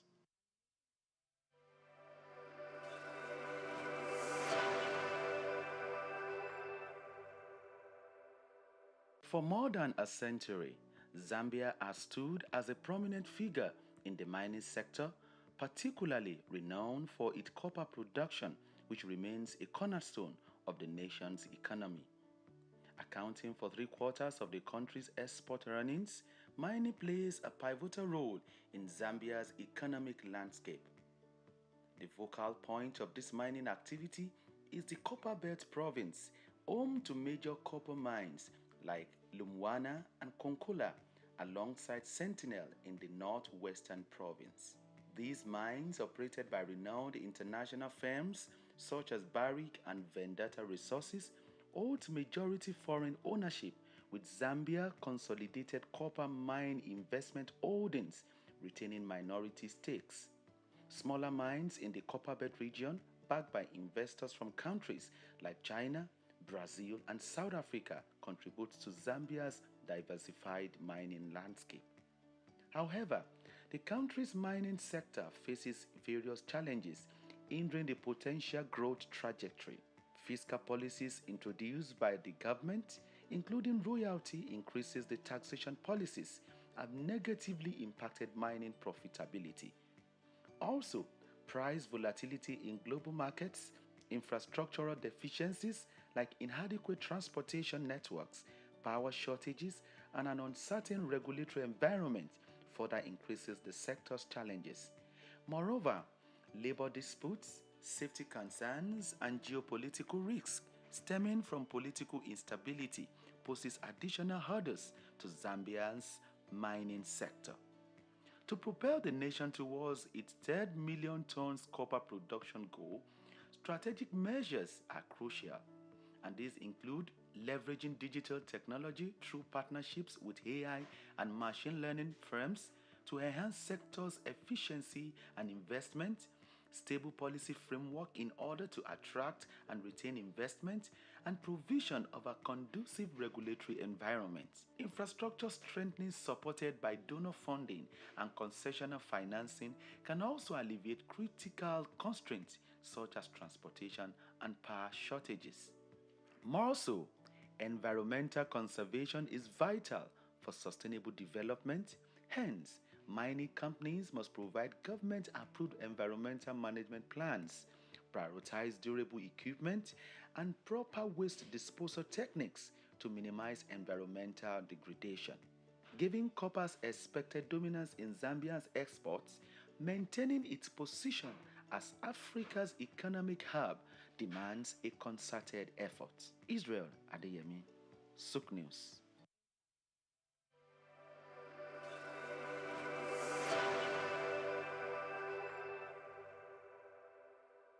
Human ingenuity has birthed remarkable innovations, none more so than the rise of intelligent machines.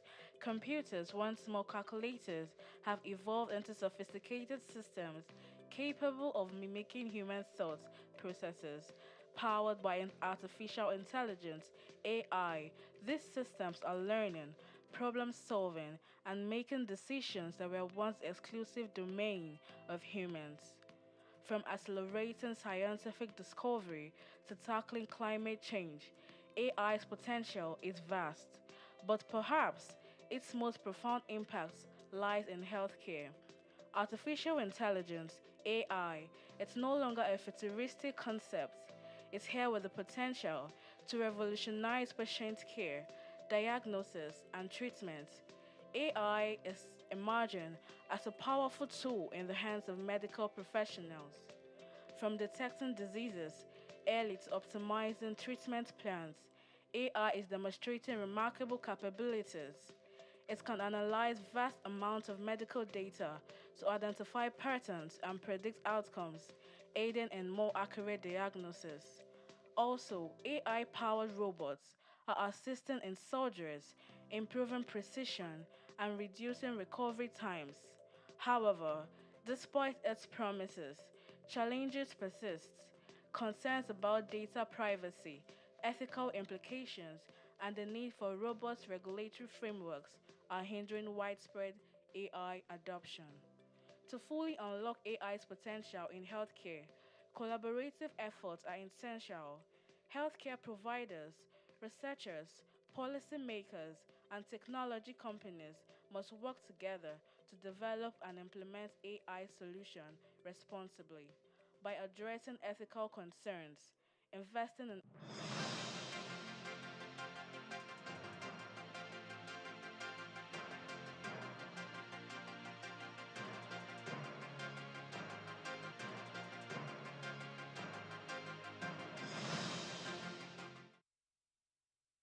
Good afternoon. Welcome to the media news on Souq News TV. I am Blessing AG. Beginning with the headlines, Reps recovers unpaid $19.2 million from oil firms, 199.3 million naira from banks.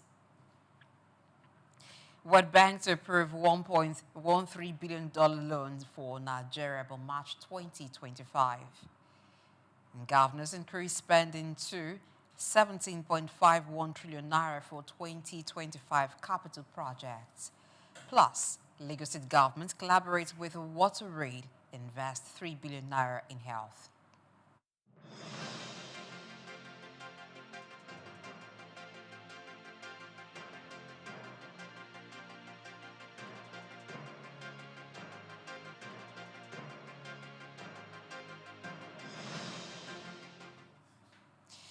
Many thanks once again for joining the media news on Souq News TV. Moving into the stories now, the House of Representatives Public Accounts Committee (PAC) has recovered $19.2 million, approximately 28.7 billion naira from two oil companies as part of efforts to reclaim funds owed to the Federation account.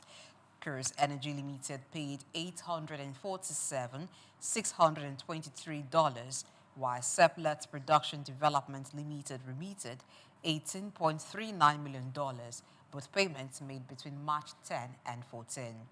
The recoveries stem from an investigation into 45 oil companies with astounding liabilities of $1.7 billion, as flagged in a 2021 audit report. Additional payments are expected, with Shoreline Natural Resources Limited having earlier paid $30 million towards its $100.28 million debt.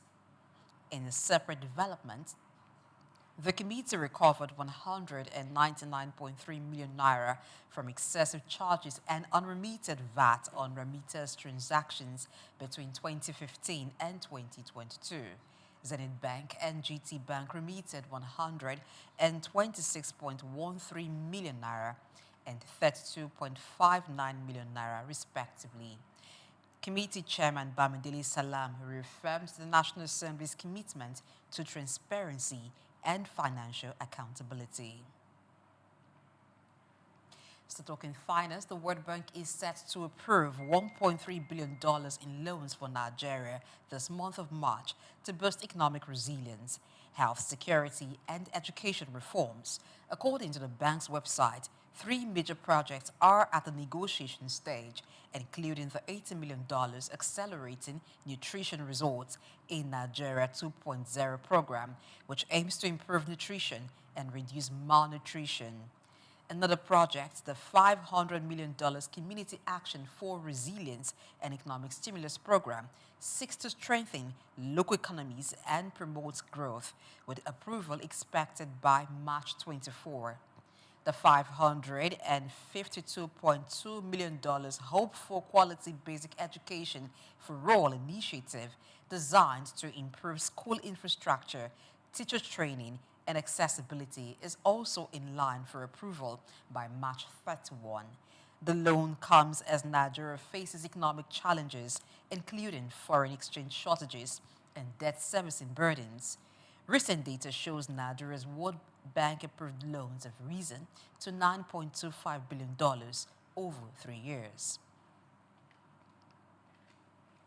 Away from that, the federal government has received Cuba's Minister of Foreign Affairs, Bruno Parilla, for an official visit aimed at deepening bilateral cooperation. Parilla will hold talks with his Nigerian counterpart, Ambassador Yusuf Tuga, focusing on healthcare, education, agriculture, science and technology, and cultural exchange. During his visit, he is scheduled to meet Vice President Kashim Shettima to deliver a special message from the Cuban government and engage in discussions with Senate President Godswill Akpabio. Both nations seek to strengthen collaboration within global frameworks to address international challenges and advance mutual interest in peace, security, and sustainable development. The federal government says Nigeria must fully integrate with Sustainable Development Goals (SDGs) into national and subnational plans to achieve meaningful progress. Senior Special Assistant to the President on SDGs, Princess Adejoke Adefuliri, made this call at the Northeast Regional Consultation in Gombe, stressing the need for strong monitoring, evaluation, and reporting mechanisms.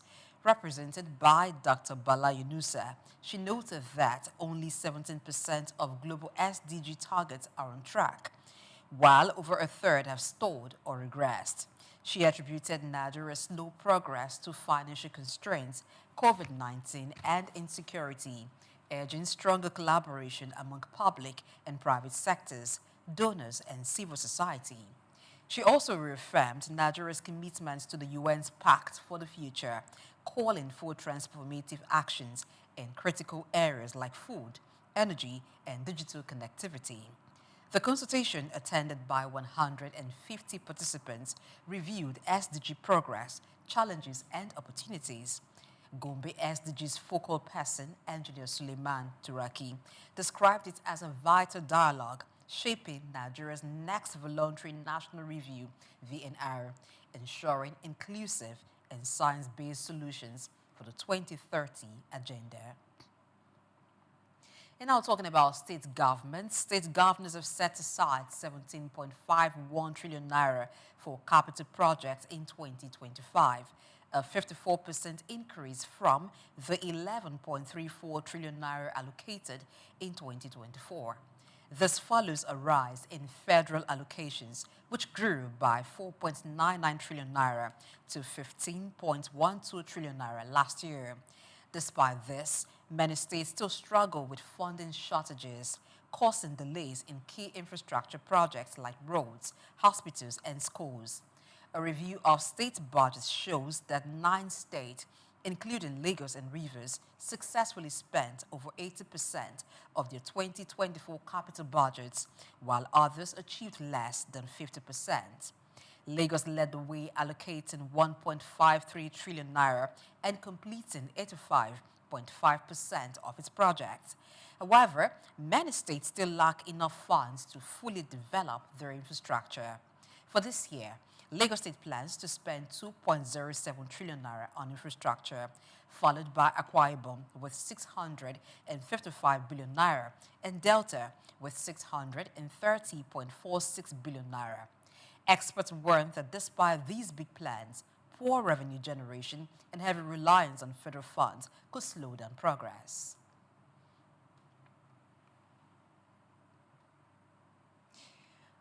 Up ahead on the news, Lagos State government diverts traffic for Independence Bridge repairs. Details coming shortly after this break. Just stay tuned.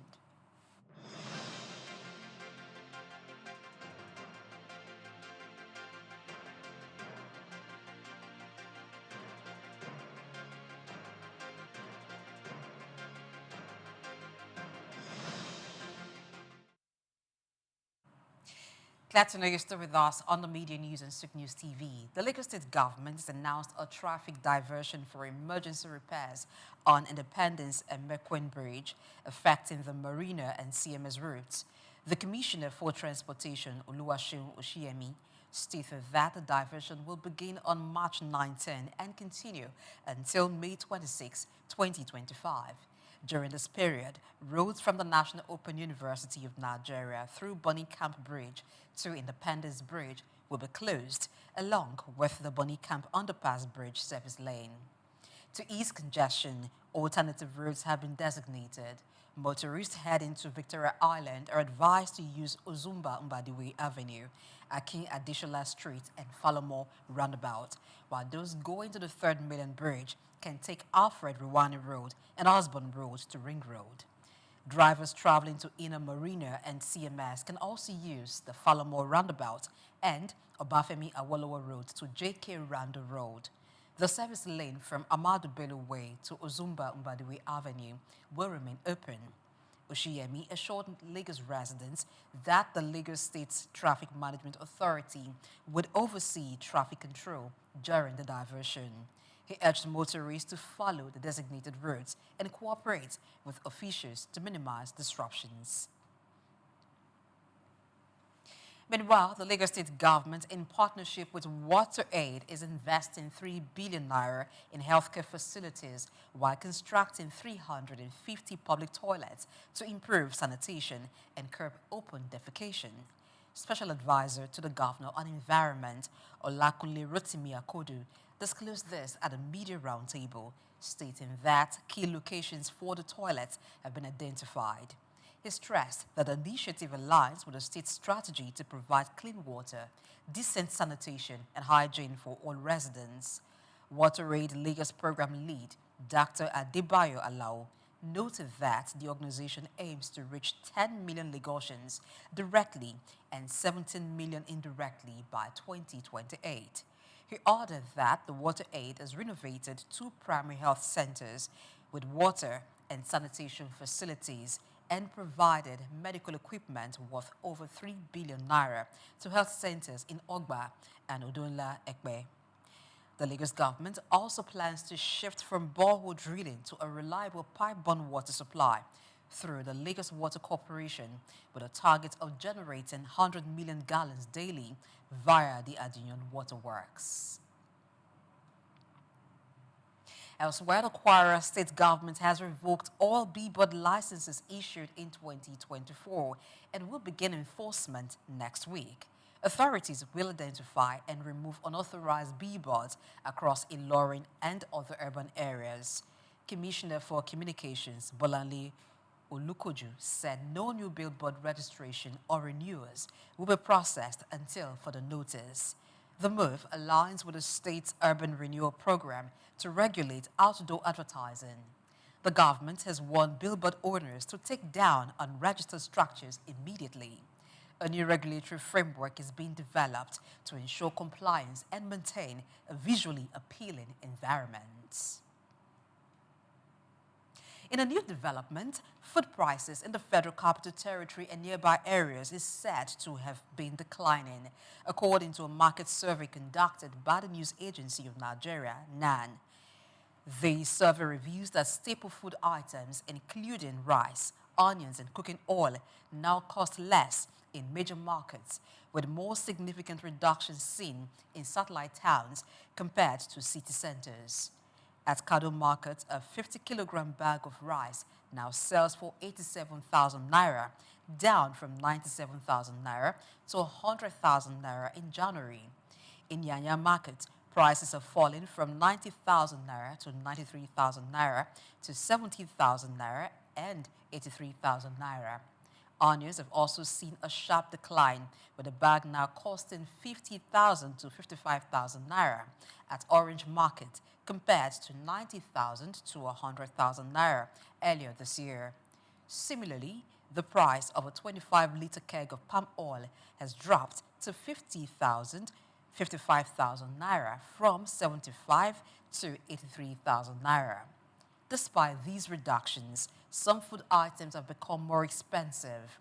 A big basket of pepper has risen from 31,000 naira to 73,000 naira, while a bunch of plantain now sell for 8,000 naira or 9,000 naira, up from 6,000 naira. Consumers welcome the price drop, but urge the government to sustain the trend by improving infrastructure and supporting farmers.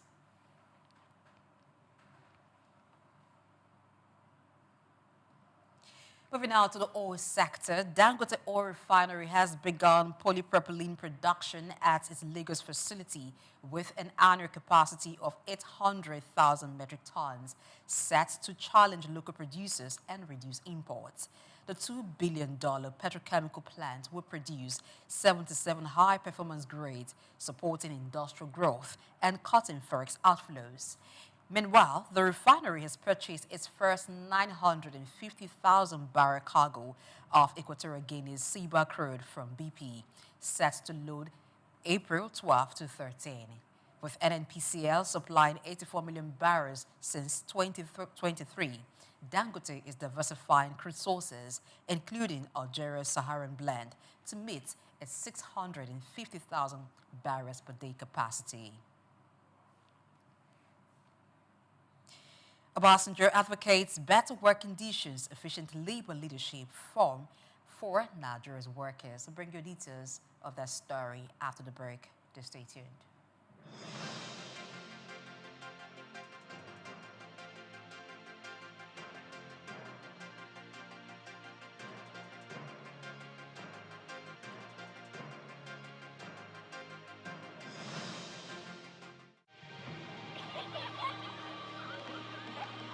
What keeps the heartbeat of a community alive? Is it the courage to create, the power to connect, the vision to transform? Well, it's all of this and more. It's a symphony of ideas, innovation, and industry. But where do these stories come alive? It's right here on The Isle, 104.9 FM, the station where dreams meet action and growth finds its voice. The Isle, 104.9. Business, economy, development. Stay tuned.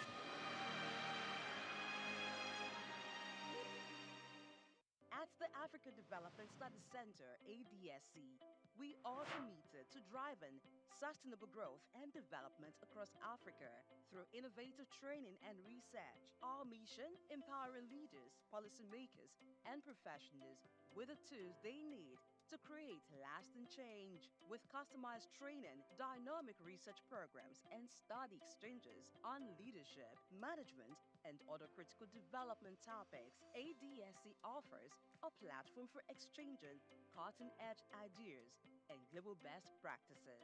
We provide comprehensive services in research and consultancy, capacity building and training, education programs, publishing and knowledge sharing. Our esteemed faculty, composed of seasoned experts and researchers, ensures a learning experience that is insightful and practical. We specialize in policy development, implementation strategies, and monitoring and evaluation. At ADSC, learning is engaging and enjoyable. Our unique methodology includes talks, interactive exercises, games, video screenings, and lively seminar discussions, all in a comfortable and friendly environment. For more information, email us at info@adstudycenter.com or call +234 912 039 2362. Visit our website www.adstudycenter.com to explore our programs and upcoming events. Africa Development Study Center, rethinking development for Africa.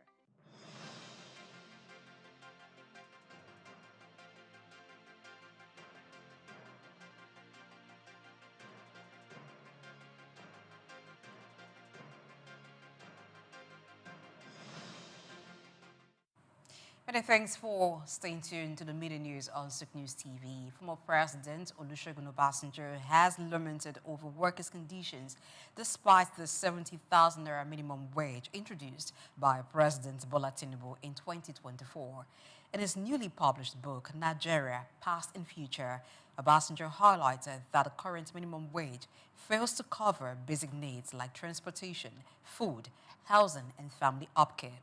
He urged greater attention to workers' rights, stating that it is their right which had been denied for too long.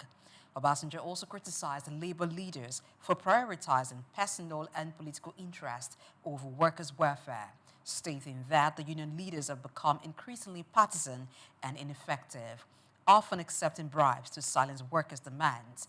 He called for stricter regulations, proposing a 5-year rest period for labor leaders before they can engage in politics to avoid conflicts of interest. The 70,000 naira Minimum wage signed into law by President Tinubu in July 2024 was a reduction from Labour's initial demand of 250,000 naira. Obasanjo urged that despite marking an increase from the previous 33,000 naira wage set in 2019, it remains insufficient amid Nigeria's soaring inflation and economic challenges. He also condemned government officials for openly admitting to paying off labor leaders, questioning their contribution to national progress.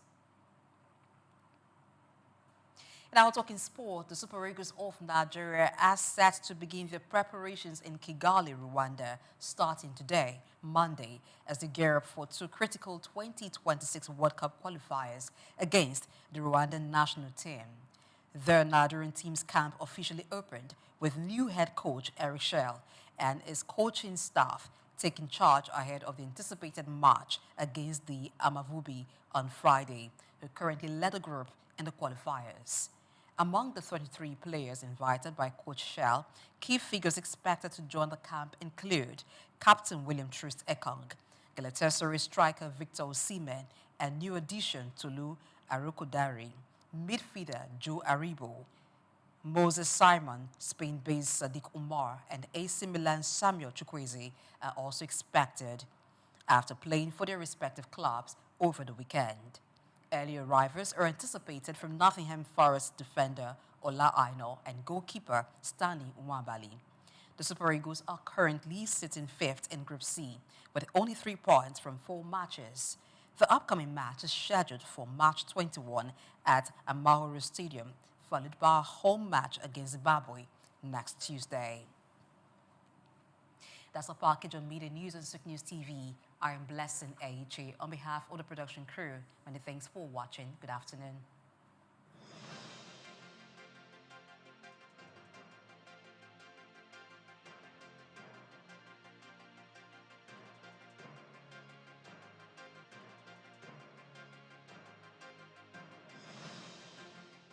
We've got just what you need right here at Femi Wash Media. Call it the Midas Touch, and you wouldn't be wrong. Let us record, produce, mix, and master your audio like nobody does. Reach us on our contact today for the best quality job. The Three Wise Men. Iconic sculptures and statues adorn major metropolitan cities of the world. In Lagos, Nigeria, the statue of 3 men designed to depict the state's cultural heritage and to usher in visitors and tourists into the ever-accommodating center of excellence is no doubt an astounding work of art. Originally built under the administration of Colonel Raji Rasaki, designed by Bodun Shodende in 1991 and standing over 12 feet high, referred to as Agba Meta or Aro Meta, the 3 sculptured chiefs were placed along the Lagos-Ibadan toll gate to welcome people coming into Lagos State. The statue called the Three Wise Men by many has become a major signature for the state.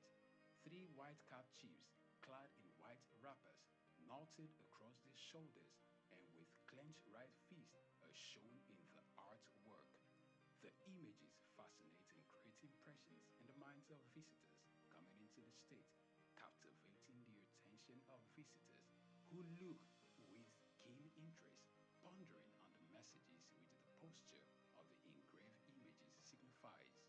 The Three Wise Men has been relocated thrice from its original position at Ojodu Berger end of Lagos-Ibadan Expressway to Magodo area before its final relocation to its present site at Olowopopo Drive. The sculpture has suffered severe damages over the years and renovated. Bodun Shodende, through this sculpture, depicted the highest honor that can be afforded to anyone in the Eko greeting tradition. The Three Wise Men, Arometa, Souq Enlightenment. The National Theatre, Igomu, built during the military regime of Olusegun Obasanjo and finished in the time for the Second World Festival of Black Arts and Culture, Festac in 1977. The theater holds amazing treasures and memories. The artworks fill everyone with pride. The National Arts Theatre is visible from the motorway which connects Lagos Island and the mainland. The National Theatre is packed with the artworks of legendary contemporary Nigerian artists, stained glass walls by Yusuf Grillo, sculptures and murals by Lamidi Fakeye, Erabo Emopai, and many others. It was put to full use for a month as one of the 4 venues of the second World Black and African Festival of Arts and Culture, tagged Festac 77. The complex hosted 16,000 participants from 56 African countries and the diaspora in an unprecedented showcase of African music, fine art, literature, drama, dance, and religion. The National Art Theatre was built and designed by Techno Expert Stroll, a Bulgarian company mirroring the Palace of Culture and Sports in Varna, Bulgaria. Completed in 1976, the building is one of the largest and most beautiful of its kind on the African continent. It consists of a central hall with 5,000 seats, a collapsible stage that can be quickly rebuilt, a conference hall with 1,600 seats, 2 large exhibition halls, and 2 cinemas with 800 seats each. The theater complex has a dressing room for artists, a garage, offices, coffee bars, and a buffet.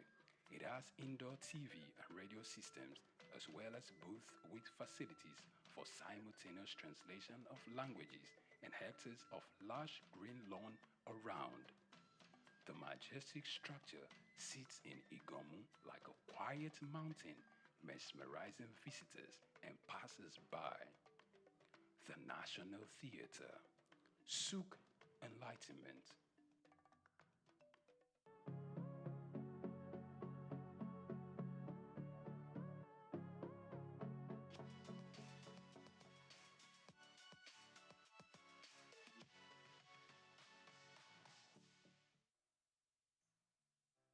In 1957, just a greenhorn leaving school and looking for a job, going into broadcasting was something that I dreamt of. But that's only meant going into radio, because my old school, Holy Child College, still on the same site in Obalende, 2 streets away from the old NBC. I still can't forgive whoever changed the name to something else that is being called now FRCN. Because if the BBC remains BBC 100 years after the founding fathers, dreamt of starting television, radio from, all the war years and learning a bit from America. It all started from America. Because we were taught about all this. Every time they took us from school to take part in, school's debates on radio, we just walked across. It's all in Obalende and Ikoyi, Balende/Ikoyi. So I dreamt of doing something along the line. And then one of my teachers left us high and dry. He went to be a news reader on radio. Marie Tabio, who later became Mrs. Irikefe. Then we had people like Tung Adedoyin and Souq. We used to listen to them on radio on the old, you wouldn't know anything about that now, the rediffusion. It was just, a little box in your home, and everybody looked forward to either listening to the 7 o'clock news in the morning or 6 o'clock or 7 in the evening. So that was all really all I had to do with broadcasting. And who was going to take me there was another matter altogether. Who would take you, little 16, 17-year-old girl, into broadcasting? But one had been bitten by the bug then. So, and only God knows where whatever dream you had was going to lead to. We read poetry, we did radio show, stage shows in school. Catholic schools were very good for that. And my old school, just celebrating 150 years of its existence, just down the road from here on Broad Street, the nuns, they were all white nuns. No Nigerian nuns at the time that we were growing up.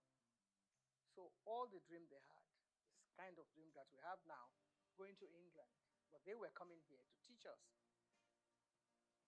So I had learnt a lot of poetry. I had taken part in Festival of Arts, and I had gone to the biggest hall we had then was at King's College, which is also down the road.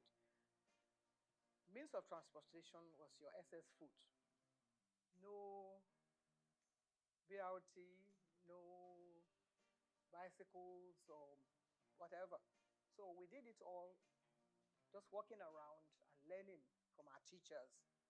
And of course, our mentors were the nuns, like I said. So in my wildest dream, there was no way that I was thinking of going into anything like broadcasting. That is going back to answer your question. But they had a lot of plans for the girl child. And not along the religious lines now. But actually, they came to actually engender this whole idea of pushing the girl child forward. And not just me, a lot of us. People like Mrs. Francesca Emanuel, they also went through the whole gamut of all this dream that I'm talking about. Television itself was brand new in the world. I have to talk about radio because that was what I knew as a child. But television,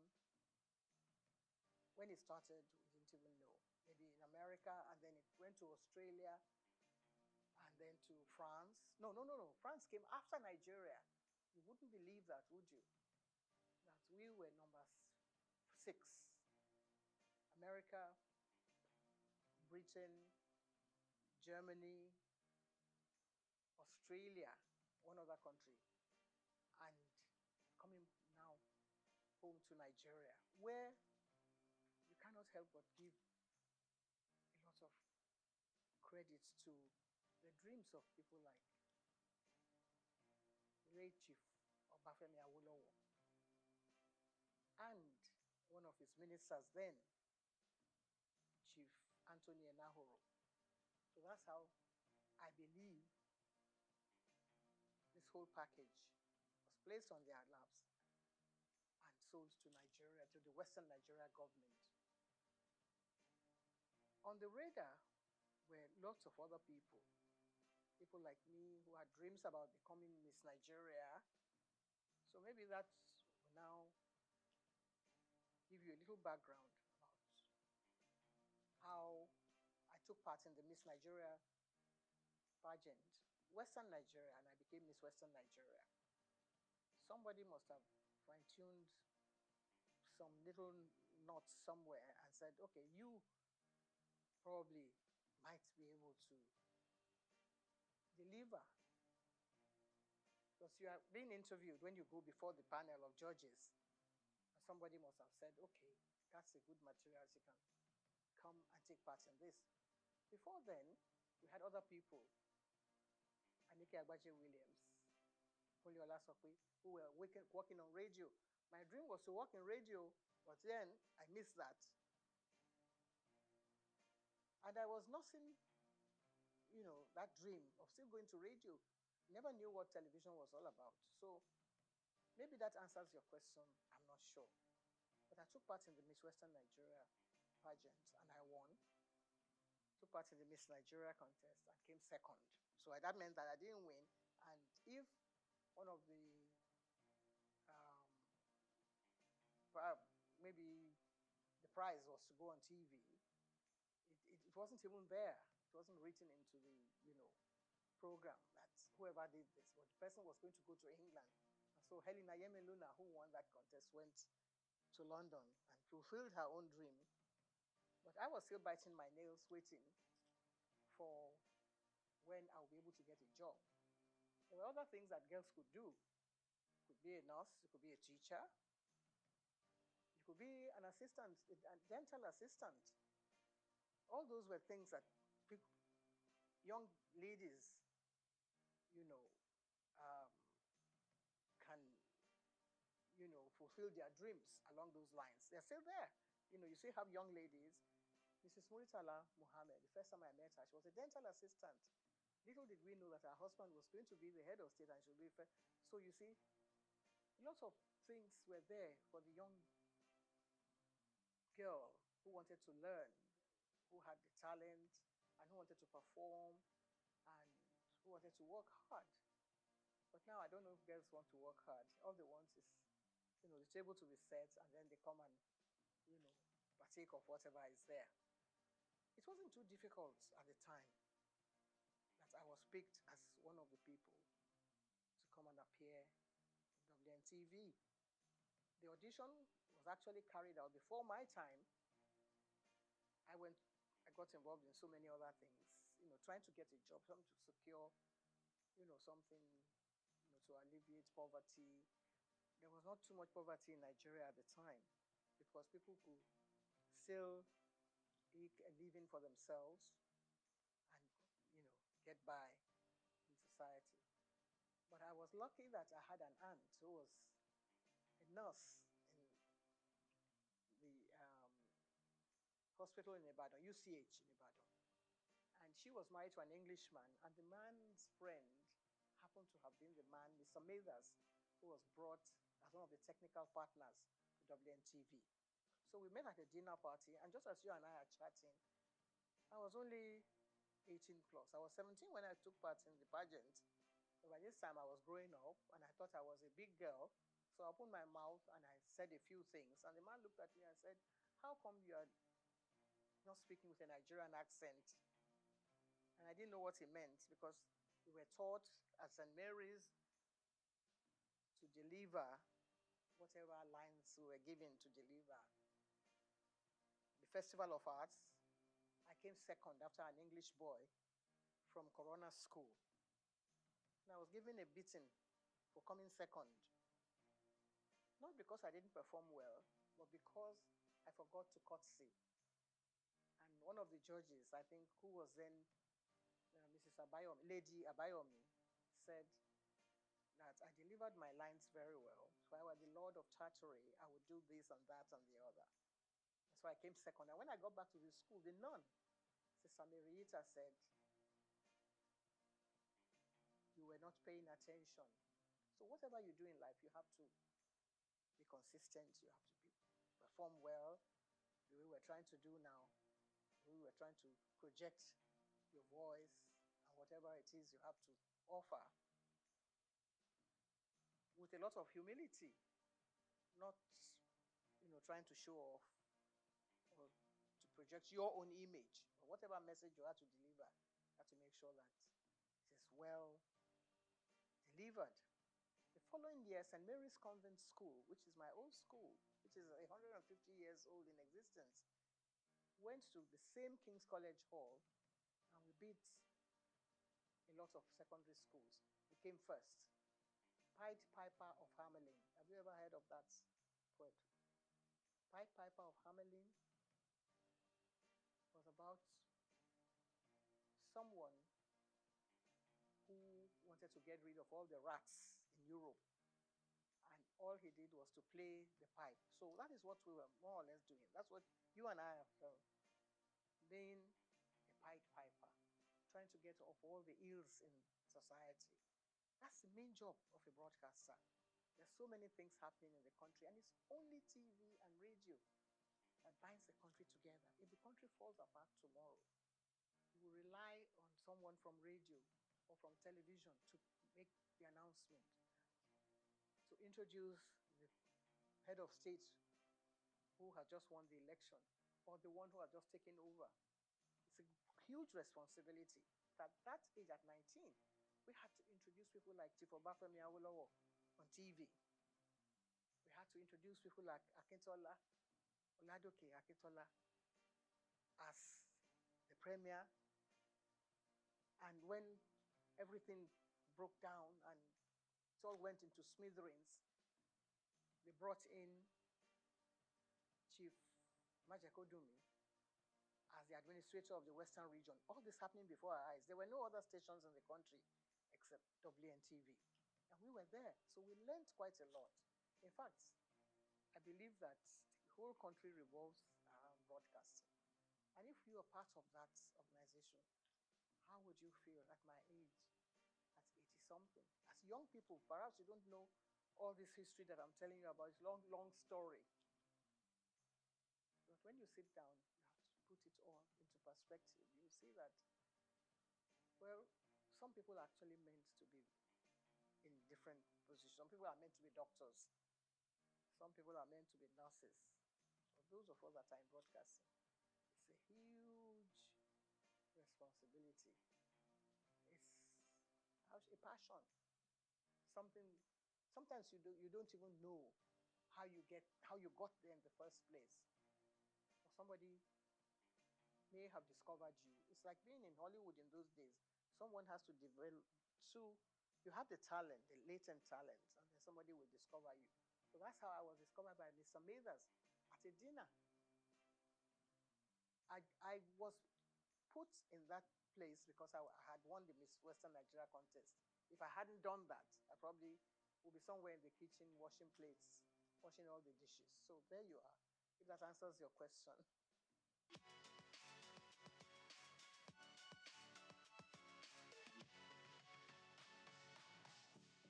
Well, there's no one that actually picks someone and puts you flunk without, I mean, of course, if you don't have any experience on the job, you have no business being there in the first place. But if I had taken part in Five of Hamelin towns in Brunswick, I was only 13.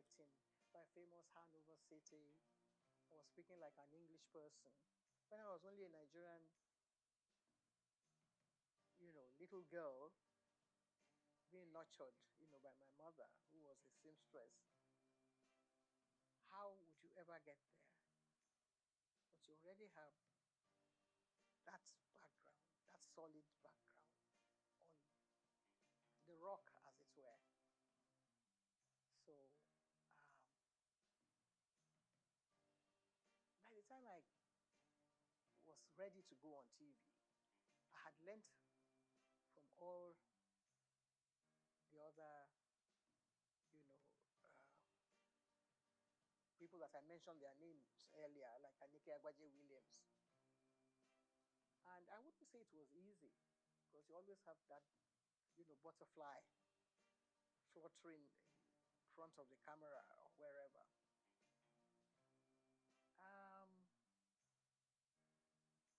I think I took to television like I was meant to be there, with all humility. If I had been groomed by all these nuns that I have mentioned their names, they came to Nigeria to serve the people. They were not earning salaries, To become a nun, you have to take the oath of obedience, chastity, poverty, and all that. So you're not earning a salary. But whoever is there now is thinking of how much money he's going to get from whatever take comes from here, there, and yonder. So they taught us well. And nobody said you're going to go and appear on TV or you're going to be on radio. But just do what you're meant to do properly, with a lot of sense of responsibility and diligence. And that stands at the back of your mind. That goes everywhere with you, wherever you go in life. Even when I was nursing a sick child, my late son was a sick child. And I was meant to take part in Verdict 79 with my colleagues Kerry Ahmed and Adamu Aogi. They all came with me to the hospital, which is just next door here. And then we came back and mounted the podium and continued our business as if nothing was happening. He didn't die at the time, of course, but the job must go on. That is always there at the back of your mind. So my first night, I wouldn't say that I didn't have any jitters, you know, that I was not nervous, but I was able to deliver, and I think that was staying power. That was what kept me going, because other people came on board. I was not the only one. All the members of the board had their own, you know, little nephews and nieces that they wanted to project on TV. They all came and they couldn't make it. But Anike and I kept going. And if you gave me a script now, I think I would try and... We didn't have too many, what do you call it then, teleprompters. Well, I was very good at, you know, I had a photographic memory. So I was able to get hold of the script, and in less than 60 seconds, I'll be able to deliver it straight to the camera. That was one of the assets that I had also, which was God's gift. It's not by own might or whatever you think you have. You have the talent, of course, but also there has to be some other little bits of gifts that, you know, will help you to project the image of the professional.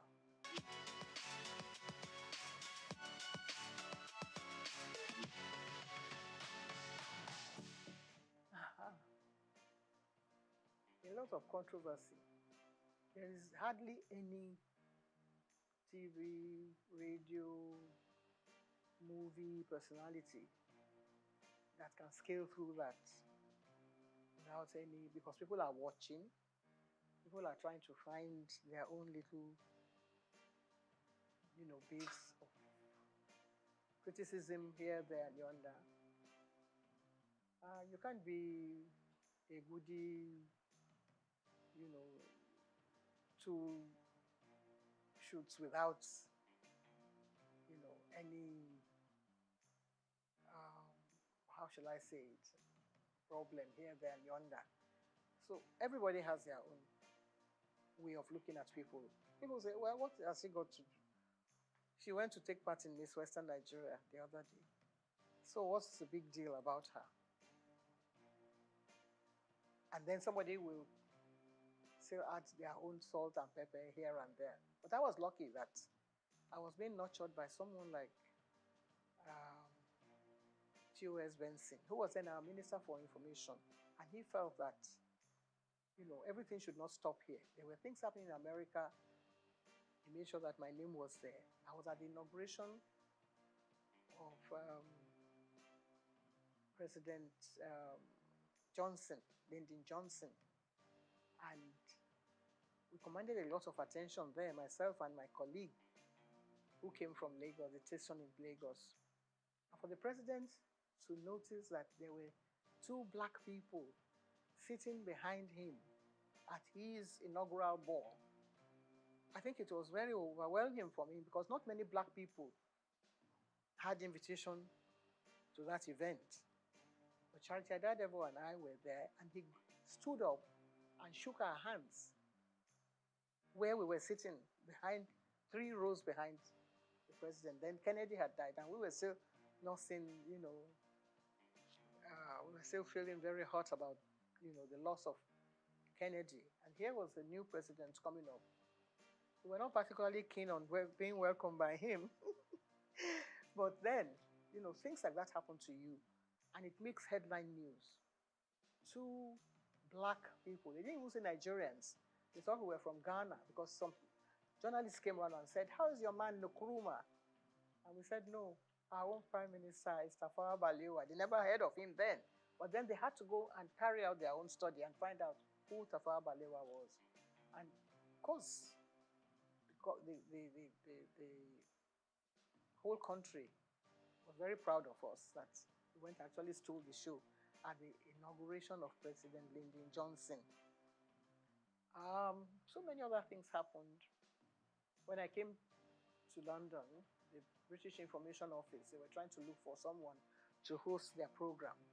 That just happened to be around, so they picked me to host their program. But You don't ad-lib on any of those stations. Everything is written out. The questions, even your answer will be written.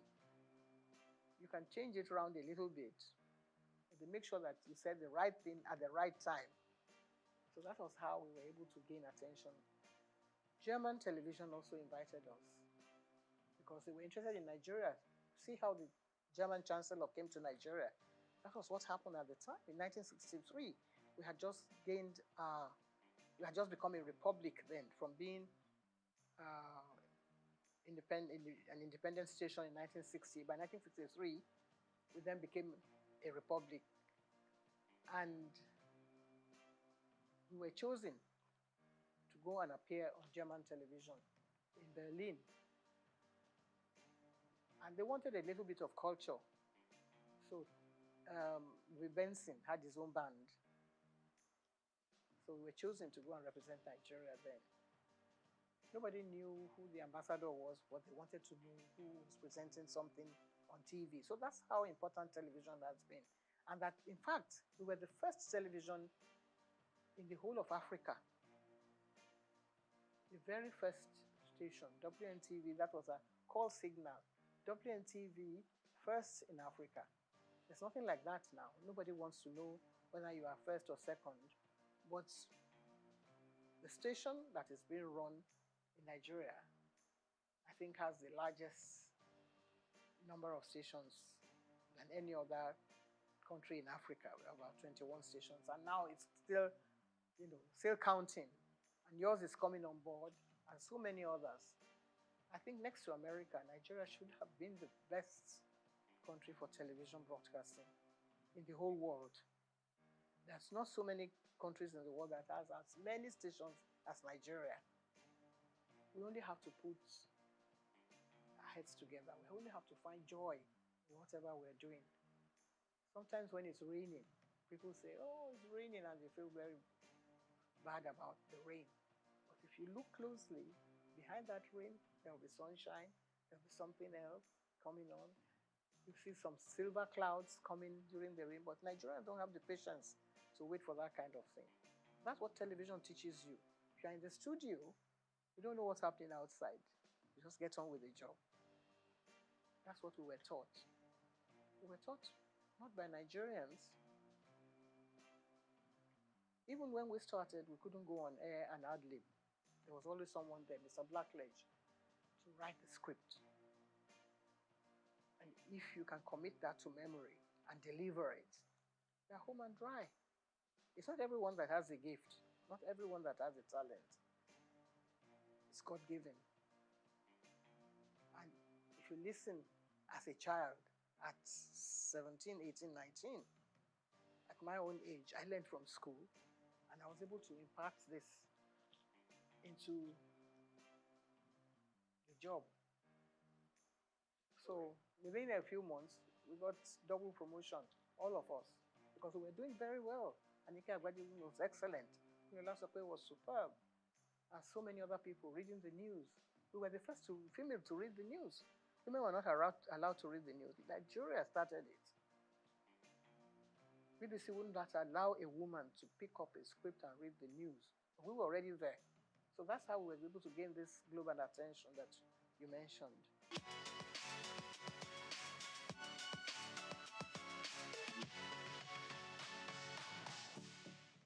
It's not easy. Not easy. Like I said, when we were taught by, not by Nigerians. But somebody came along the line and said, we don't have to speak like English people. You can just carry on and use your own parochial background. If you are a Robo man, you can speak English the way you like. That was his own idea. Because he didn't believe in us doing all this la-di-da and trying to, say things the proper way. But that watered down the standards a bit. Because then everybody, maybe he had a relation who wanted to appear on TV, and he wasn't allowed to because he couldn't speak like Ikenna Ndagoba or Bodelalade and things like that, or Friday Fode or Mike Enahoro. So somebody must have gone to him and said, because he doesn't speak like any of those people who were taught by, foreign teachers, people who had learned, people who knew what a DJ. I mean, we had a Bible then that you had to pronounce your words correctly. So he came and said, now that I'm DG, I'm not going to tolerate all this your English way of speaking. And some other people, of course, that watered down the standards. That's not our making. We were still ready to continue the way we were doing, but then they pushed us to the background.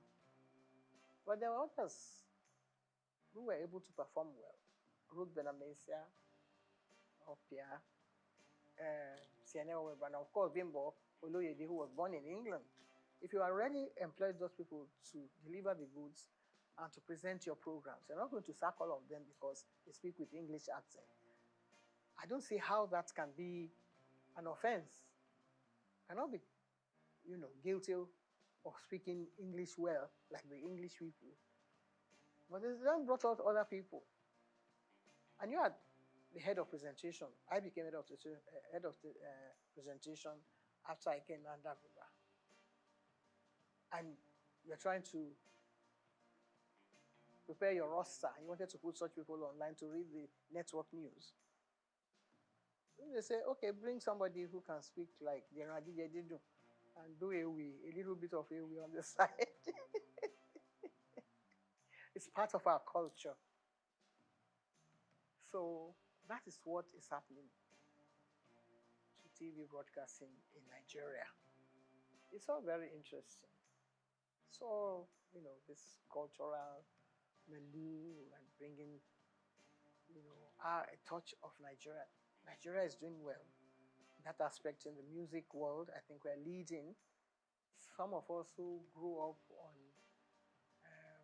Handel's Messiah and Mozart, we have to sort of put our hands behind our back now and watch, all the way things have turned around. And Nigerian music is doing well. Afrobeat is reigning everywhere in the world. So really, you can't find faults with that. So when they watch a bit of Fela and his children and all his grandchildren doing well, then listen to the channels on TV, you have to take what you get from there as well.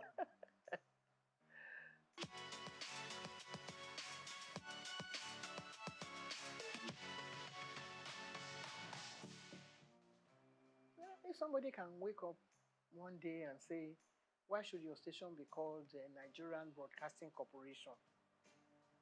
I say it should now be Federal Radio Corporation of Nigeria.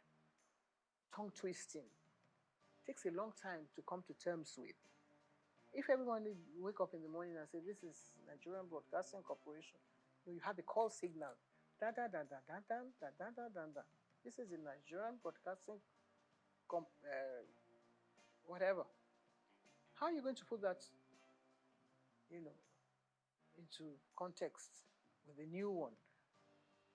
First of all, when you wake up, you don't know whether you are even coming out from the right side of your bed or not. You are going to have to face your audience and say, we are no more the Nigerian Broadcasting Corporation. We are now Federal whatever, which you don't even know where the man, who came up with the idea. He didn't even consult you, didn't even put it to test. If the British corporation, they are going to change from BBC after 100 years, they will ask the whole nation, they will say, where are we going to take this from? They will ask everybody, they will do a census, they will do all kinds of things, carry out all kinds of tests to see whether people will accept it from them. No. Nigerians are very hard and cut and dry. This is the way I want it. I'm the head of state, so I can change everything now and, all of you can start marching forward and march back again. Soldier go, soldier come. I think Fela would have been a good head of state for Nigeria because he would have got some people marching the right way. So, I think that is what has happened to this country. But we will still settle down. The soldiers that have been marching since, they will do attention one day. And then we'll be able to sort ourselves out gradually. I think we're going through the right process now. People are beginning to find their own feet. If things go round, price of goods go up, Nigerians will find a way to come to terms with that. When we were growing up, everything was done. We won't say according to the colonial rules and regulations, but at least there were standards that were set down for you and things that you had to toe the line. This is the proper way to do things. But if somebody says, no, no, no, no, no, let's turn around and turn it upside down.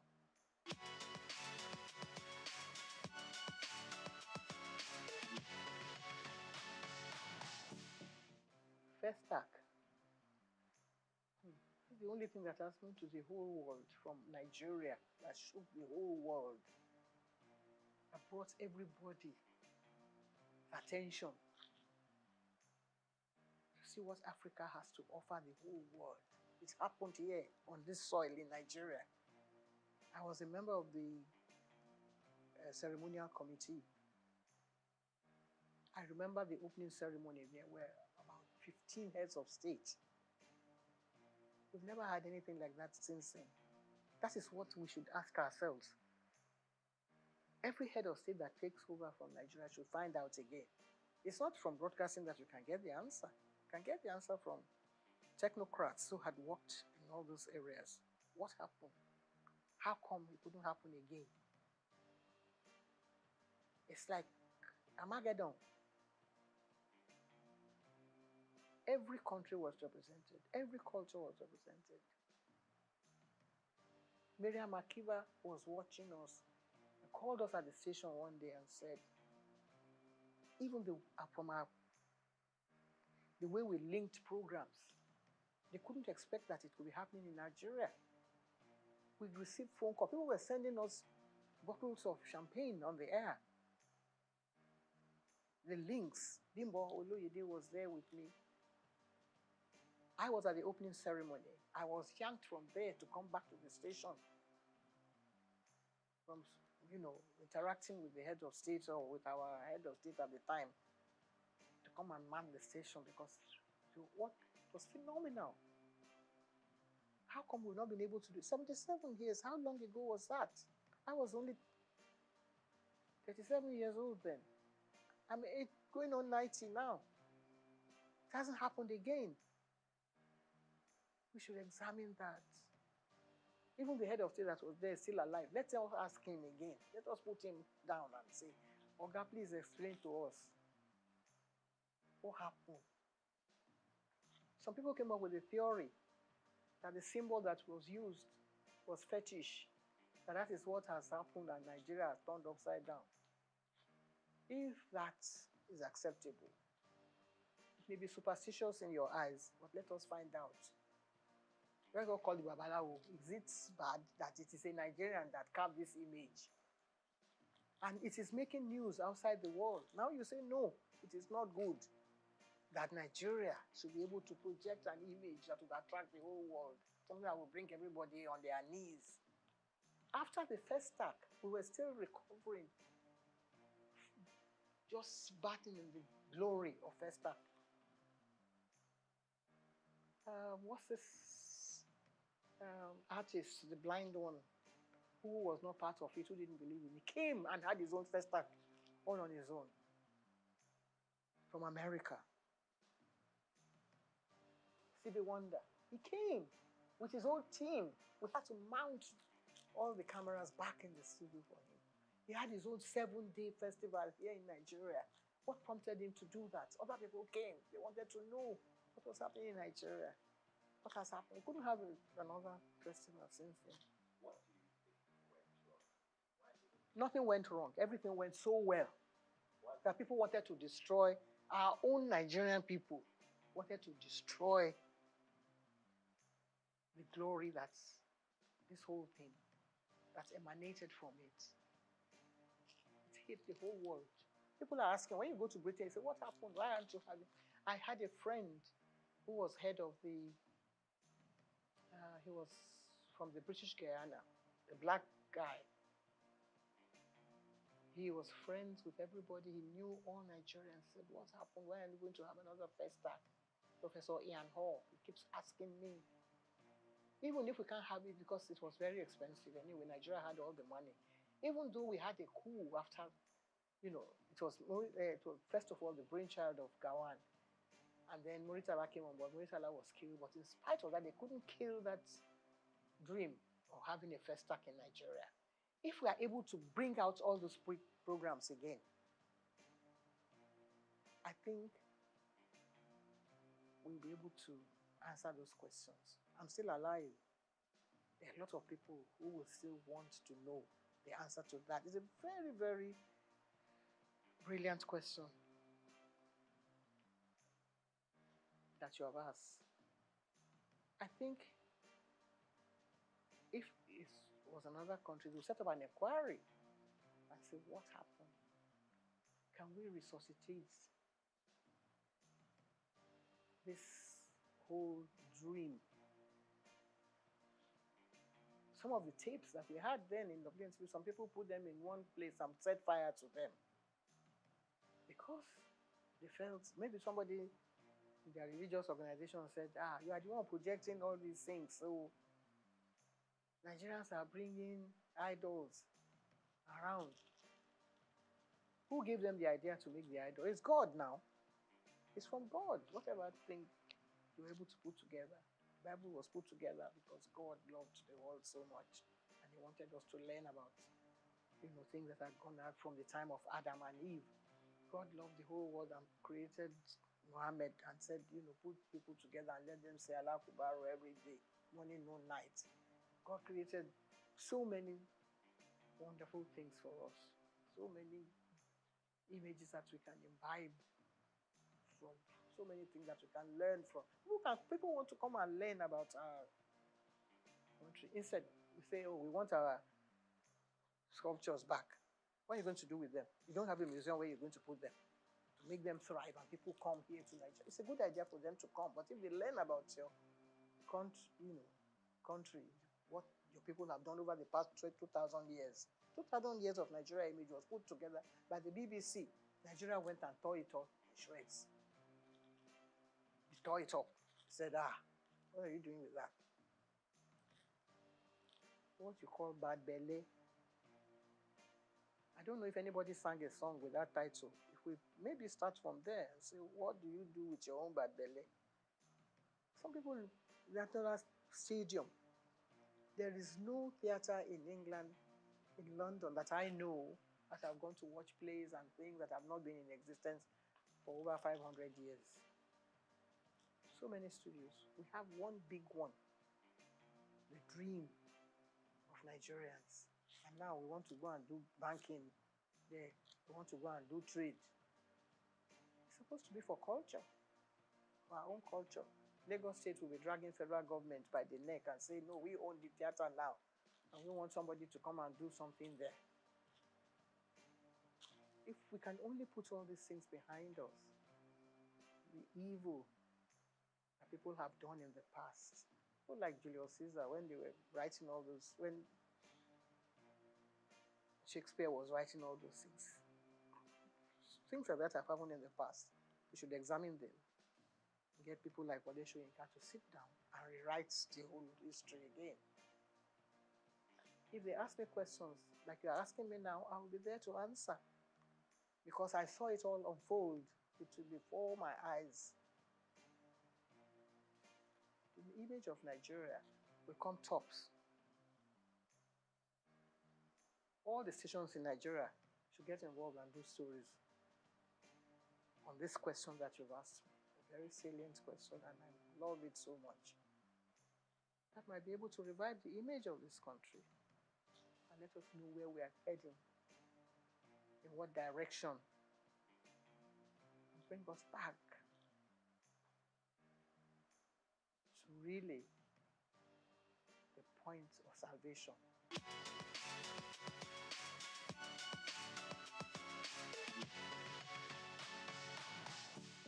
Well, I haven't seen it. I must have mentioned it somewhere. I think on one of the channels when they was trying to build the scandal around it, and I said, and I tried to put the record straight. That wasn't really what happened, and that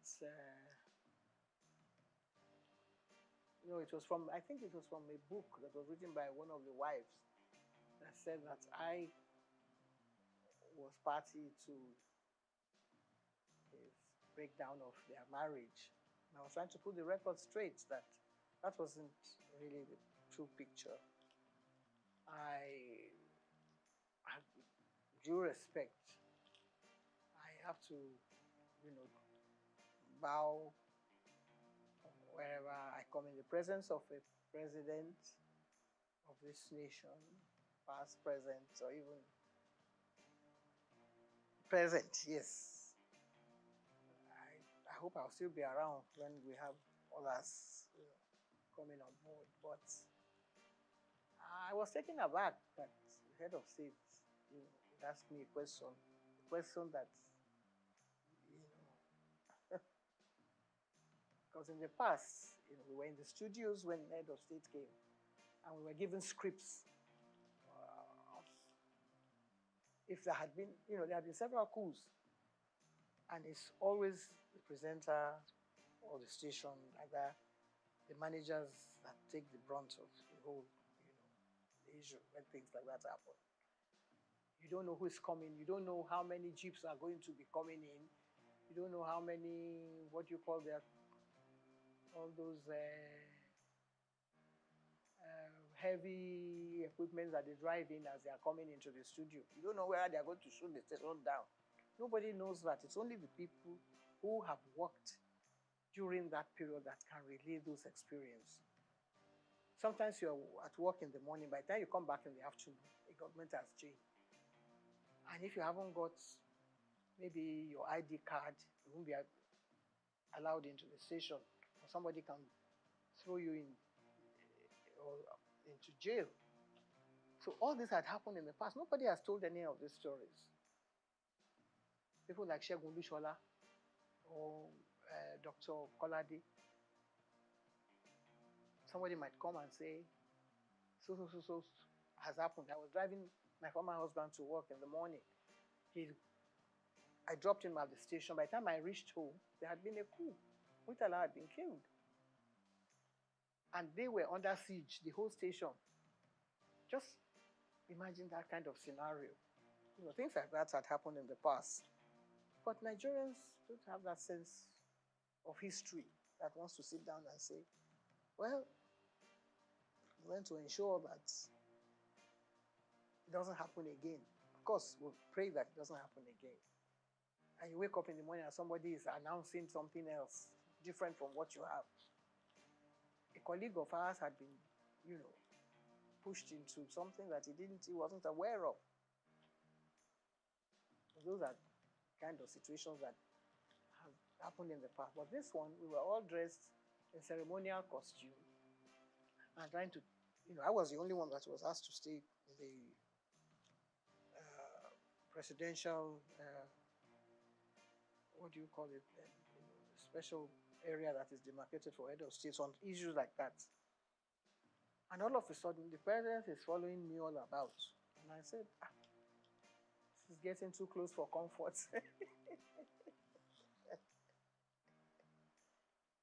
And I said, what's your name again? I said, my name is Julie Coker.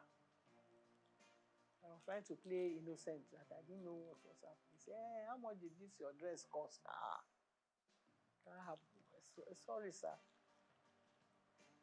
I don't think I'm the proper person to answer that question, sir.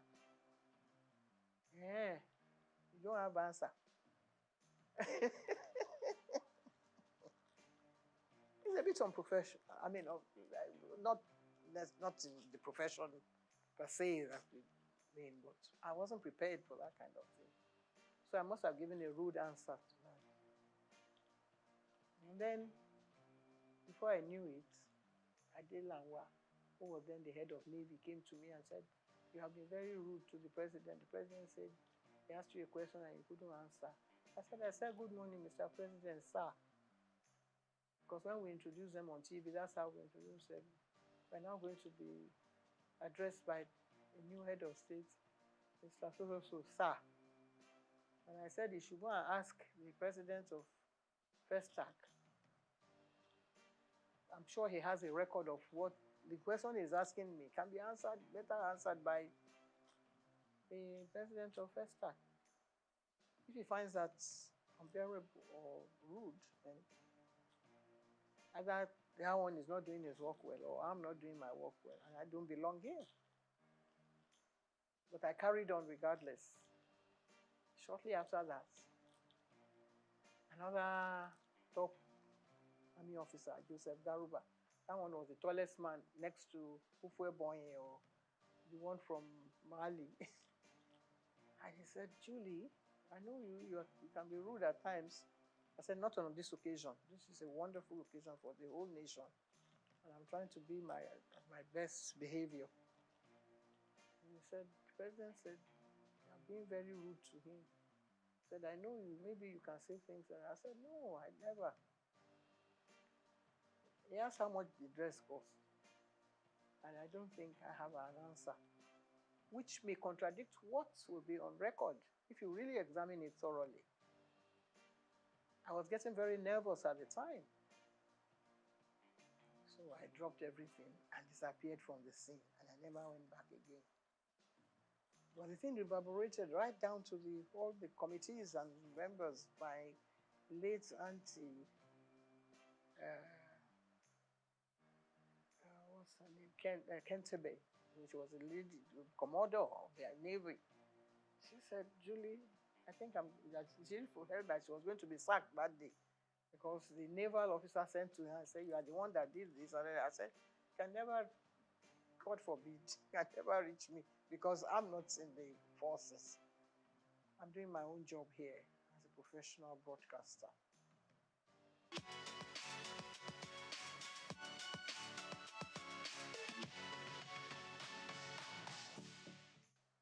Well, I think it has reached a stage now where whatever you say might be taken against you because there are so many people going to court now and people sent to jail, but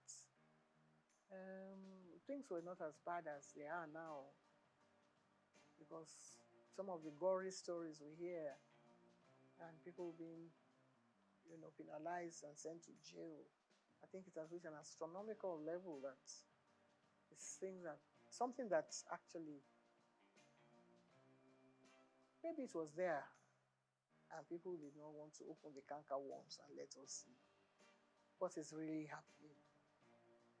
In my own case, it was a deliberate attempt on the part of an aunt of mine who felt that there's no child that should continue going to school at a certain age. And they were trying to arrange for me to get married to somebody. And it's a tradition of our people, in Delta, to find out whether the girl is still a virgin. Then they go and look for one old man. It's not this, the one that is happening is child abuse now. I don't know what to call that one. There are other cases too of children being sold into, prostitution and supply this a trade that by some madams, which is not really acceptable. But there are other areas that maybe some parents cannot pay for their children's school fees, so they send them, into child labor or whatever.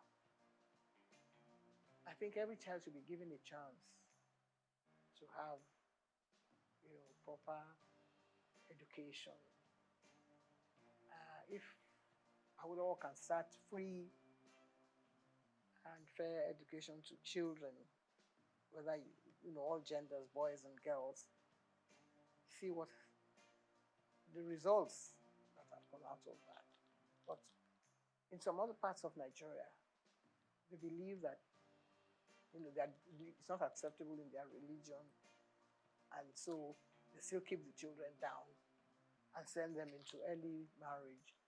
And a lot of people have dealt, people like Dr. Simi Johnson, they were in the front of that vanguard to liberate the children who have been kept into further at age 13. And when they have children, they are not able, either they die, premature deaths from, being too early to go into pregnancies and have the children properly and things like that. Different stages, it's a very serious issue that actually I think has been well looked into, not by the United Nations or by, but Nigerian government itself should look at it more, more serious terms and try to find how to deal with it. But there's something that happened in some homes, which is now coming out now, which in the past, members of the family will not allow maybe a woman that is a victim. No, the child is a victim, but there are other, things that sort of trigger down the line, like a wife, for instance, who is watching her husband, trying to abuse children that are under their care. And the children definitely cannot, rise to the level that a child who is being abused at an early stage cannot continue with her education. So I have been involved in issues like that because I was affected as a 13-year-old when an aunt of mine felt that I should stop going to school. But I was rescued by another aunt. So I was lucky at the time. Not many people have been able to, get through all this kind of trauma. I was lucky that just at the time, the man was busy talking to some other people, and it's like somebody being kidnapped and another person coming to your rescue. So I was lucky at my own, to escape that unscathed and get on with my life. If I hadn't gone through, maybe I would have been having 13 children. It's good to have children so that the population will multiply. But then you have to make sure that the children are able to, get on with their education. And when you educate that child, he's able to look after other children. I've raised so many children in the process, I was able to earn enough money to take care of members of my family. And that is what everybody should sort of, try and rise up to that challenge.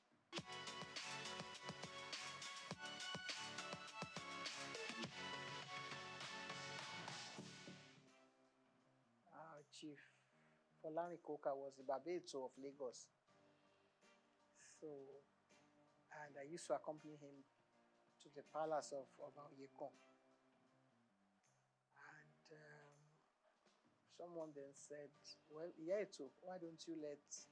He wanted his wife to be the Yeto, but she rejected it. She said she didn't want to because, she thought they were going to perform some fetish.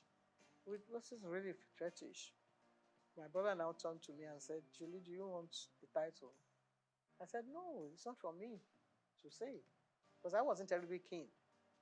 But he said he was going to carry out all the preparations. And I said, well, if you're going to do that, why not?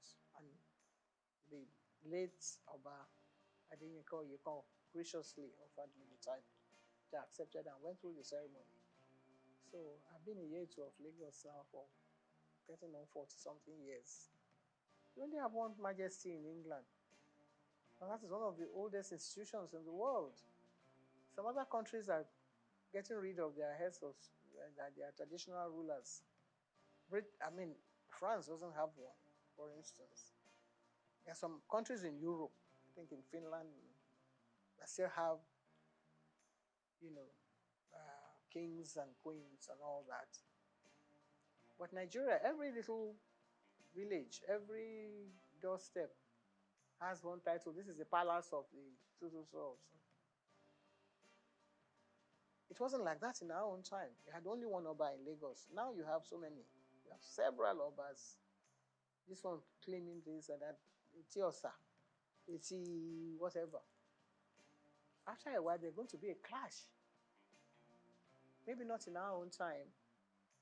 So if they are playing traditional roles, somebody will lay claim to some title that belongs to somebody else and another one. There's no end to it.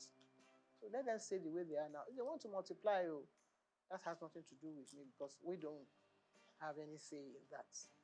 It's not because you can say now that this station is trying to sell this idea to be propagating an idea that should not be. I don't think anyone should play any constitutional role. If each one has its own, I mean, in the states at the state level, they take it, I think it's rotated. After a while, one steps down, another one takes over at that level. If they want to go and attend a meeting at the House of Assembly, that's up to them. But at the federal level, I think, no. No. I don't approve of it at all. Because then you have some woman coming on and saying that he's the one that is entitled to the title. It's not, I don't know whether any African country actually accepted that sort of thing.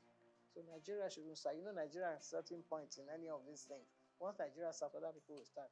And before you know it, the whole thing will skyrocket and another war starts. We have enough problem on our hands as it were now.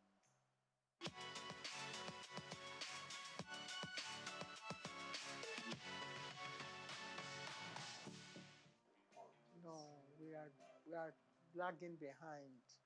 It's such a terrible shame that we only have about 4 women in the Senate. It's ridiculous.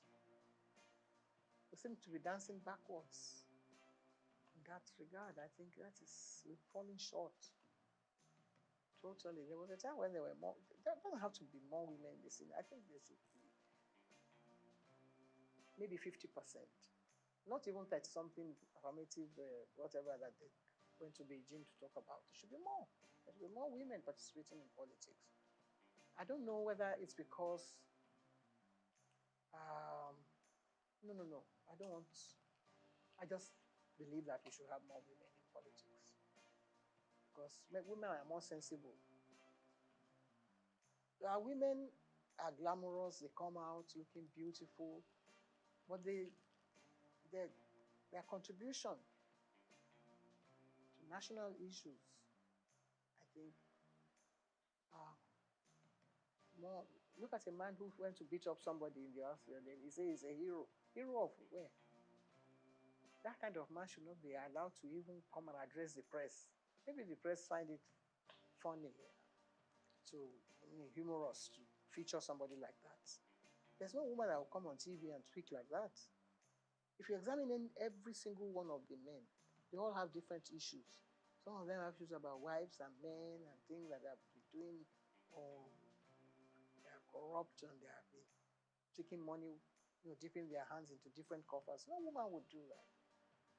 I think women are more, serious-minded, and they address issues the way they should be addressed, and they will take more care of issues that affect the nation, girl-child issues, health issues. The men don't even care about health issues. They don't even want to know what's happening. The men even wear bigger agbadas than when they are going to the house. First of all, they should cut down on the amount of clothing that some of them wear. They spend more time thinking of their image, how they're going to appear. Since television has now gone into the chambers, you find that they spend more time, on things like that. And it's ridiculous. We watch other countries, the way their parliamentary issues are being addressed. We're not learning anything from that. We shouldn't be learning from them. They should be coming to learn from us if we're doing the things we're supposed to be doing properly. But if women are really at the forefront of all this, I'm sure that they'll be able to calm all those hot issues that erupt sometimes in the houses.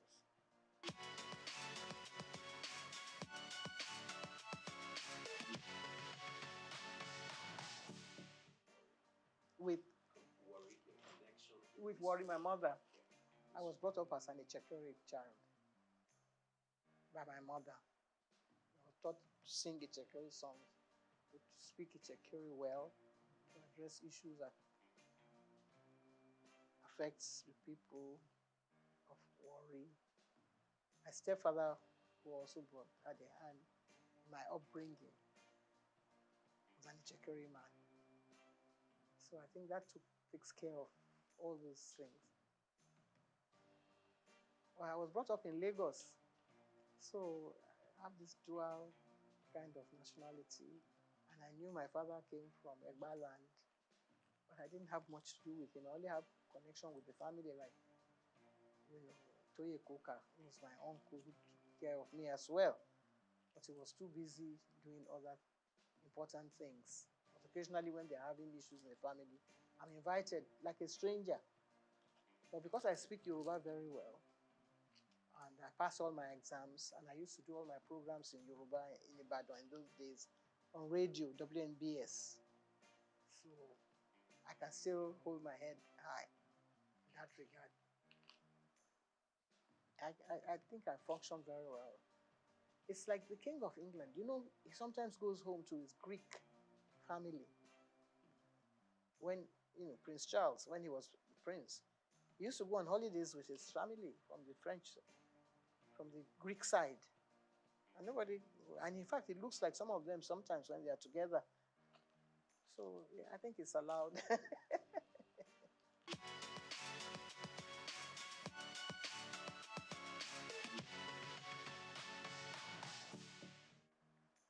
Well, one of the first one, my 40 years in TV, which is actually showcasing all the my life in broadcasting from the early stages, which actually should have answered some of the questions, was a textbook in Kenya for many years, because the minister came to Nigeria, and my GG then, Mohammed Ibrahim, had a whole box full of the books, and he gave them to the minister. And when the minister got there, he requested for more copies of the book. I never got paid for it, but I was delighted that they found the book so interesting. So maybe I'll get someone to serialize the book on TV sometime. We tried to do it some years ago, because I cannot be telling the stories all over again. This is about maybe another 30 years story. Again, we've done another sort of edition, My Life in the Limelight, which is the latest one. So if you have time, if you create space, you might be able to tell the stories and take it stage by stage. That's why I sell the book, and also, we get some media attention from sponsors and get things going. The sky will be the limits then.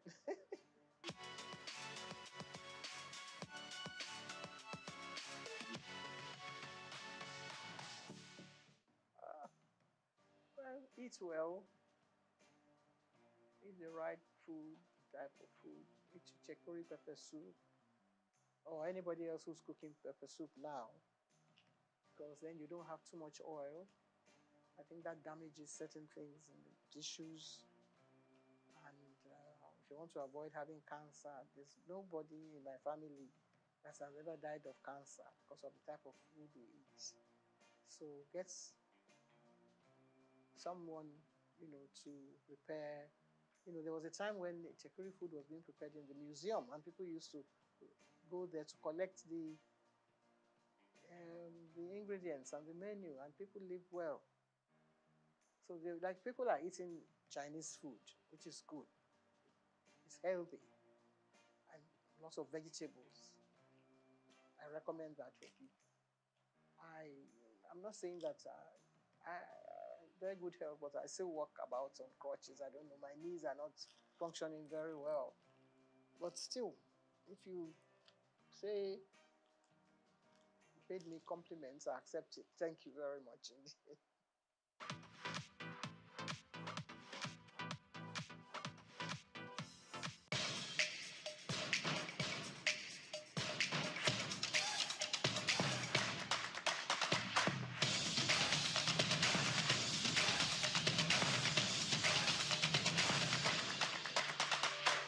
I want to unleash that creativity. I want to unleash, those things that we see every day that we find amazing now. That's what's driven me personally. That's what driven me at Trace.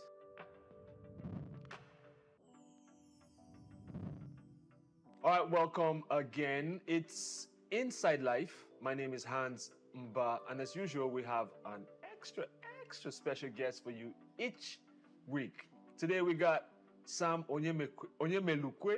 I was about to murder your name. Yeah. And he is, I say that he is Trace TV, right? He's been doing this for eons, some say decades, and it's in the system. You know how the line goes. When they're in the system, and no telling. So Sam is here, and we want to really talk his life, his inside life, how he's come this far, the things he has done to create a paradigm shift in the business. And I'll let him do all that talking. Sam, welcome to the show. Thank you so much, bro. How are you? I'm well. Good to see you. It's been a while. It's been a really long time. Yeah. So talk to us about Trace. For those that don't know, let us know just a brief introduction about you. Sure. Well, so for those of your viewers who don't even know Trace, maybe I'll tell them. You want to start from there? Yeah. I like it. Well, so we're lucky to be what I would say is one of the most influential and popular music and entertainment platforms on the continent. When I started with Trace, yes, like you said, eons ago, so more than a decade. Oh, yes. And when I started in the entertainment industry, more than 2 decades ago here in Nigeria, we've been able to navigate and keep as one of the strong platforms. We started with 1 or 2 TV channels. Now we have over 30, and we're all across Africa and in most of the diaspora too. So what gave birth to this? Because looking at your history, Trace, it seemed like Trace just jumped out of nowhere and just started to, do things. And because we have the amount of young people, youth here, and many, especially in recent times, are being navigated towards the entertainment, towards the creative. Naturally, yeah. Back in my day, you told your daddy you wanted to make music. What are you talking about? That's even the least, But now parents are enrolling their children. They're pushing their kids to it. Yeah. They're buying them a whole studio setup, birthdays, Yep. guitars and stuff. Yeah. So what influenced y'all just jumping out and making this happen? Well, no, to your point. I mean, I love the fact that as you said, back in our days, I would see a kid in the village, one of my nephews or niece, and all they were interested in was just kind of surviving, maybe finishing school. They were hoping maybe they'll have a bigger farm. Now they believe they're going to be the next whiz kid. Oh yeah. Right. And so for me, it's that. And it's doable. It's very doable. Yes. And so it's that excitement, that burning passion and ambition that we have as young Africans that has driven me. Because I want to unleash that creativity. I want to unleash, those things that we see every day that we find amazing now. And then now parents are saying, take this, go forward with it. So that's what's driven me personally. That's what driven me at Trace. And how we just jumped out.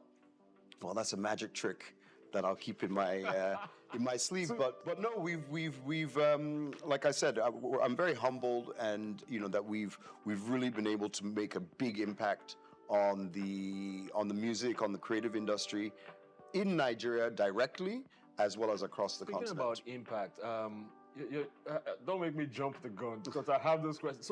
So in influencing or affecting the economy, we have seen what the numbers that artists bring in. Yeah. We're talking the Burna Boy numbers, we're talking Wizkid numbers, we're talking Davido numbers, and how it's affecting the economy. It's real. And they're bringing a huge amount. We're talking billions. The other day we're interviewing, talking to a few people, and we're talking about how Nigeria is missing out on the billion-dollar movie industry and all that stuff. Yep. So based on that, what do you think our stake is in that whole? I'm not even going as far as Hollywood now. I'm talking Sure. In Africa, Nigeria, what's our cut in the cake, the massive cake? No, look. I'm a proud Nigerian. Some of you pretending I'm not Nigerian because I'm yellow. but I'm a proud Nigerian. Okay, I'm a proud Nigerian. Yes. And you know, I'm only that piece of it because we are also proud people. And it's that and our attitude and our confidence that has made us dominant in the music and the film and the entertainment industry across the continent. So truthfully, we should really, Nigeria should be benefiting even in a better way. But I won't fault where we're at. I would say that there's a lot of the right energy, a lot of the right efforts, and a lot of the right people in the right places for us to continue to grow this industry both locally and internationally. In government, we're very excited to see the lineup of those getting involved, from the Honorable Minister himself, across to Minister. I'm talking of Information Technology, down to the Minister of Creative Industries, Obi Asika, Tola Akerele, who's DG of Tourism,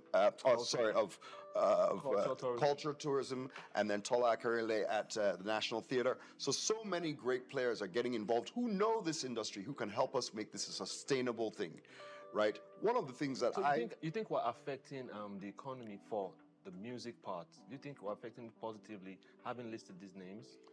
And what they're doing or what they should be doing? No, absolutely. And what I would go back to say is that, first of all, for me, and I think for a lot of them, one of the biggest focuses, I think one of the biggest focuses should be and is the local aspect of it. It's very exciting for us all to say that we have a Grammy-nominated or Grammy-winning superstar like a Burna, and we've had many of them over the years, right? Nominees for eons. For eons. Femi Kuti. So it's not just, guys get excited like this is the first time. Even back in the 70s, right? Much less across Africa, Angelique Kidjo, and we know. So I'm very proud of what the guys are doing now, and I love that fact. But from an industry perspective and for our economy, we need to look at the local economy, right? We need to look at the local support and the local generation of wealth around this industry. Yes.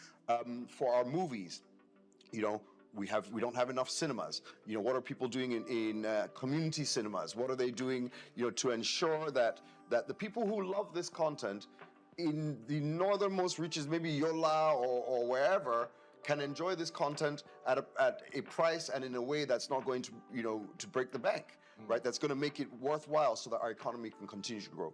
And on the music industry, sure, you talked about all the big guys, music and content. Yes. You talked about all the big guys, but I also love the bottom of the pyramid. I do. Right? I love this, the fact that there are thousands of creators. I just watched your show, and you had the young man who's a busker. Yes. What's his name again?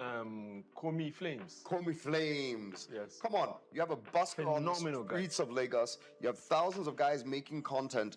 And, and this also represents a huge shift and to the dynamic of what's happening in the economy, as well as the economics of it. So you have Burna Boy and whoever at the top generating literally hundreds of millions of dollars in activity. Yes. But likewise, those hundreds of thousands at the bottom are also doing the same thing. So it's a paradigm shift for our industry, for our economy. And we're loving it. You said something about we're not benefiting enough. Mm-hmm. Shed more light on it. Yeah, no, definitely. Look, one of the basic things is the protection of intellectual property. Yes. Right? On a very show like this, in the mall, I hate to say it because our economy's tight right now, so we all don't want to spend money. But even in a wedding, we're supposed to actually pay for the music we use. True. That DJ is supposed to pay music rights. I agree. The mall or the shop that you go to is supposed to pay music rights. The radio station, the TV channel, we're supposed to pay music rights. But those protections and that regulation is not in place enough to generate that out of this. So our economy is being shortchanged. The creators are being shortchanged, and those of us who are behind the scenes, our businesses are getting shortchanged. But we're on the right path. I'm confident. So what can you tell us 1, 2, 3 things that you feel we can do to mitigate this? Because I say this, I also have a weekly show where we talk to hip hop artists and from down there. Right. I'm like, we're talking I don't want to name names now. We're talking 0.0001% going to the artist. And still, many people don't feel led to, despite all the subscription and stuff, many people don't feel led to subscribe because there's a feeling that the artists are being robbed. Like you're saying now. So how do we, is it just we talk about it to shed light to? Because they said you talk about it frequently or often enough, something gets done. But beyond that, who does the something? We're talking about. So, to your point, there's multiple players in the ecosystem. There's stakeholders. Yes. And each stakeholder needs to play its part. But why I'm confident is because the money is so compelling. There's a floodgate waiting to be opened, and nothing moves mountains like money, right? So we're all motivated in the right way because we can point to, and as you said, as we continue to talk as an industry about, let me go back to performance rights, right? Performance rights, for the artists, maybe not even a big name. Let's talk of an unknown artist or only, not so well-known artist who has a hit song. That song should be generating money across multiple revenue streams. Yes. It's not right now, right? But when the record label is looking at that and saying there's 5 billion naira that should be coming out of this song every month, that's not from radio stations, etc., that is the type of impetus that changes it. Government needs to do its part, both on the regulatory side and the organization. COSON and MCSN have been fighting too long. P-Man, Just I'm focus, begging you just guys. focus on the art, focus on the Focus business. on the art. Sort this stuff. Get out of the fighting. The money is there. You're holding it back. We need that unleashed, right? Likewise, industry players need to play their part. Radio stations, TV stations, hotels, bars, we need to fess up and say this music is worth something. Yes, it's not free. It wasn't not even made free. It wasn't made free, and it's the way, me as a TV station, it's the way we make money, right? The reason that people watch my channel is because I play these music videos. So I can't take this for granted. So we pay almost 25% of our revenues at Trace to music rights. So here in Nigeria, that's in the billions that we pay for music rights every year, right? And that money should be getting to the artist. Sometimes it doesn't. But we need to play our part. Government needs to play its part. The private institutions and the viewers. The public needs to recognize there's value in this thing. It's real. When you jump and dance to a Davido song, sure, you see him rich on Instagram, but just know that this thing is real. It's real money. It really costs money. Guy, will you enjoy it? You make hit song, you won't collect. Just make it easy. Your product. Yeah, exactly. Sell something, you hand whatever it out for product, free. it's your product. You hand it out for free. Exactly. So also, a lot of these things are happening to affect the youth and how they Trace Awards and Festival last year, almost a year ago, and we were excited because it actually did the impact that we wanted. So we truly took the entire music industry and we claimed the space as the top awards on the continent in one fell swoop. Really? One fell swoop. I mean, we had over 80 artists there from all over the continent, right? Of course, we had our big boys, the Niger boys. We had David there, Davido there, Rema there, Yemi Alade was there, Mr. Easy, Feels, the list goes on. And we dominated, my people. We dominated. Niger does that easy. Yeah, but we also had Diamond Platinums from East Africa. East Africa. We had, the name's gonna escape me. I'm an old guy. Please forgive me if I can't remember everything. But we had South Africa represented. We had North Africa represented, and we had over 500 million views of that show. Really? Right? We were covered in the Hollywood Reporter. We were covered in Variety. We were covered in Music Business Worldwide, and we're covered in Pulse. You know why that's so important is because it creates opportunities. Exactly. It creates jobs. it creates. That's why I'm beefing. I'm like, you took it to Rwanda. So we're getting there, right? So we're getting there. I want to hear it. So we were able to pull off a huge awards, and I'll give you a little bit. Okay, I'll give you a bit of a scoop. We're just on the verge of announcing this year's awards. It's an annual thing. It's an annual thing. Fantastic. We are actually. Hope it's going to be here. I can't make you happy today on that one. I can't make you happy on that one. I prefer to be straight. It's not gonna work. Oh, come on. So the next one, we actually really wanted to do the awards at the beginning of the year. So the second edition, 2024s, will actually be held in February. 2025. February 2025. It will cover the entire of the 2024 year. And we're doing it in Zanzibar, in Tanzania, in the Zanzibar Islands, and it will be a blowout. It's going to be amazing. No, the one this year was crazy. Yeah. And I saw it, I was like, I said to myself, I'm like, do we do stuff like this? Because where you see stuff similar to that is where, of course, our top Niger guys pack out, arenas. Yeah. And you look at the stage. It's beautiful. It's Hollywood-esque. Yeah. And well, I'll give a nod. And I longed for it to be here. I'll give a nod to my former work lover. I used to work at Viacom MTV, and MTV does it, right? They, the VMAs, They shut it down. or all the lights. It's just it's unbelievable. The BET Awards, they just kill it. And that's what we did here on the continent. So MTV hasn't been doing on the continent for a while. So we said, oh yeah, we'll take. And yes, I wanted to even talk about something similar to that. There's an awards that just passed. It's annual, but each time they take it out here, they take it to the US. But it's a Nigerian award. What do you think about that? Without naming names, Mr. Anima Shaun is a good friend of mine. Without naming names. and to be honest, I see where he was going with it, and I think it's been quite impactful, right?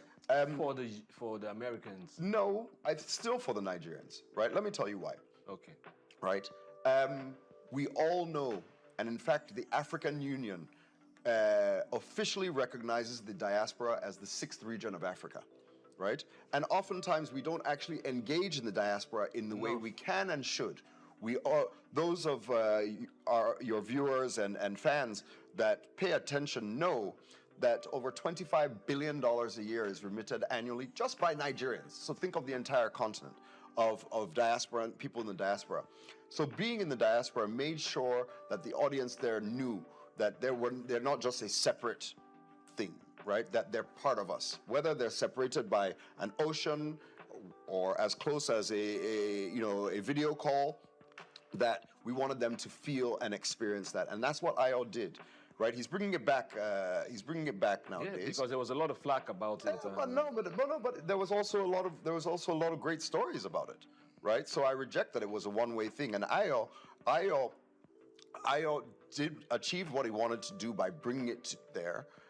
He's coming back to also bring another aspect to it. This is one of the longest running awards on the continent in Nigeria for 17 years, sorry, right? That the Headies has been reigning. So all respect. So the great thing is, for me, it's the impact on the economy that's does crucial it for me, especially for the young ones, because it's seemingly not easy, and there seems to be no way out. But the creative industry, acting, music, producing, all that stuff has helped open those doors for them. No, look, so for the Trace Awards, right? And to be honest, I would really love to do it here in Nigeria, right? We've been starting some discussions with Lagos State, the national government, because you need government support, especially for the big-scale creative industry on the continent. Government must be a part of it. And not just our awards. We just talked about it from all the other aspects of this, right? So the creative industry needs government, right? And I'm hopeful that we can see our way to doing it here. We have some issues to sort out from our tourism aspect, travel, safety, etc. But so we're definitely open to bringing it here. But the awards that we did, the night itself, as in the cost of the night itself was about 5 billion naira. For the setup, the event, the travel, everything that happened around that night. And during that week, and even more, about a 2 to 3 week period, we generated over $30 million of economic activity. That included... Which is why it hurt me each time I said... That we didn't do the awards here, right? That we were doing it in Rwanda and we're bringing it to Tanzania. We had over 2,000 people fly and stay a week, because we extended. It wasn't just one night. There was this festival. There was a summit. This year we'll do a more music summit.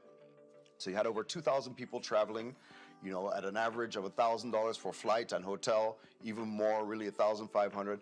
There you've already got, $3 million of benefit. And then, clubbing, shopping, food, etc. And we employed over 2,500 people directly and indirectly during that week, both from the technical team, the setup, carpenters, set dressers, film people, lawyers, etc.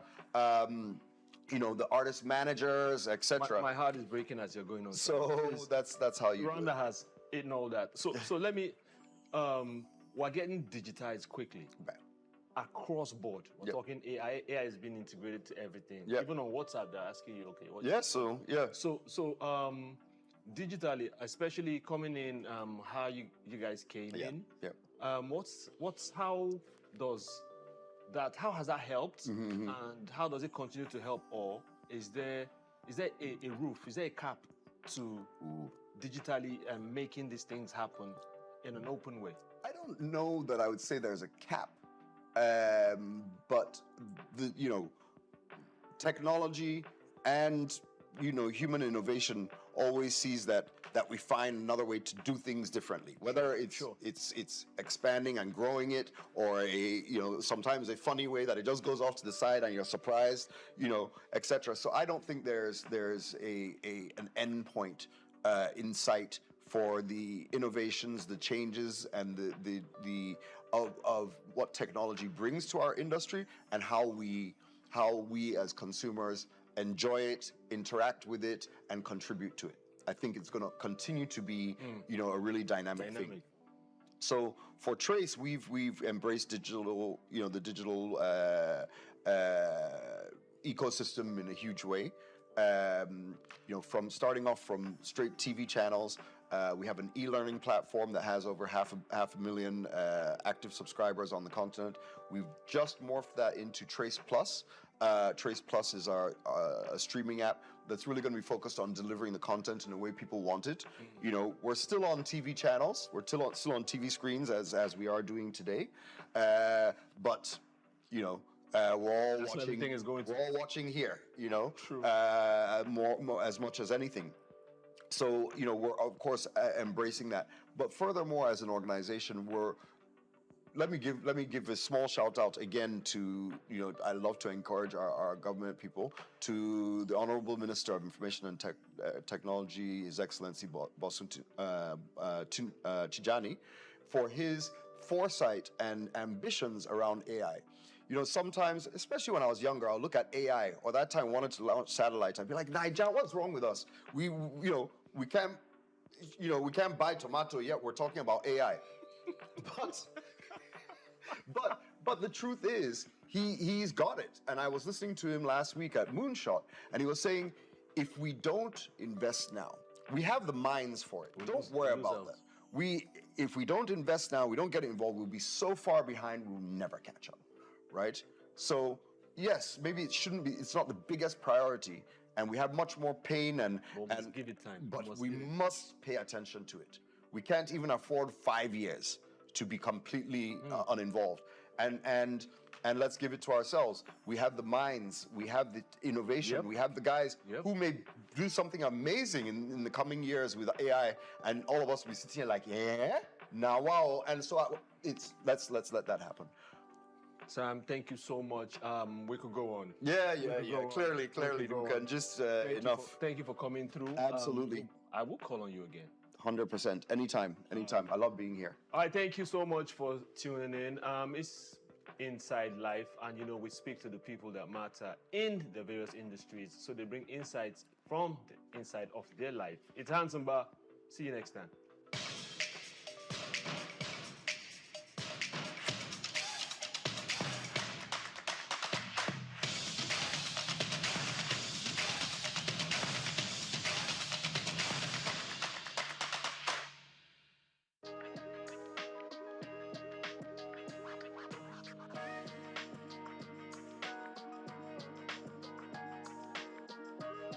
Okay, thank you so much. I think the bill is a good one for Nigeria. And I think that the bill will be a catalyst for business to thrive in Nigeria. So my position and my perspective to the bill would be that it will be a very positive one for Nigeria going forward. If eventually the bill scale through the legislative processes and it have actually eventually become a law. So that would be my position.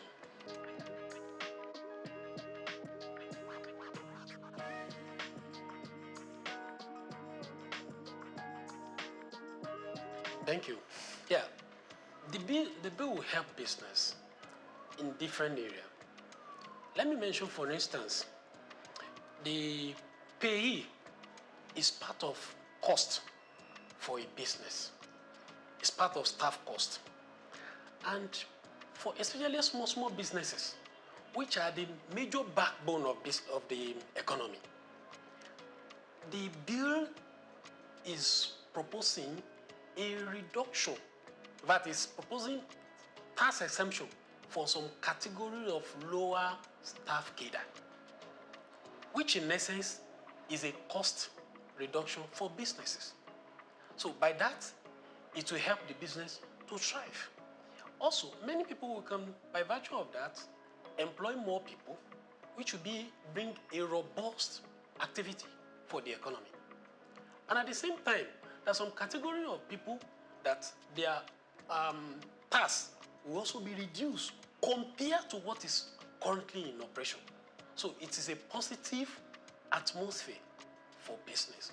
And when you look at it from the perspective of VAT too, you also see that there's going to be zero tax on some product. There's also going to be a tax exempt on some products, especially for masses, people, low-income earner. So some certain products, there's going to be exemption. There's some certain product that's going to be zero tax related. So by that, it will bring a more robust business activity. So by it, and then it will have positive effect on business and economy in general.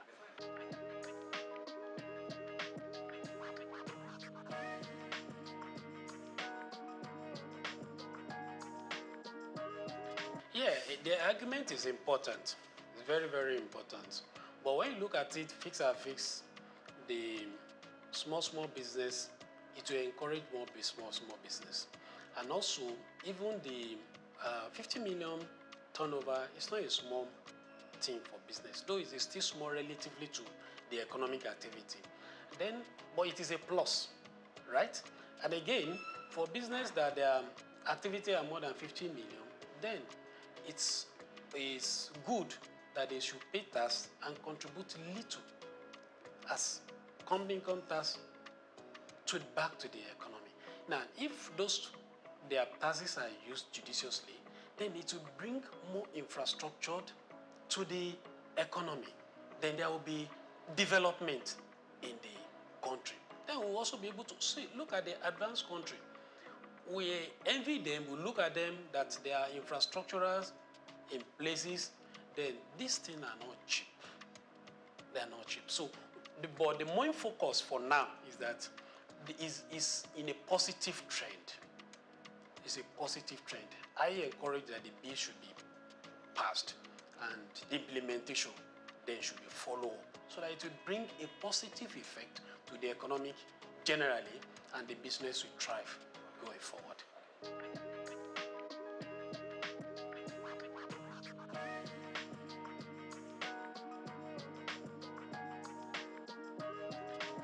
Well, I don't see disadvantage, but I see challenge. Okay. Yeah, one of the things is that naturally, human beings were adverse to change. So if something is bringing a change, especially when you want to take us out of a comfort zone, we may not want to willingly agree with it. But for me, I think the positive and the benefits outweigh whatever probably challenge or the disadvantage we may envisage. So I still strongly believe that the bill is in the right direction.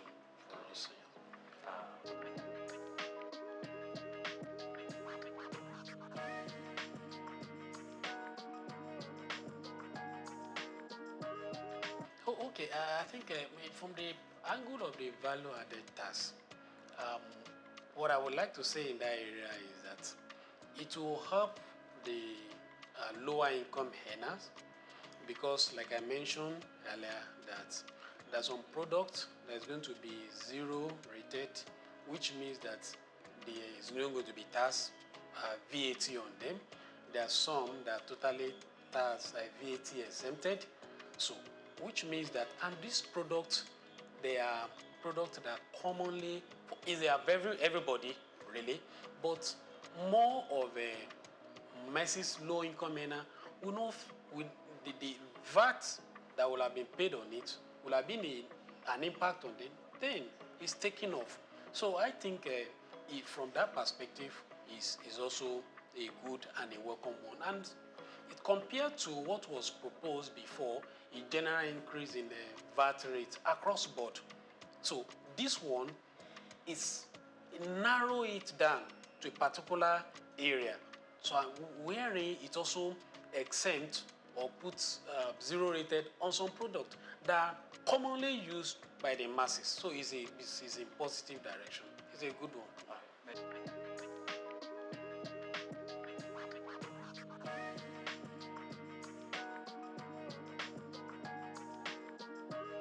Yeah, okay. One, from the tax perspective, one of the very good things about this bill is that it allows that you claim input fats.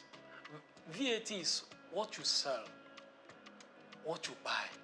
So the net effect of is what you remit. Then this bill also help to claim some expenses which currently is not in operation.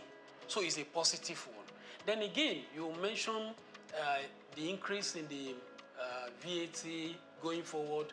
Well, let's appreciate that the increase is going to be gradual. That's one. Then two, let's also remember that the VAT, some of these products,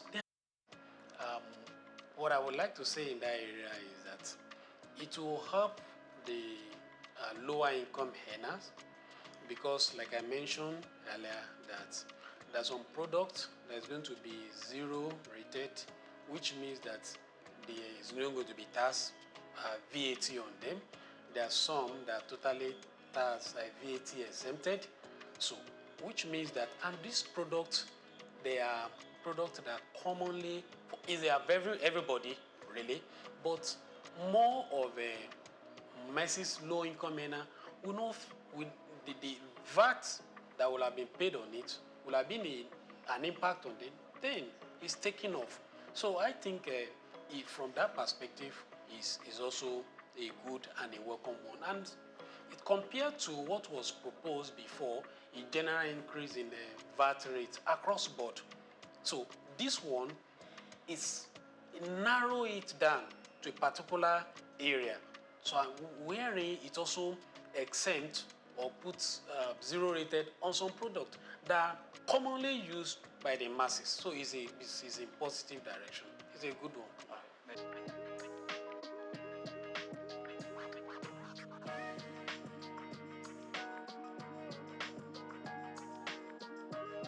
Yeah, okay. One, from the tax perspective, one of the very good things about this bill is that it ELP, it allows that you claim input fats. VAT is what you sell, what you buy. So the net effect of is what you remit. Then this bill also help to claim some expenses, which currently is not in operation. So it's a positive one. Then again, you mentioned the increase in the VAT going forward. Well, let's appreciate that the increase is going to be gradual. That's one. Then two, let's also remember that the VAT, some of these products, they are not going to be with VAT again. That with common people like me and you, transport, there's not going to be VAT on it. Rent, no VAT on it. Food item, no VAT on it any longer. And many more. Health, no VAT on it any longer. So you can see that the VAT is going to be increased gradually, but it's not across board. So those basic that we know is every day is already been taken care of. So I think it should give it to the people that work on this bill.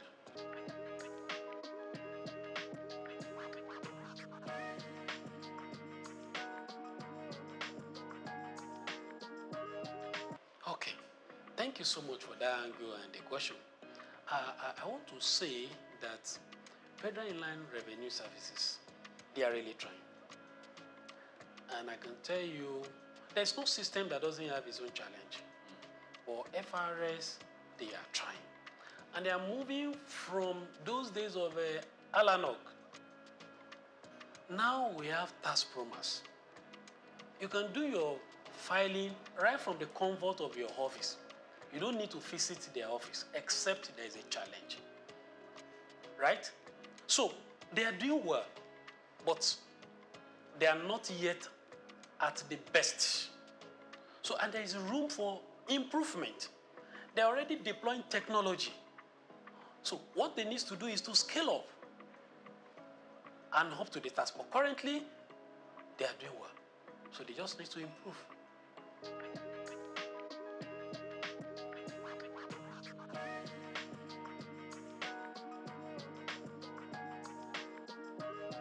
Yeah, well, it depends on the perspective you look at it. If is it shrinking? Yes, we have some companies that are no more within the soul of the Nigerian. So in that case, their taxes is no more coming to us. But again, look at other businesses that are springing forth. So definitely those are coming to the tax net. And then again, there are some companies that are not, businesses that are not in tax net. So through the use of technologies by FRS, they're already bringing them to tax net. So the tax net is increasing. So the net effect of it, you can say, is increasing. Though we have some that are leaving the soul of Nigeria. So net effect of it, the tax net is increasing. Because we have people that businesses that are coming to Nigeria, and we have people that are businesses that are already in Nigeria, but they are not in tax net, but they're already bringing them to tax net. So it's like they are looking at perspective of increasing the threshold from 25 million to 50 million, as the case may be. Yeah. So are they saying that the government should also still be taxing 25 million threshold? So we should applaud the bill that give opportunity for businesses that their threshold is less than 50 million, as the case may be. So, but from that angle, if you are looking at it that the business is shrinking, I don't see from that angle. I see from the angle of if the business is doing well and you are not to pay tax, right? Then your business is becoming robust. Then you exceed the 50 million threshold. Then you also come back to the tax to be paying. So it is a way of giving boost to the business. And by the time the business is doing well beyond that threshold, then they'll be able to give back to the society. So it's a win-win situation. It's like giving a kind of relief to a business for them to thrive. And when they become better, doing well, then it's an encouragement to business, which they will also come to the net after that. So it's a good one.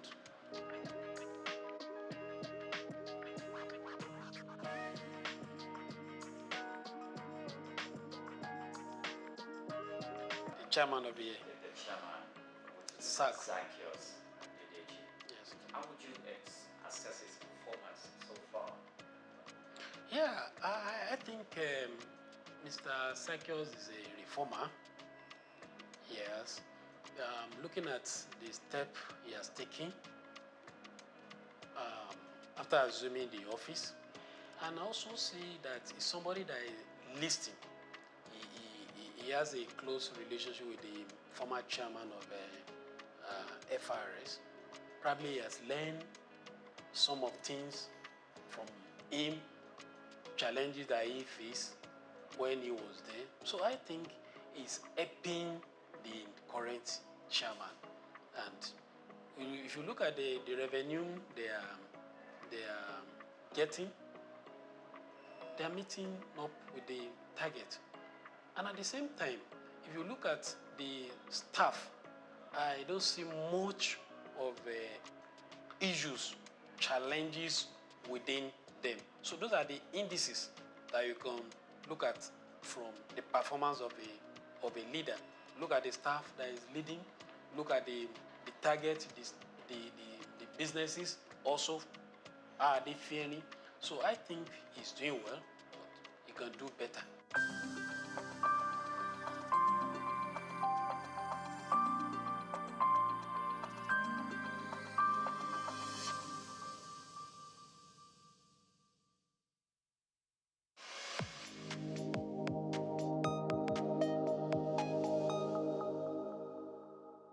At the core of what makes us human is our ability to pay attention, be present in our experiences, and channel our thoughts and actions towards meaningful goals. However, for individuals with ADHD, which is considered a neurodevelopmental disorder, a medical condition that affects the brain, this fundamental aspect of human nature is often disrupted, leading to difficulties in maintaining focus, controlling impulses, and regulating behaviors. This hyperactivity disorder is a neurodevelopmental disorder that occurs in children and adolescents.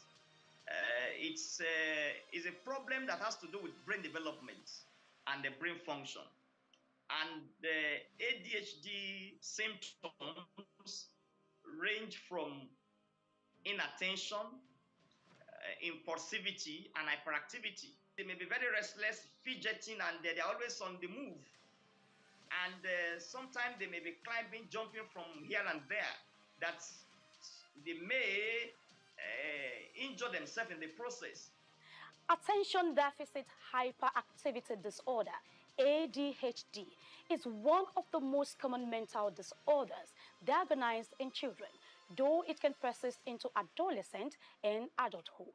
The history dates back to 1798 when a Scottish doctor, Sir Alexander Crichton, observed that some individuals were easily distracted and unable to focus on their activities as others could.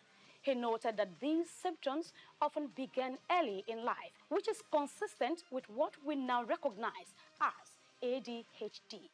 The disorder typically manifests between the ages of 3 and 6, with symptoms such as difficulty in focusing, excessive movement inappropriate to the setting, and impulsive actions occurring without forethought.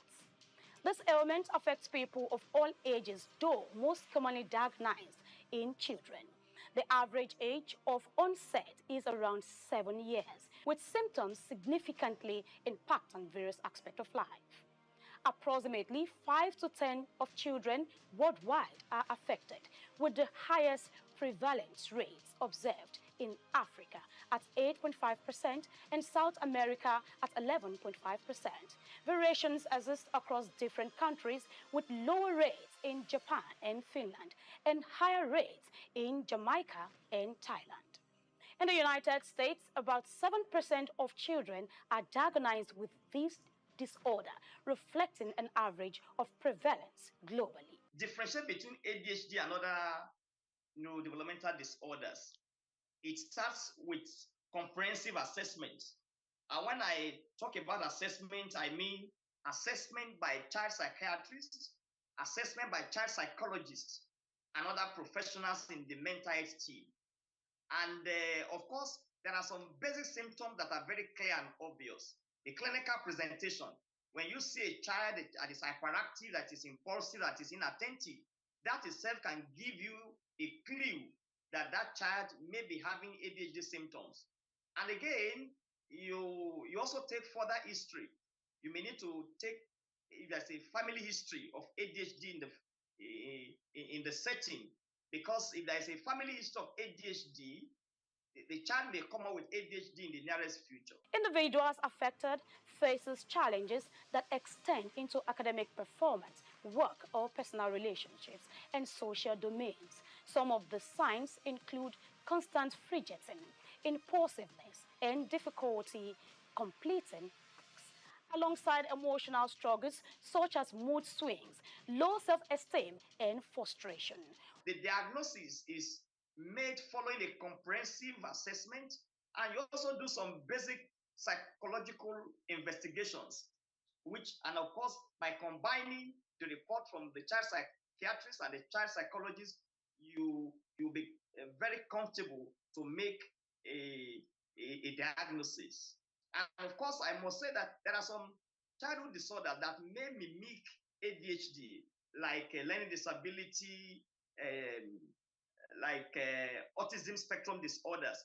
But the symptoms of ADHD are so very obvious that when you see a child that is hyperactive and oftentimes restless, oftentimes impulsive and unable to follow instructions, that should give you a high index of suspicion that that child may be struggling with attention deficit hyperactivity disorder. While it's not a physical ailment like a broken bone, it is a real condition that is frequently accompanied by other conditions such as major depressive disorder, anxiety, substance abuse, learning disabilities, conduct disorder, and oppositional defense disorder, which complicates the management and treatment of the disorder. Treatment for ADHD typically involves a combination of medical, therapy, and behavioral interventions. Stimulants are also the most commonly used, with 70 to 80% of children experiencing symptoms relief. Cognitive behavioral therapy, anger management, and family therapy are key in managing symptoms, along with educational interventions that enhance coping strategies and organizational skills. While these treatments help manage ADHD, they do not cure it, highlighting the need for ongoing support and personalized care.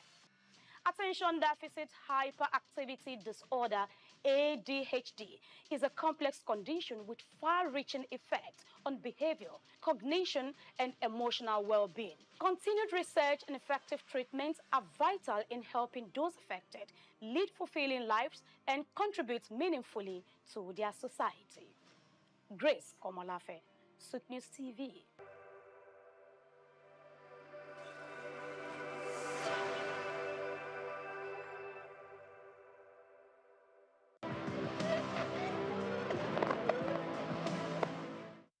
Nigerians aspire for the fruits of democracy to manifest in quality infrastructure and investment in human capital development. According to the reviewed National Integrated Infrastructure Master Plan, Nigeria needs an investment of $2.3 trillion over the next 30 years to close its public infrastructure deficit. The current administration under President Bola Tinubu grapples with a huge debt burden. Nigeria's public debt stock, which includes external and domestic debt, stood at 121.67 trillion naira in first quarter of 2024. Driven by the need to fulfill citizens' desires, the federal government focuses on enhancing revenue generation by creating a conducive environment for business growth. Against this backdrop, examining the tax reform bills, also known as the new tax bill, becomes necessary. In an endeavor to establish a cohesive fiscal framework governing taxation in Nigeria, President Bola Tinubu introduced and presented the tax reform bills to the National Assembly in October 2024, an amalgamation of 4 distinct bills. The tax reform bills consisting of the Joint Revenue Board of Nigeria Bill 2024, Nigeria Revenue Service Bill 2024, Nigeria Tax Administration Bill 2024, and Nigeria Tax Bill 2024 currently have passed the second reading stage in the Senate. This is aimed at overhauling the country's fiscal policies. The reform focuses on value-added tax, VAT adjustments, corporate tax restructuring, a tax tribunal with statutory responsibilities to settle disputes, and targeted incentives for medium and small-size enterprises, technology, and manufacturing. The goal is clear: to simplify the tax system, increase government revenue, and stimulate growth. Many of the laws that we have in Nigeria today around taxation we inherited from our colonial masters. For example, the stamp duty law is a law of 1939. In 1939, the world had not envisaged that there would be the internet. Trying to apply a law of 1939 in 2024 does not show that we are people that are ready for the next generation. Because of this, we decided that instead of amending our old laws that we inherited from the colonial masters, why don't we write new ones for ourselves? And this has been done in many countries across the world. This is what led to us trying to harmonize so many taxes that we have in Nigeria into few high revenue yielding, broad-based taxes, and eliminate those taxes that impose burden on our poorest people and small businesses, so they can have the opportunity to thrive. It is when our people are prosperous that you have the ability to pay taxes. We do not want to tax capital anymore. We do not want to tax investments. We do not want to tax poverty. Of course, we do not want to tax seed. We will wait and tax the fruits when people have invested and they are making prosperity. Let's briefly delve into the provisions of the new tax reform bills. The bills propose a change to the distribution of value-added tax, VAT. It recommends 10% for the federal government, 55% for state, and 35% for local government councils.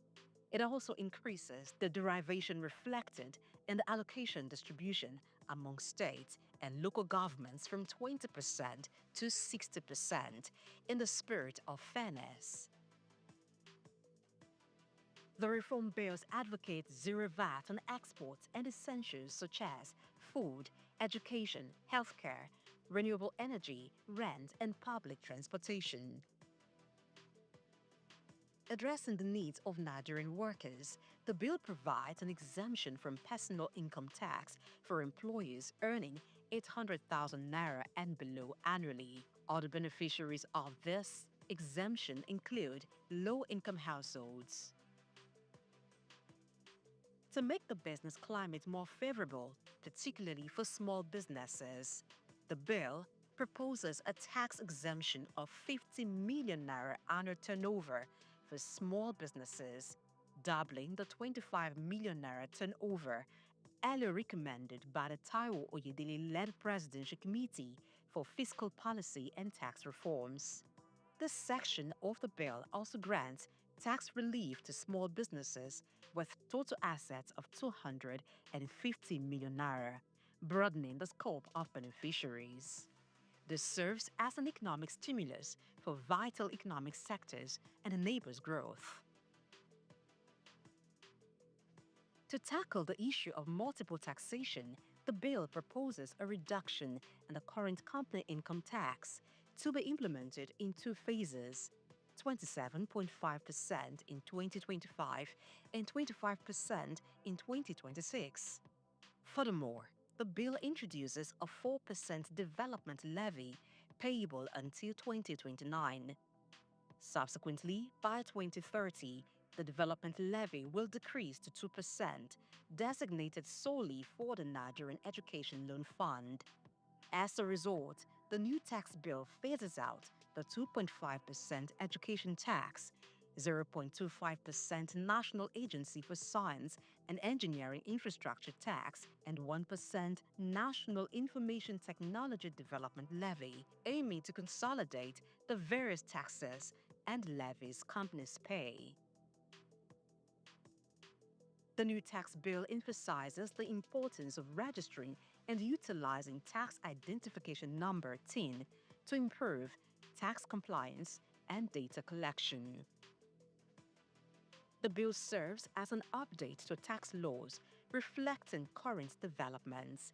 It addresses the rise of digital businesses and emerging sectors, ensuring tax provisions align with modern economic activities to help enhance government revenue. Regarding tax administration, the bill seeks to enhance compliance and improve coordination between FIRS and state tax authorities.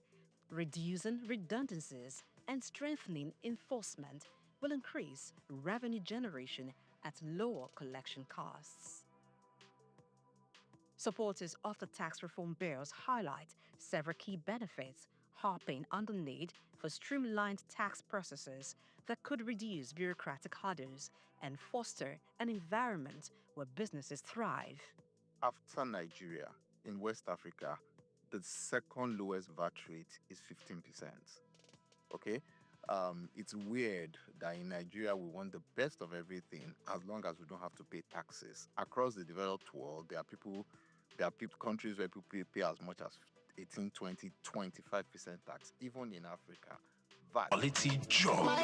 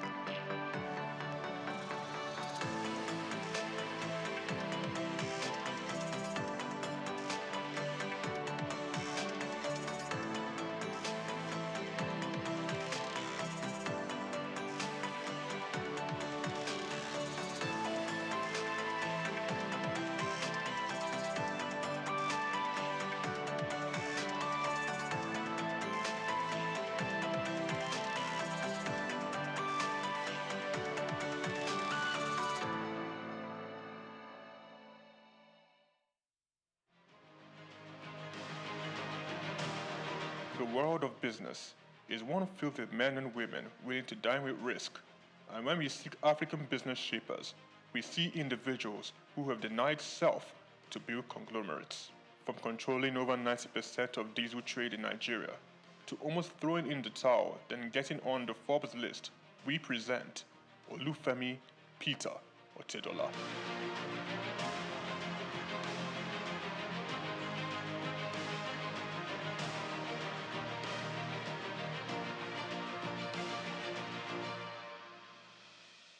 The Nigerian businessman and philanthropist was born in Ibadan, the capital of Oyo State, on the 4th of November, 1962, into the family of late Sir Michael Otedola, the governor of Lagos State from 1992 to 1993. The University of Lagos Staff School, Akuka, welcomed Olufemi for his primary education and secondary education at Olivet Baptist High School, Oyo.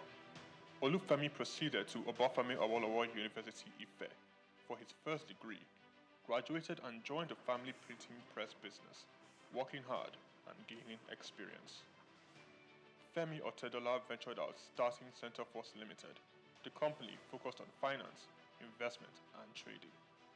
The oil and gas sector was Femi Otedola's next port of call. From quite a very humble beginning in the oil and gas sector, utilizing the connections and networks of family and friends, he cultivated partnerships in diesel supply chain, him being the last man to the final consumer. Challenges breed opportunities. And in Femi's case, it was a late delivery of diesel from his supplier with a broken truck, and he caught the idea. He could do better and provide better services. He ventured into diesel supply business, buying diesel from a retailer and supplying to companies. Femi Otedola encountered several difficulties securing his supply and timely meeting the demands of his growing clients. This definitely was an opportunity he identified in the fuel retail market. Otedola secured the finance, and Xenon Petroleum and Gas Limited was born, petroleum products marketing and distribution company. Otedola, owner and chairman of Xenon, in 2004 invested 15 billion naira in downstream infrastructure development and acquired storage depots at Ibafon, Apapa, as well as 4 cargo vessels, amounting to a combined total storage capacity of 147,000 metric tons. Xenon Petroleum and Gas Limited also acquired a fleet of 100 DAF fuel tanker trucks. By 2005, Xenon controlled a major share of the Nigerian diesel market, supplying fuel to most of the major manufacturers in the country, including Dangote Group, Cadbury, Coca-Cola, Nigerian Breweries, MTN, Unilever, Nestle, and Guinness. Xenon Petroleum and Gas was the name on major invoices, and Femi Otedola the name on every lips, playing toe-to-toe with major multinationals. Xenon, in a very short period, silenced the competition and almost unilaterally determined the price of diesel in Nigeria. The competitors came to Xenon for supply. Femi Otedola, with the massive success Xenon Petroleum and Gas achieved, bought a 28.7% stake in African Petroleum. Otedola branched into the financial sector and aggressively stocked up the shares of leading financial houses. He became a top shareholder in Zenith Bank, United Bank for Africa, and the largest importer of diesel in Nigeria. He acquired major shares of Africa's Finance Corporation, Mobile Oil Nigeria Limited, Chevron Texaco, and Visa Phone. Otedola has his hands deep in real estate investments, including an acquisition in February 2007 by Xenon of Stalin House in Victoria Island, Lagos from the federal government. Lagos, London, Dubai, Monaco all have the signatures of FO Property Limited. He was appointed chairman of the Transcorp Hilton Hotel Abuja and tasked with driving its expansion and upgraded to a 7-star facility. Otedola has served as a member of the Nigerian Investment Promotion Council since 2004, was appointed by President Goodluck Jonathan to Nigeria's National Economic Management Team. Otedola is chief executive and president of the Seaforth Shipping Company Limited and was at one point Nigeria's largest ship owner after extending control over the distribution of diesel products.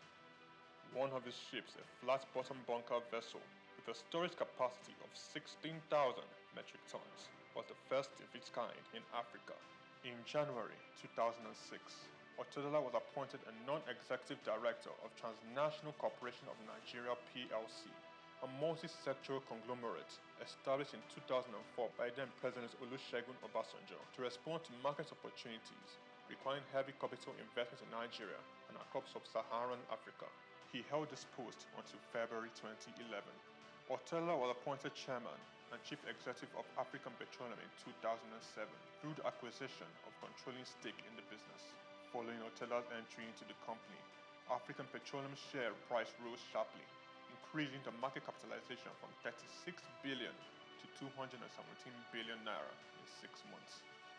In March 2009, Otedola became the second Nigerian after Aliko Dangote to appear on the Forbes list of dollar-denominated billionaires with an estimated net worth of $1.2 billion. Otedola announced the move to upgrade African Petroleum's liquefied petroleum gas storage terminals in Lagos, Kano, and Port Harcourt in October 2009. Harsh economic conditions necessitated by the slump in the oil prices and credit squeeze of 2008-09 led African Petroleum to record a loss in 2009. With the world oil price crash came difficult moments for Xenon and Otedola. He was very close to complete bankruptcy. I said to myself, I was not going to have friends and enemies. I was going to have only competitors. I had 2 options: commit suicide or weather the storm. African Petroleum, rebranded in December 2010, changed its name to Fort Oil PLC. Otedola paid his near $1 billion debt and invested in the financial industry, making him a top shareholder in Zenith Bank and United Bank for Africa. Otedola restructured the business, focusing on technology and improved corporate governance. And in 2012, Fort Oil returned to profit. Otedola financed 57% of Fort Oil subsidiary, Amperion Limited, which acquired the 414 megawatt Girigu power plant for $232 million in 2013. Fort Oil improved financial position and diversification into power generation resulted in a 1,321% rise in its share price. The first half of 2014 saw the company's pre-tax profit more than double year on year to 4.1 billion naira. Revenue growth for the whole year was 33%. Fort Oil sold 70% of its equity to Swiss commodity trader Mercuria Energy Group in September 2015, giving Fort access to global commodity markets. The deal was thought to have given Otedola an estimated $200 million. In 2019, Femi Otedola sold Fort Oil PLC and announced plans to change focus from oil to power with his company, Girigu Power PLC. Girigu Power PLC became the first power generation company to list on Nigerian Stock Exchange, demonstrating to stakeholders in the sector how they can fix financing and make profits sustainably. The company's market capitalization is now 726.75 billion naira, and the share price now 290.7 naira from the 2.5 billion shares that were listed at 100 naira each. Otedola, the chairman of Girigu Power, sold down a Girigu stake to bring on institutional investors. In October 2021, Femi Otedola was announced as the single largest shareholder of First Bank PLC. FBN Holdings, the parent company of First Bank Limited, witnessed a commendable 437.9 billion naira surge in market capitalization. FBN Holdings appointed billionaire Femi Otedola as the new chairman of its board of directors effective January 31st, 2024. Femi Otedola has had its share of controversies. Zenon was among the number of companies named in an alleged fuel subsidy scam report. This was followed by a case against Farouk Lawan for bribery. Otedola has also lost in the ever-evolving competing space of business acquisitions. Transcorp and Huheli Power Plant are two notable projects he closely bidded and lost. Femi Otedola philanthropy is quite remarkable. Otedola made a 300 million naira donation to the completion of the National Ecumenical Center in Abuja. In 2007, he gave 200 million to the State Security Trust Fund in a drive to reduce crime in Lagos. Donated 100 million naira to the Otedola College of Primary Education in Ekpe. In 2008, he donated 80 million to the Faculty of Agriculture at the University of Port Harcourt. Femi Otedola pledged and redeemed $25,000 to the Super Eagles in the match against Algeria in 2019 AFCON. He gave all 750 students of Augustine University 1 million naira each. Femi Otedola sits comfortably on the Forbes Billionaires list of top 20 richest people in Africa. Femi Otedola is married to Mrs. Nana Otedola and have 4 children: Olawumi Christy Tolani, Florence Ifeoluwa, Elizabeth Temi, and Fewa Otedola. Olufemi Peter Otedola is a standout astute business executive.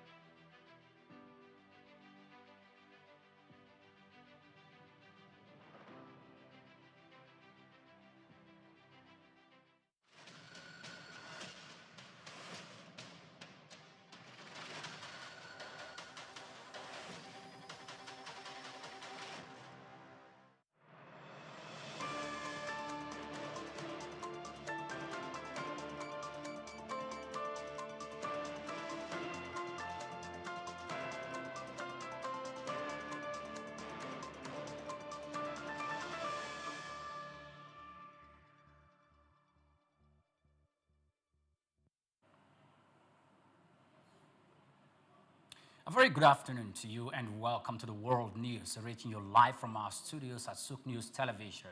I am Oyin Priye Kromale. Now, the Economic Commission for Africa has called for the empowerment of sub-regional multilateral development banks to mobilize long-term resources and provide affordable financing for African economies. The ECA's chief economist, Hanan Morsi, stressed the need to remove structural barriers to economic growth, especially as tightening global financial conditions threaten Africa's infrastructure and development financing. Speaking at the 57th session of the Economic Conference for Africa Ministers in Addis Ababa, panelists discussed ways to enhance the MDB's role in resource mobilization, private sector investment, and regional economic transformation. Experts highlighted reforms such as reallocating special drawing rights and adopting flexible financing models to bridge Africa's funding gap and drive sustainable development.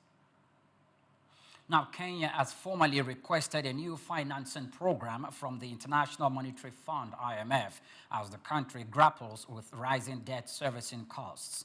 The IMF confirmed receiving the request bid, but did not specify the type of program Kenya is seeking for. Meanwhile, a ninth review of the country's current extended fund facility and the extended credit facility will not proceed.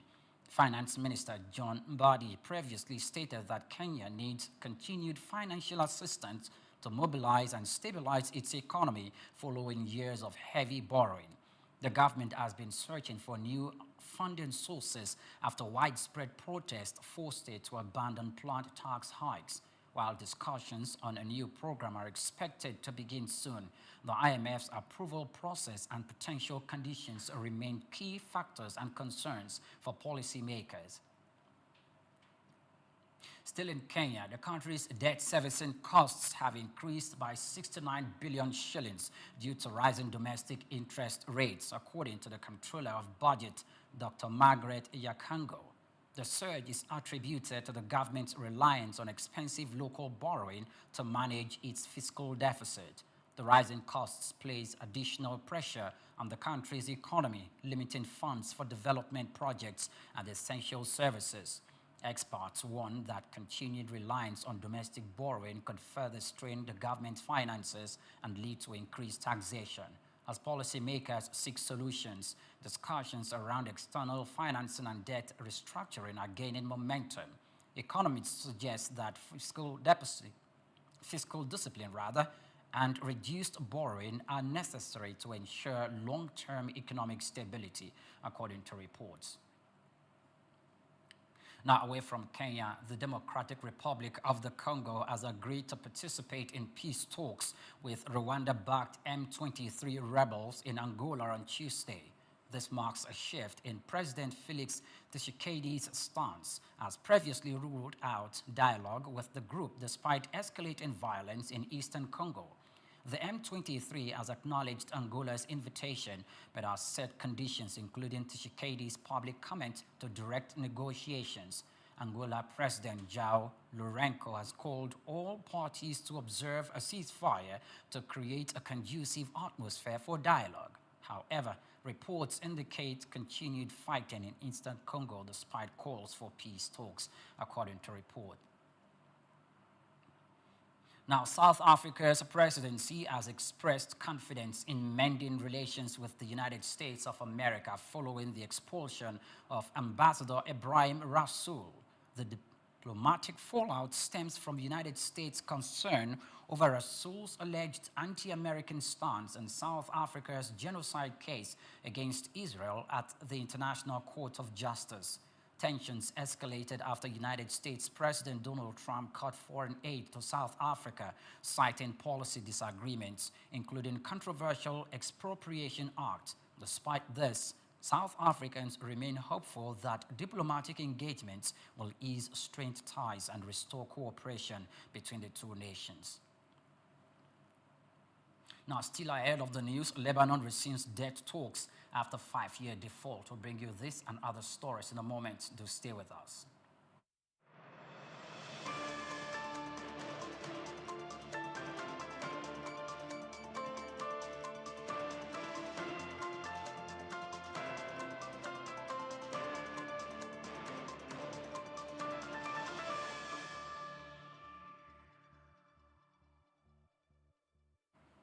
Many thanks for staying with us. Lebanon's bondholders are resuming negotiations after years of economic turmoil and stalled restructuring.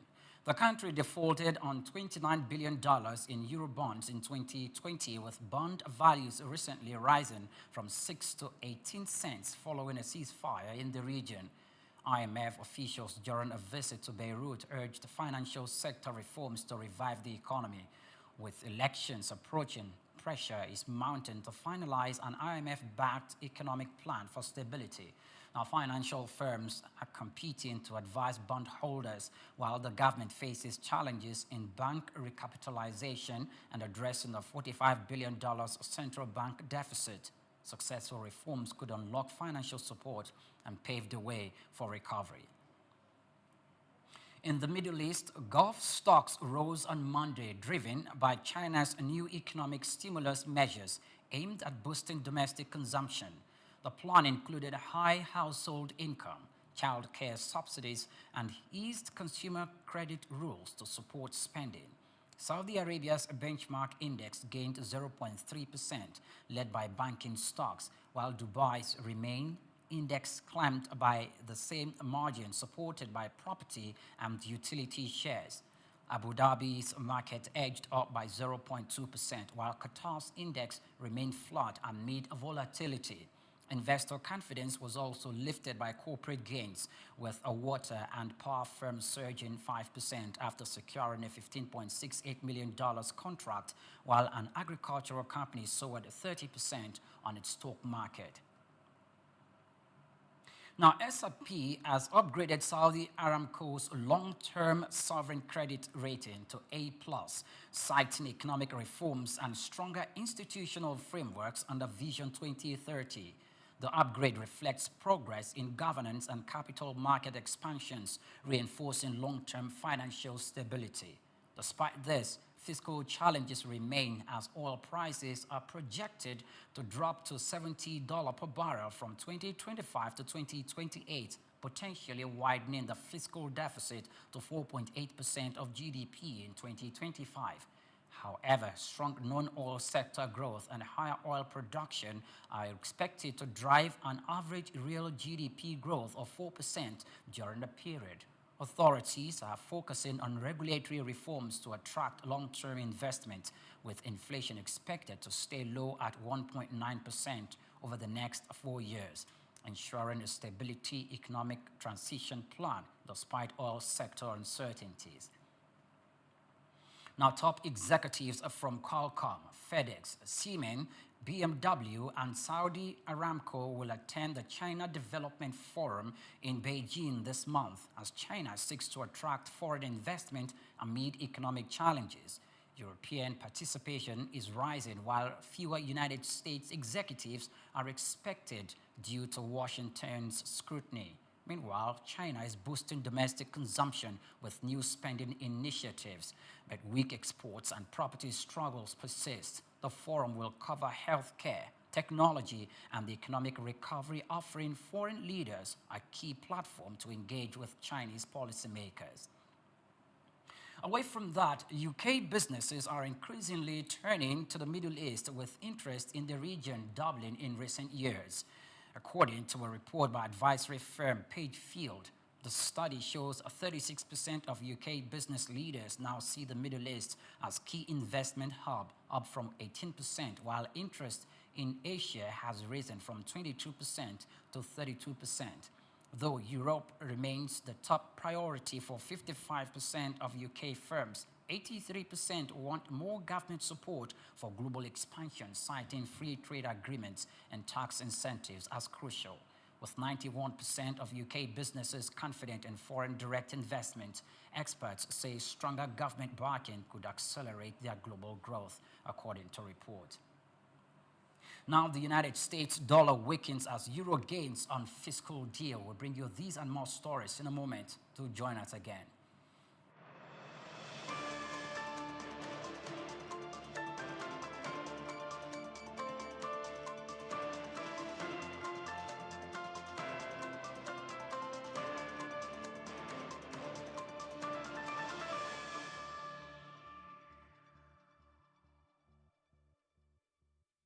We've got just what you need right here at Femi Wash Media. Call it the Midas Touch, and you wouldn't be wrong. Let us record, produce, mix, and master your audio like nobody does. Reach us on our contact today for the best quality job. This is The Isle 104.9 FM. 104.9 Isle FM.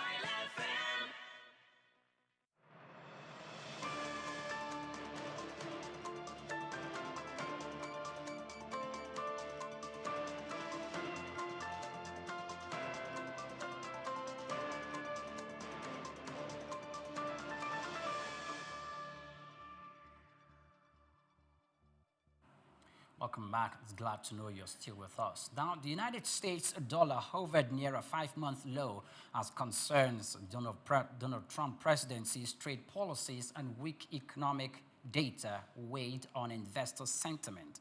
Meanwhile, the euro strengthened to $1.0905, benefiting from Germany's new fiscal deal aimed at boosting economic growth.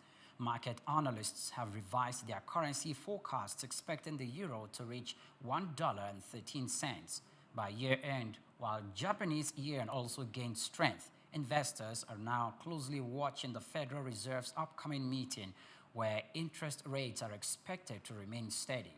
China's yuan edged higher after the government unveiled new measures to boost domestic consumption.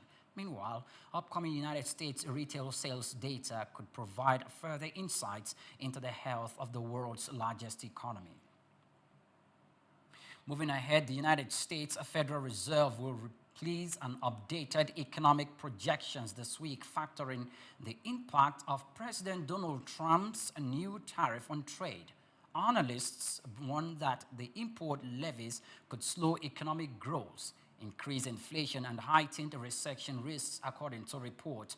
Despite market volatility, the Fed is expected to keep interest rates high and steady at 4.25% and 4.50% during its policy meeting on Wednesday.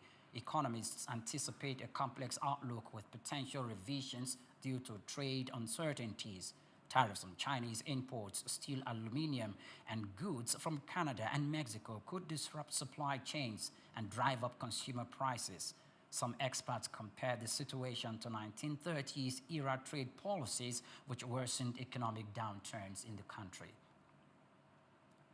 Now, oil prices rose by nearly 1% on Monday, driven by stronger than expected Chinese economic data, signaling increased demand for crude oil. China's retail sales growth boosted market confidence, supporting a positive outlook for global energy consumption. Brent crude climbed 72 cents to $71.30 per barrel, while United States West Texas Intermediate gained 59 cents to $67.77. Analysts note that while the market fluctuations persist, supply levels remain stable. Despite last week's slight gains, Brent remains down nearly 5% this year amid global economic uncertainties, with ongoing international discussions adding to market dynamics. The American Chamber of Commerce to the European Union has stressed the importance of investment in sustaining the $9.5 trillion transatlantic economic partnership, highlighting deep interconnections between the United States, European firms. While trade in goods and services reached a record 2 trillion naira in 2024, the chamber stressed that foreign affiliate sales far exceeded direct exports, driving economic stability. Analysts warn that ongoing policy shift could impact global supply chains, with sectors like automobile and automotive, energy, and data services particularly vulnerable. United States liquefied natural gas remains a key component of Europeans' energy security, while major firms rely on seamless trade flows to maintain competitiveness.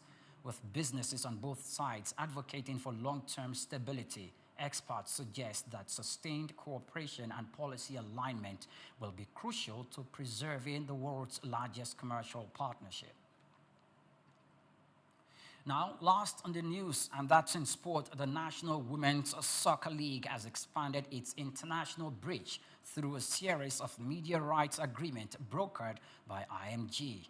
These deals will bring league matches to a wider global audience, strengthening the league's presence in key markets. IMG's involvement marks a strategic push to enhance stability and visibility and commercial value for women's soccer.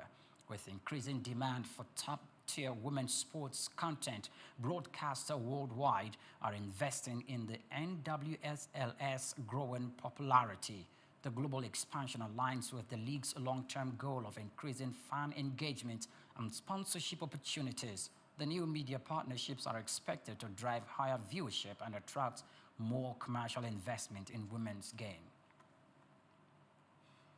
And that's a wrap on the world news. On Souq News Television, do well to follow us on all our social media platforms, Souq News TV. I am Oyinpriye Krumale. Good afternoon to you.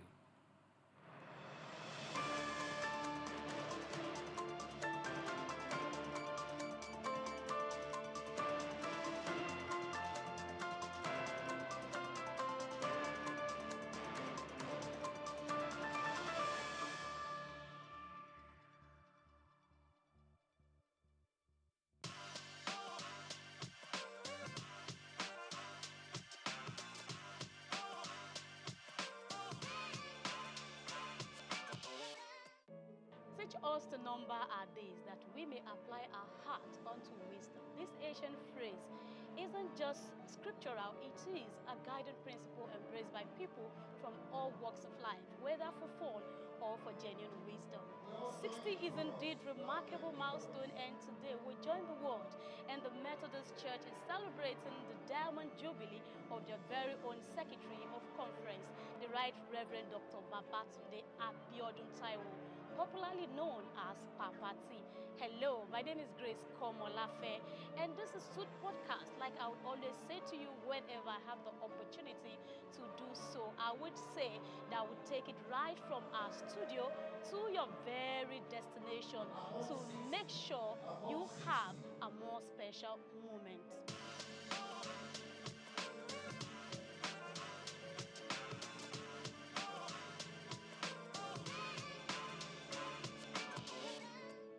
Today is truly a special occasion for Dr. Babatunde Abiodun Taiwo celebrating Diamond Jubilee, and you can feel the joy in the air as friends, family, and well-wishers gather to celebrate him.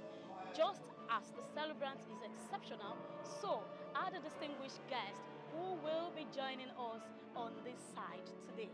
It is Souq Podcast, and we will be bringing you special moments with special guests after this break. Stay tuned. We'll be right back.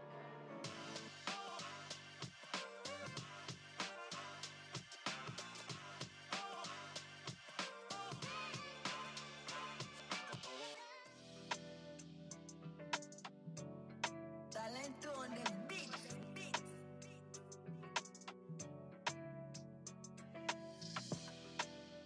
Purchase your tracks today.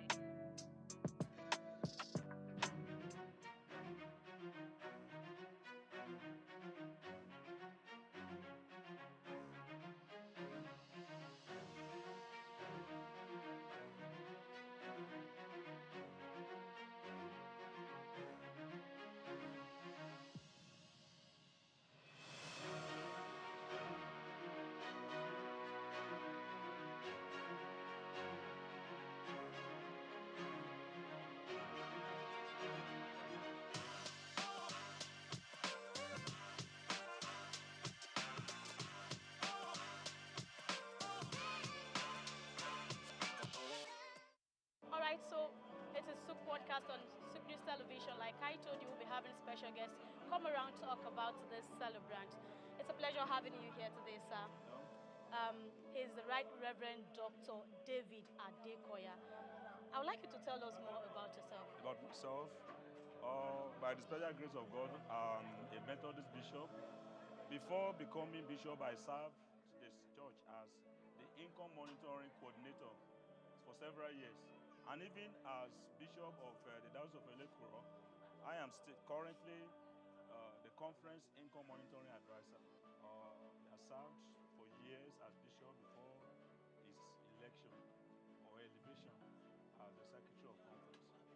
we find out that at the time of contemplating of whom to select as the Secretary of Conference, we discovered that the former prelate, His Eminence Dr. Chukwuemeka Kanushe, really did his research very well to pick somebody who is capable for the assignment, the best person for the assignment.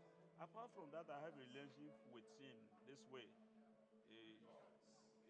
I succeeded him at Elekro. He was the bishop of that diocese, and I took over from him. Immediately, he was elevated as Secretary of Conference.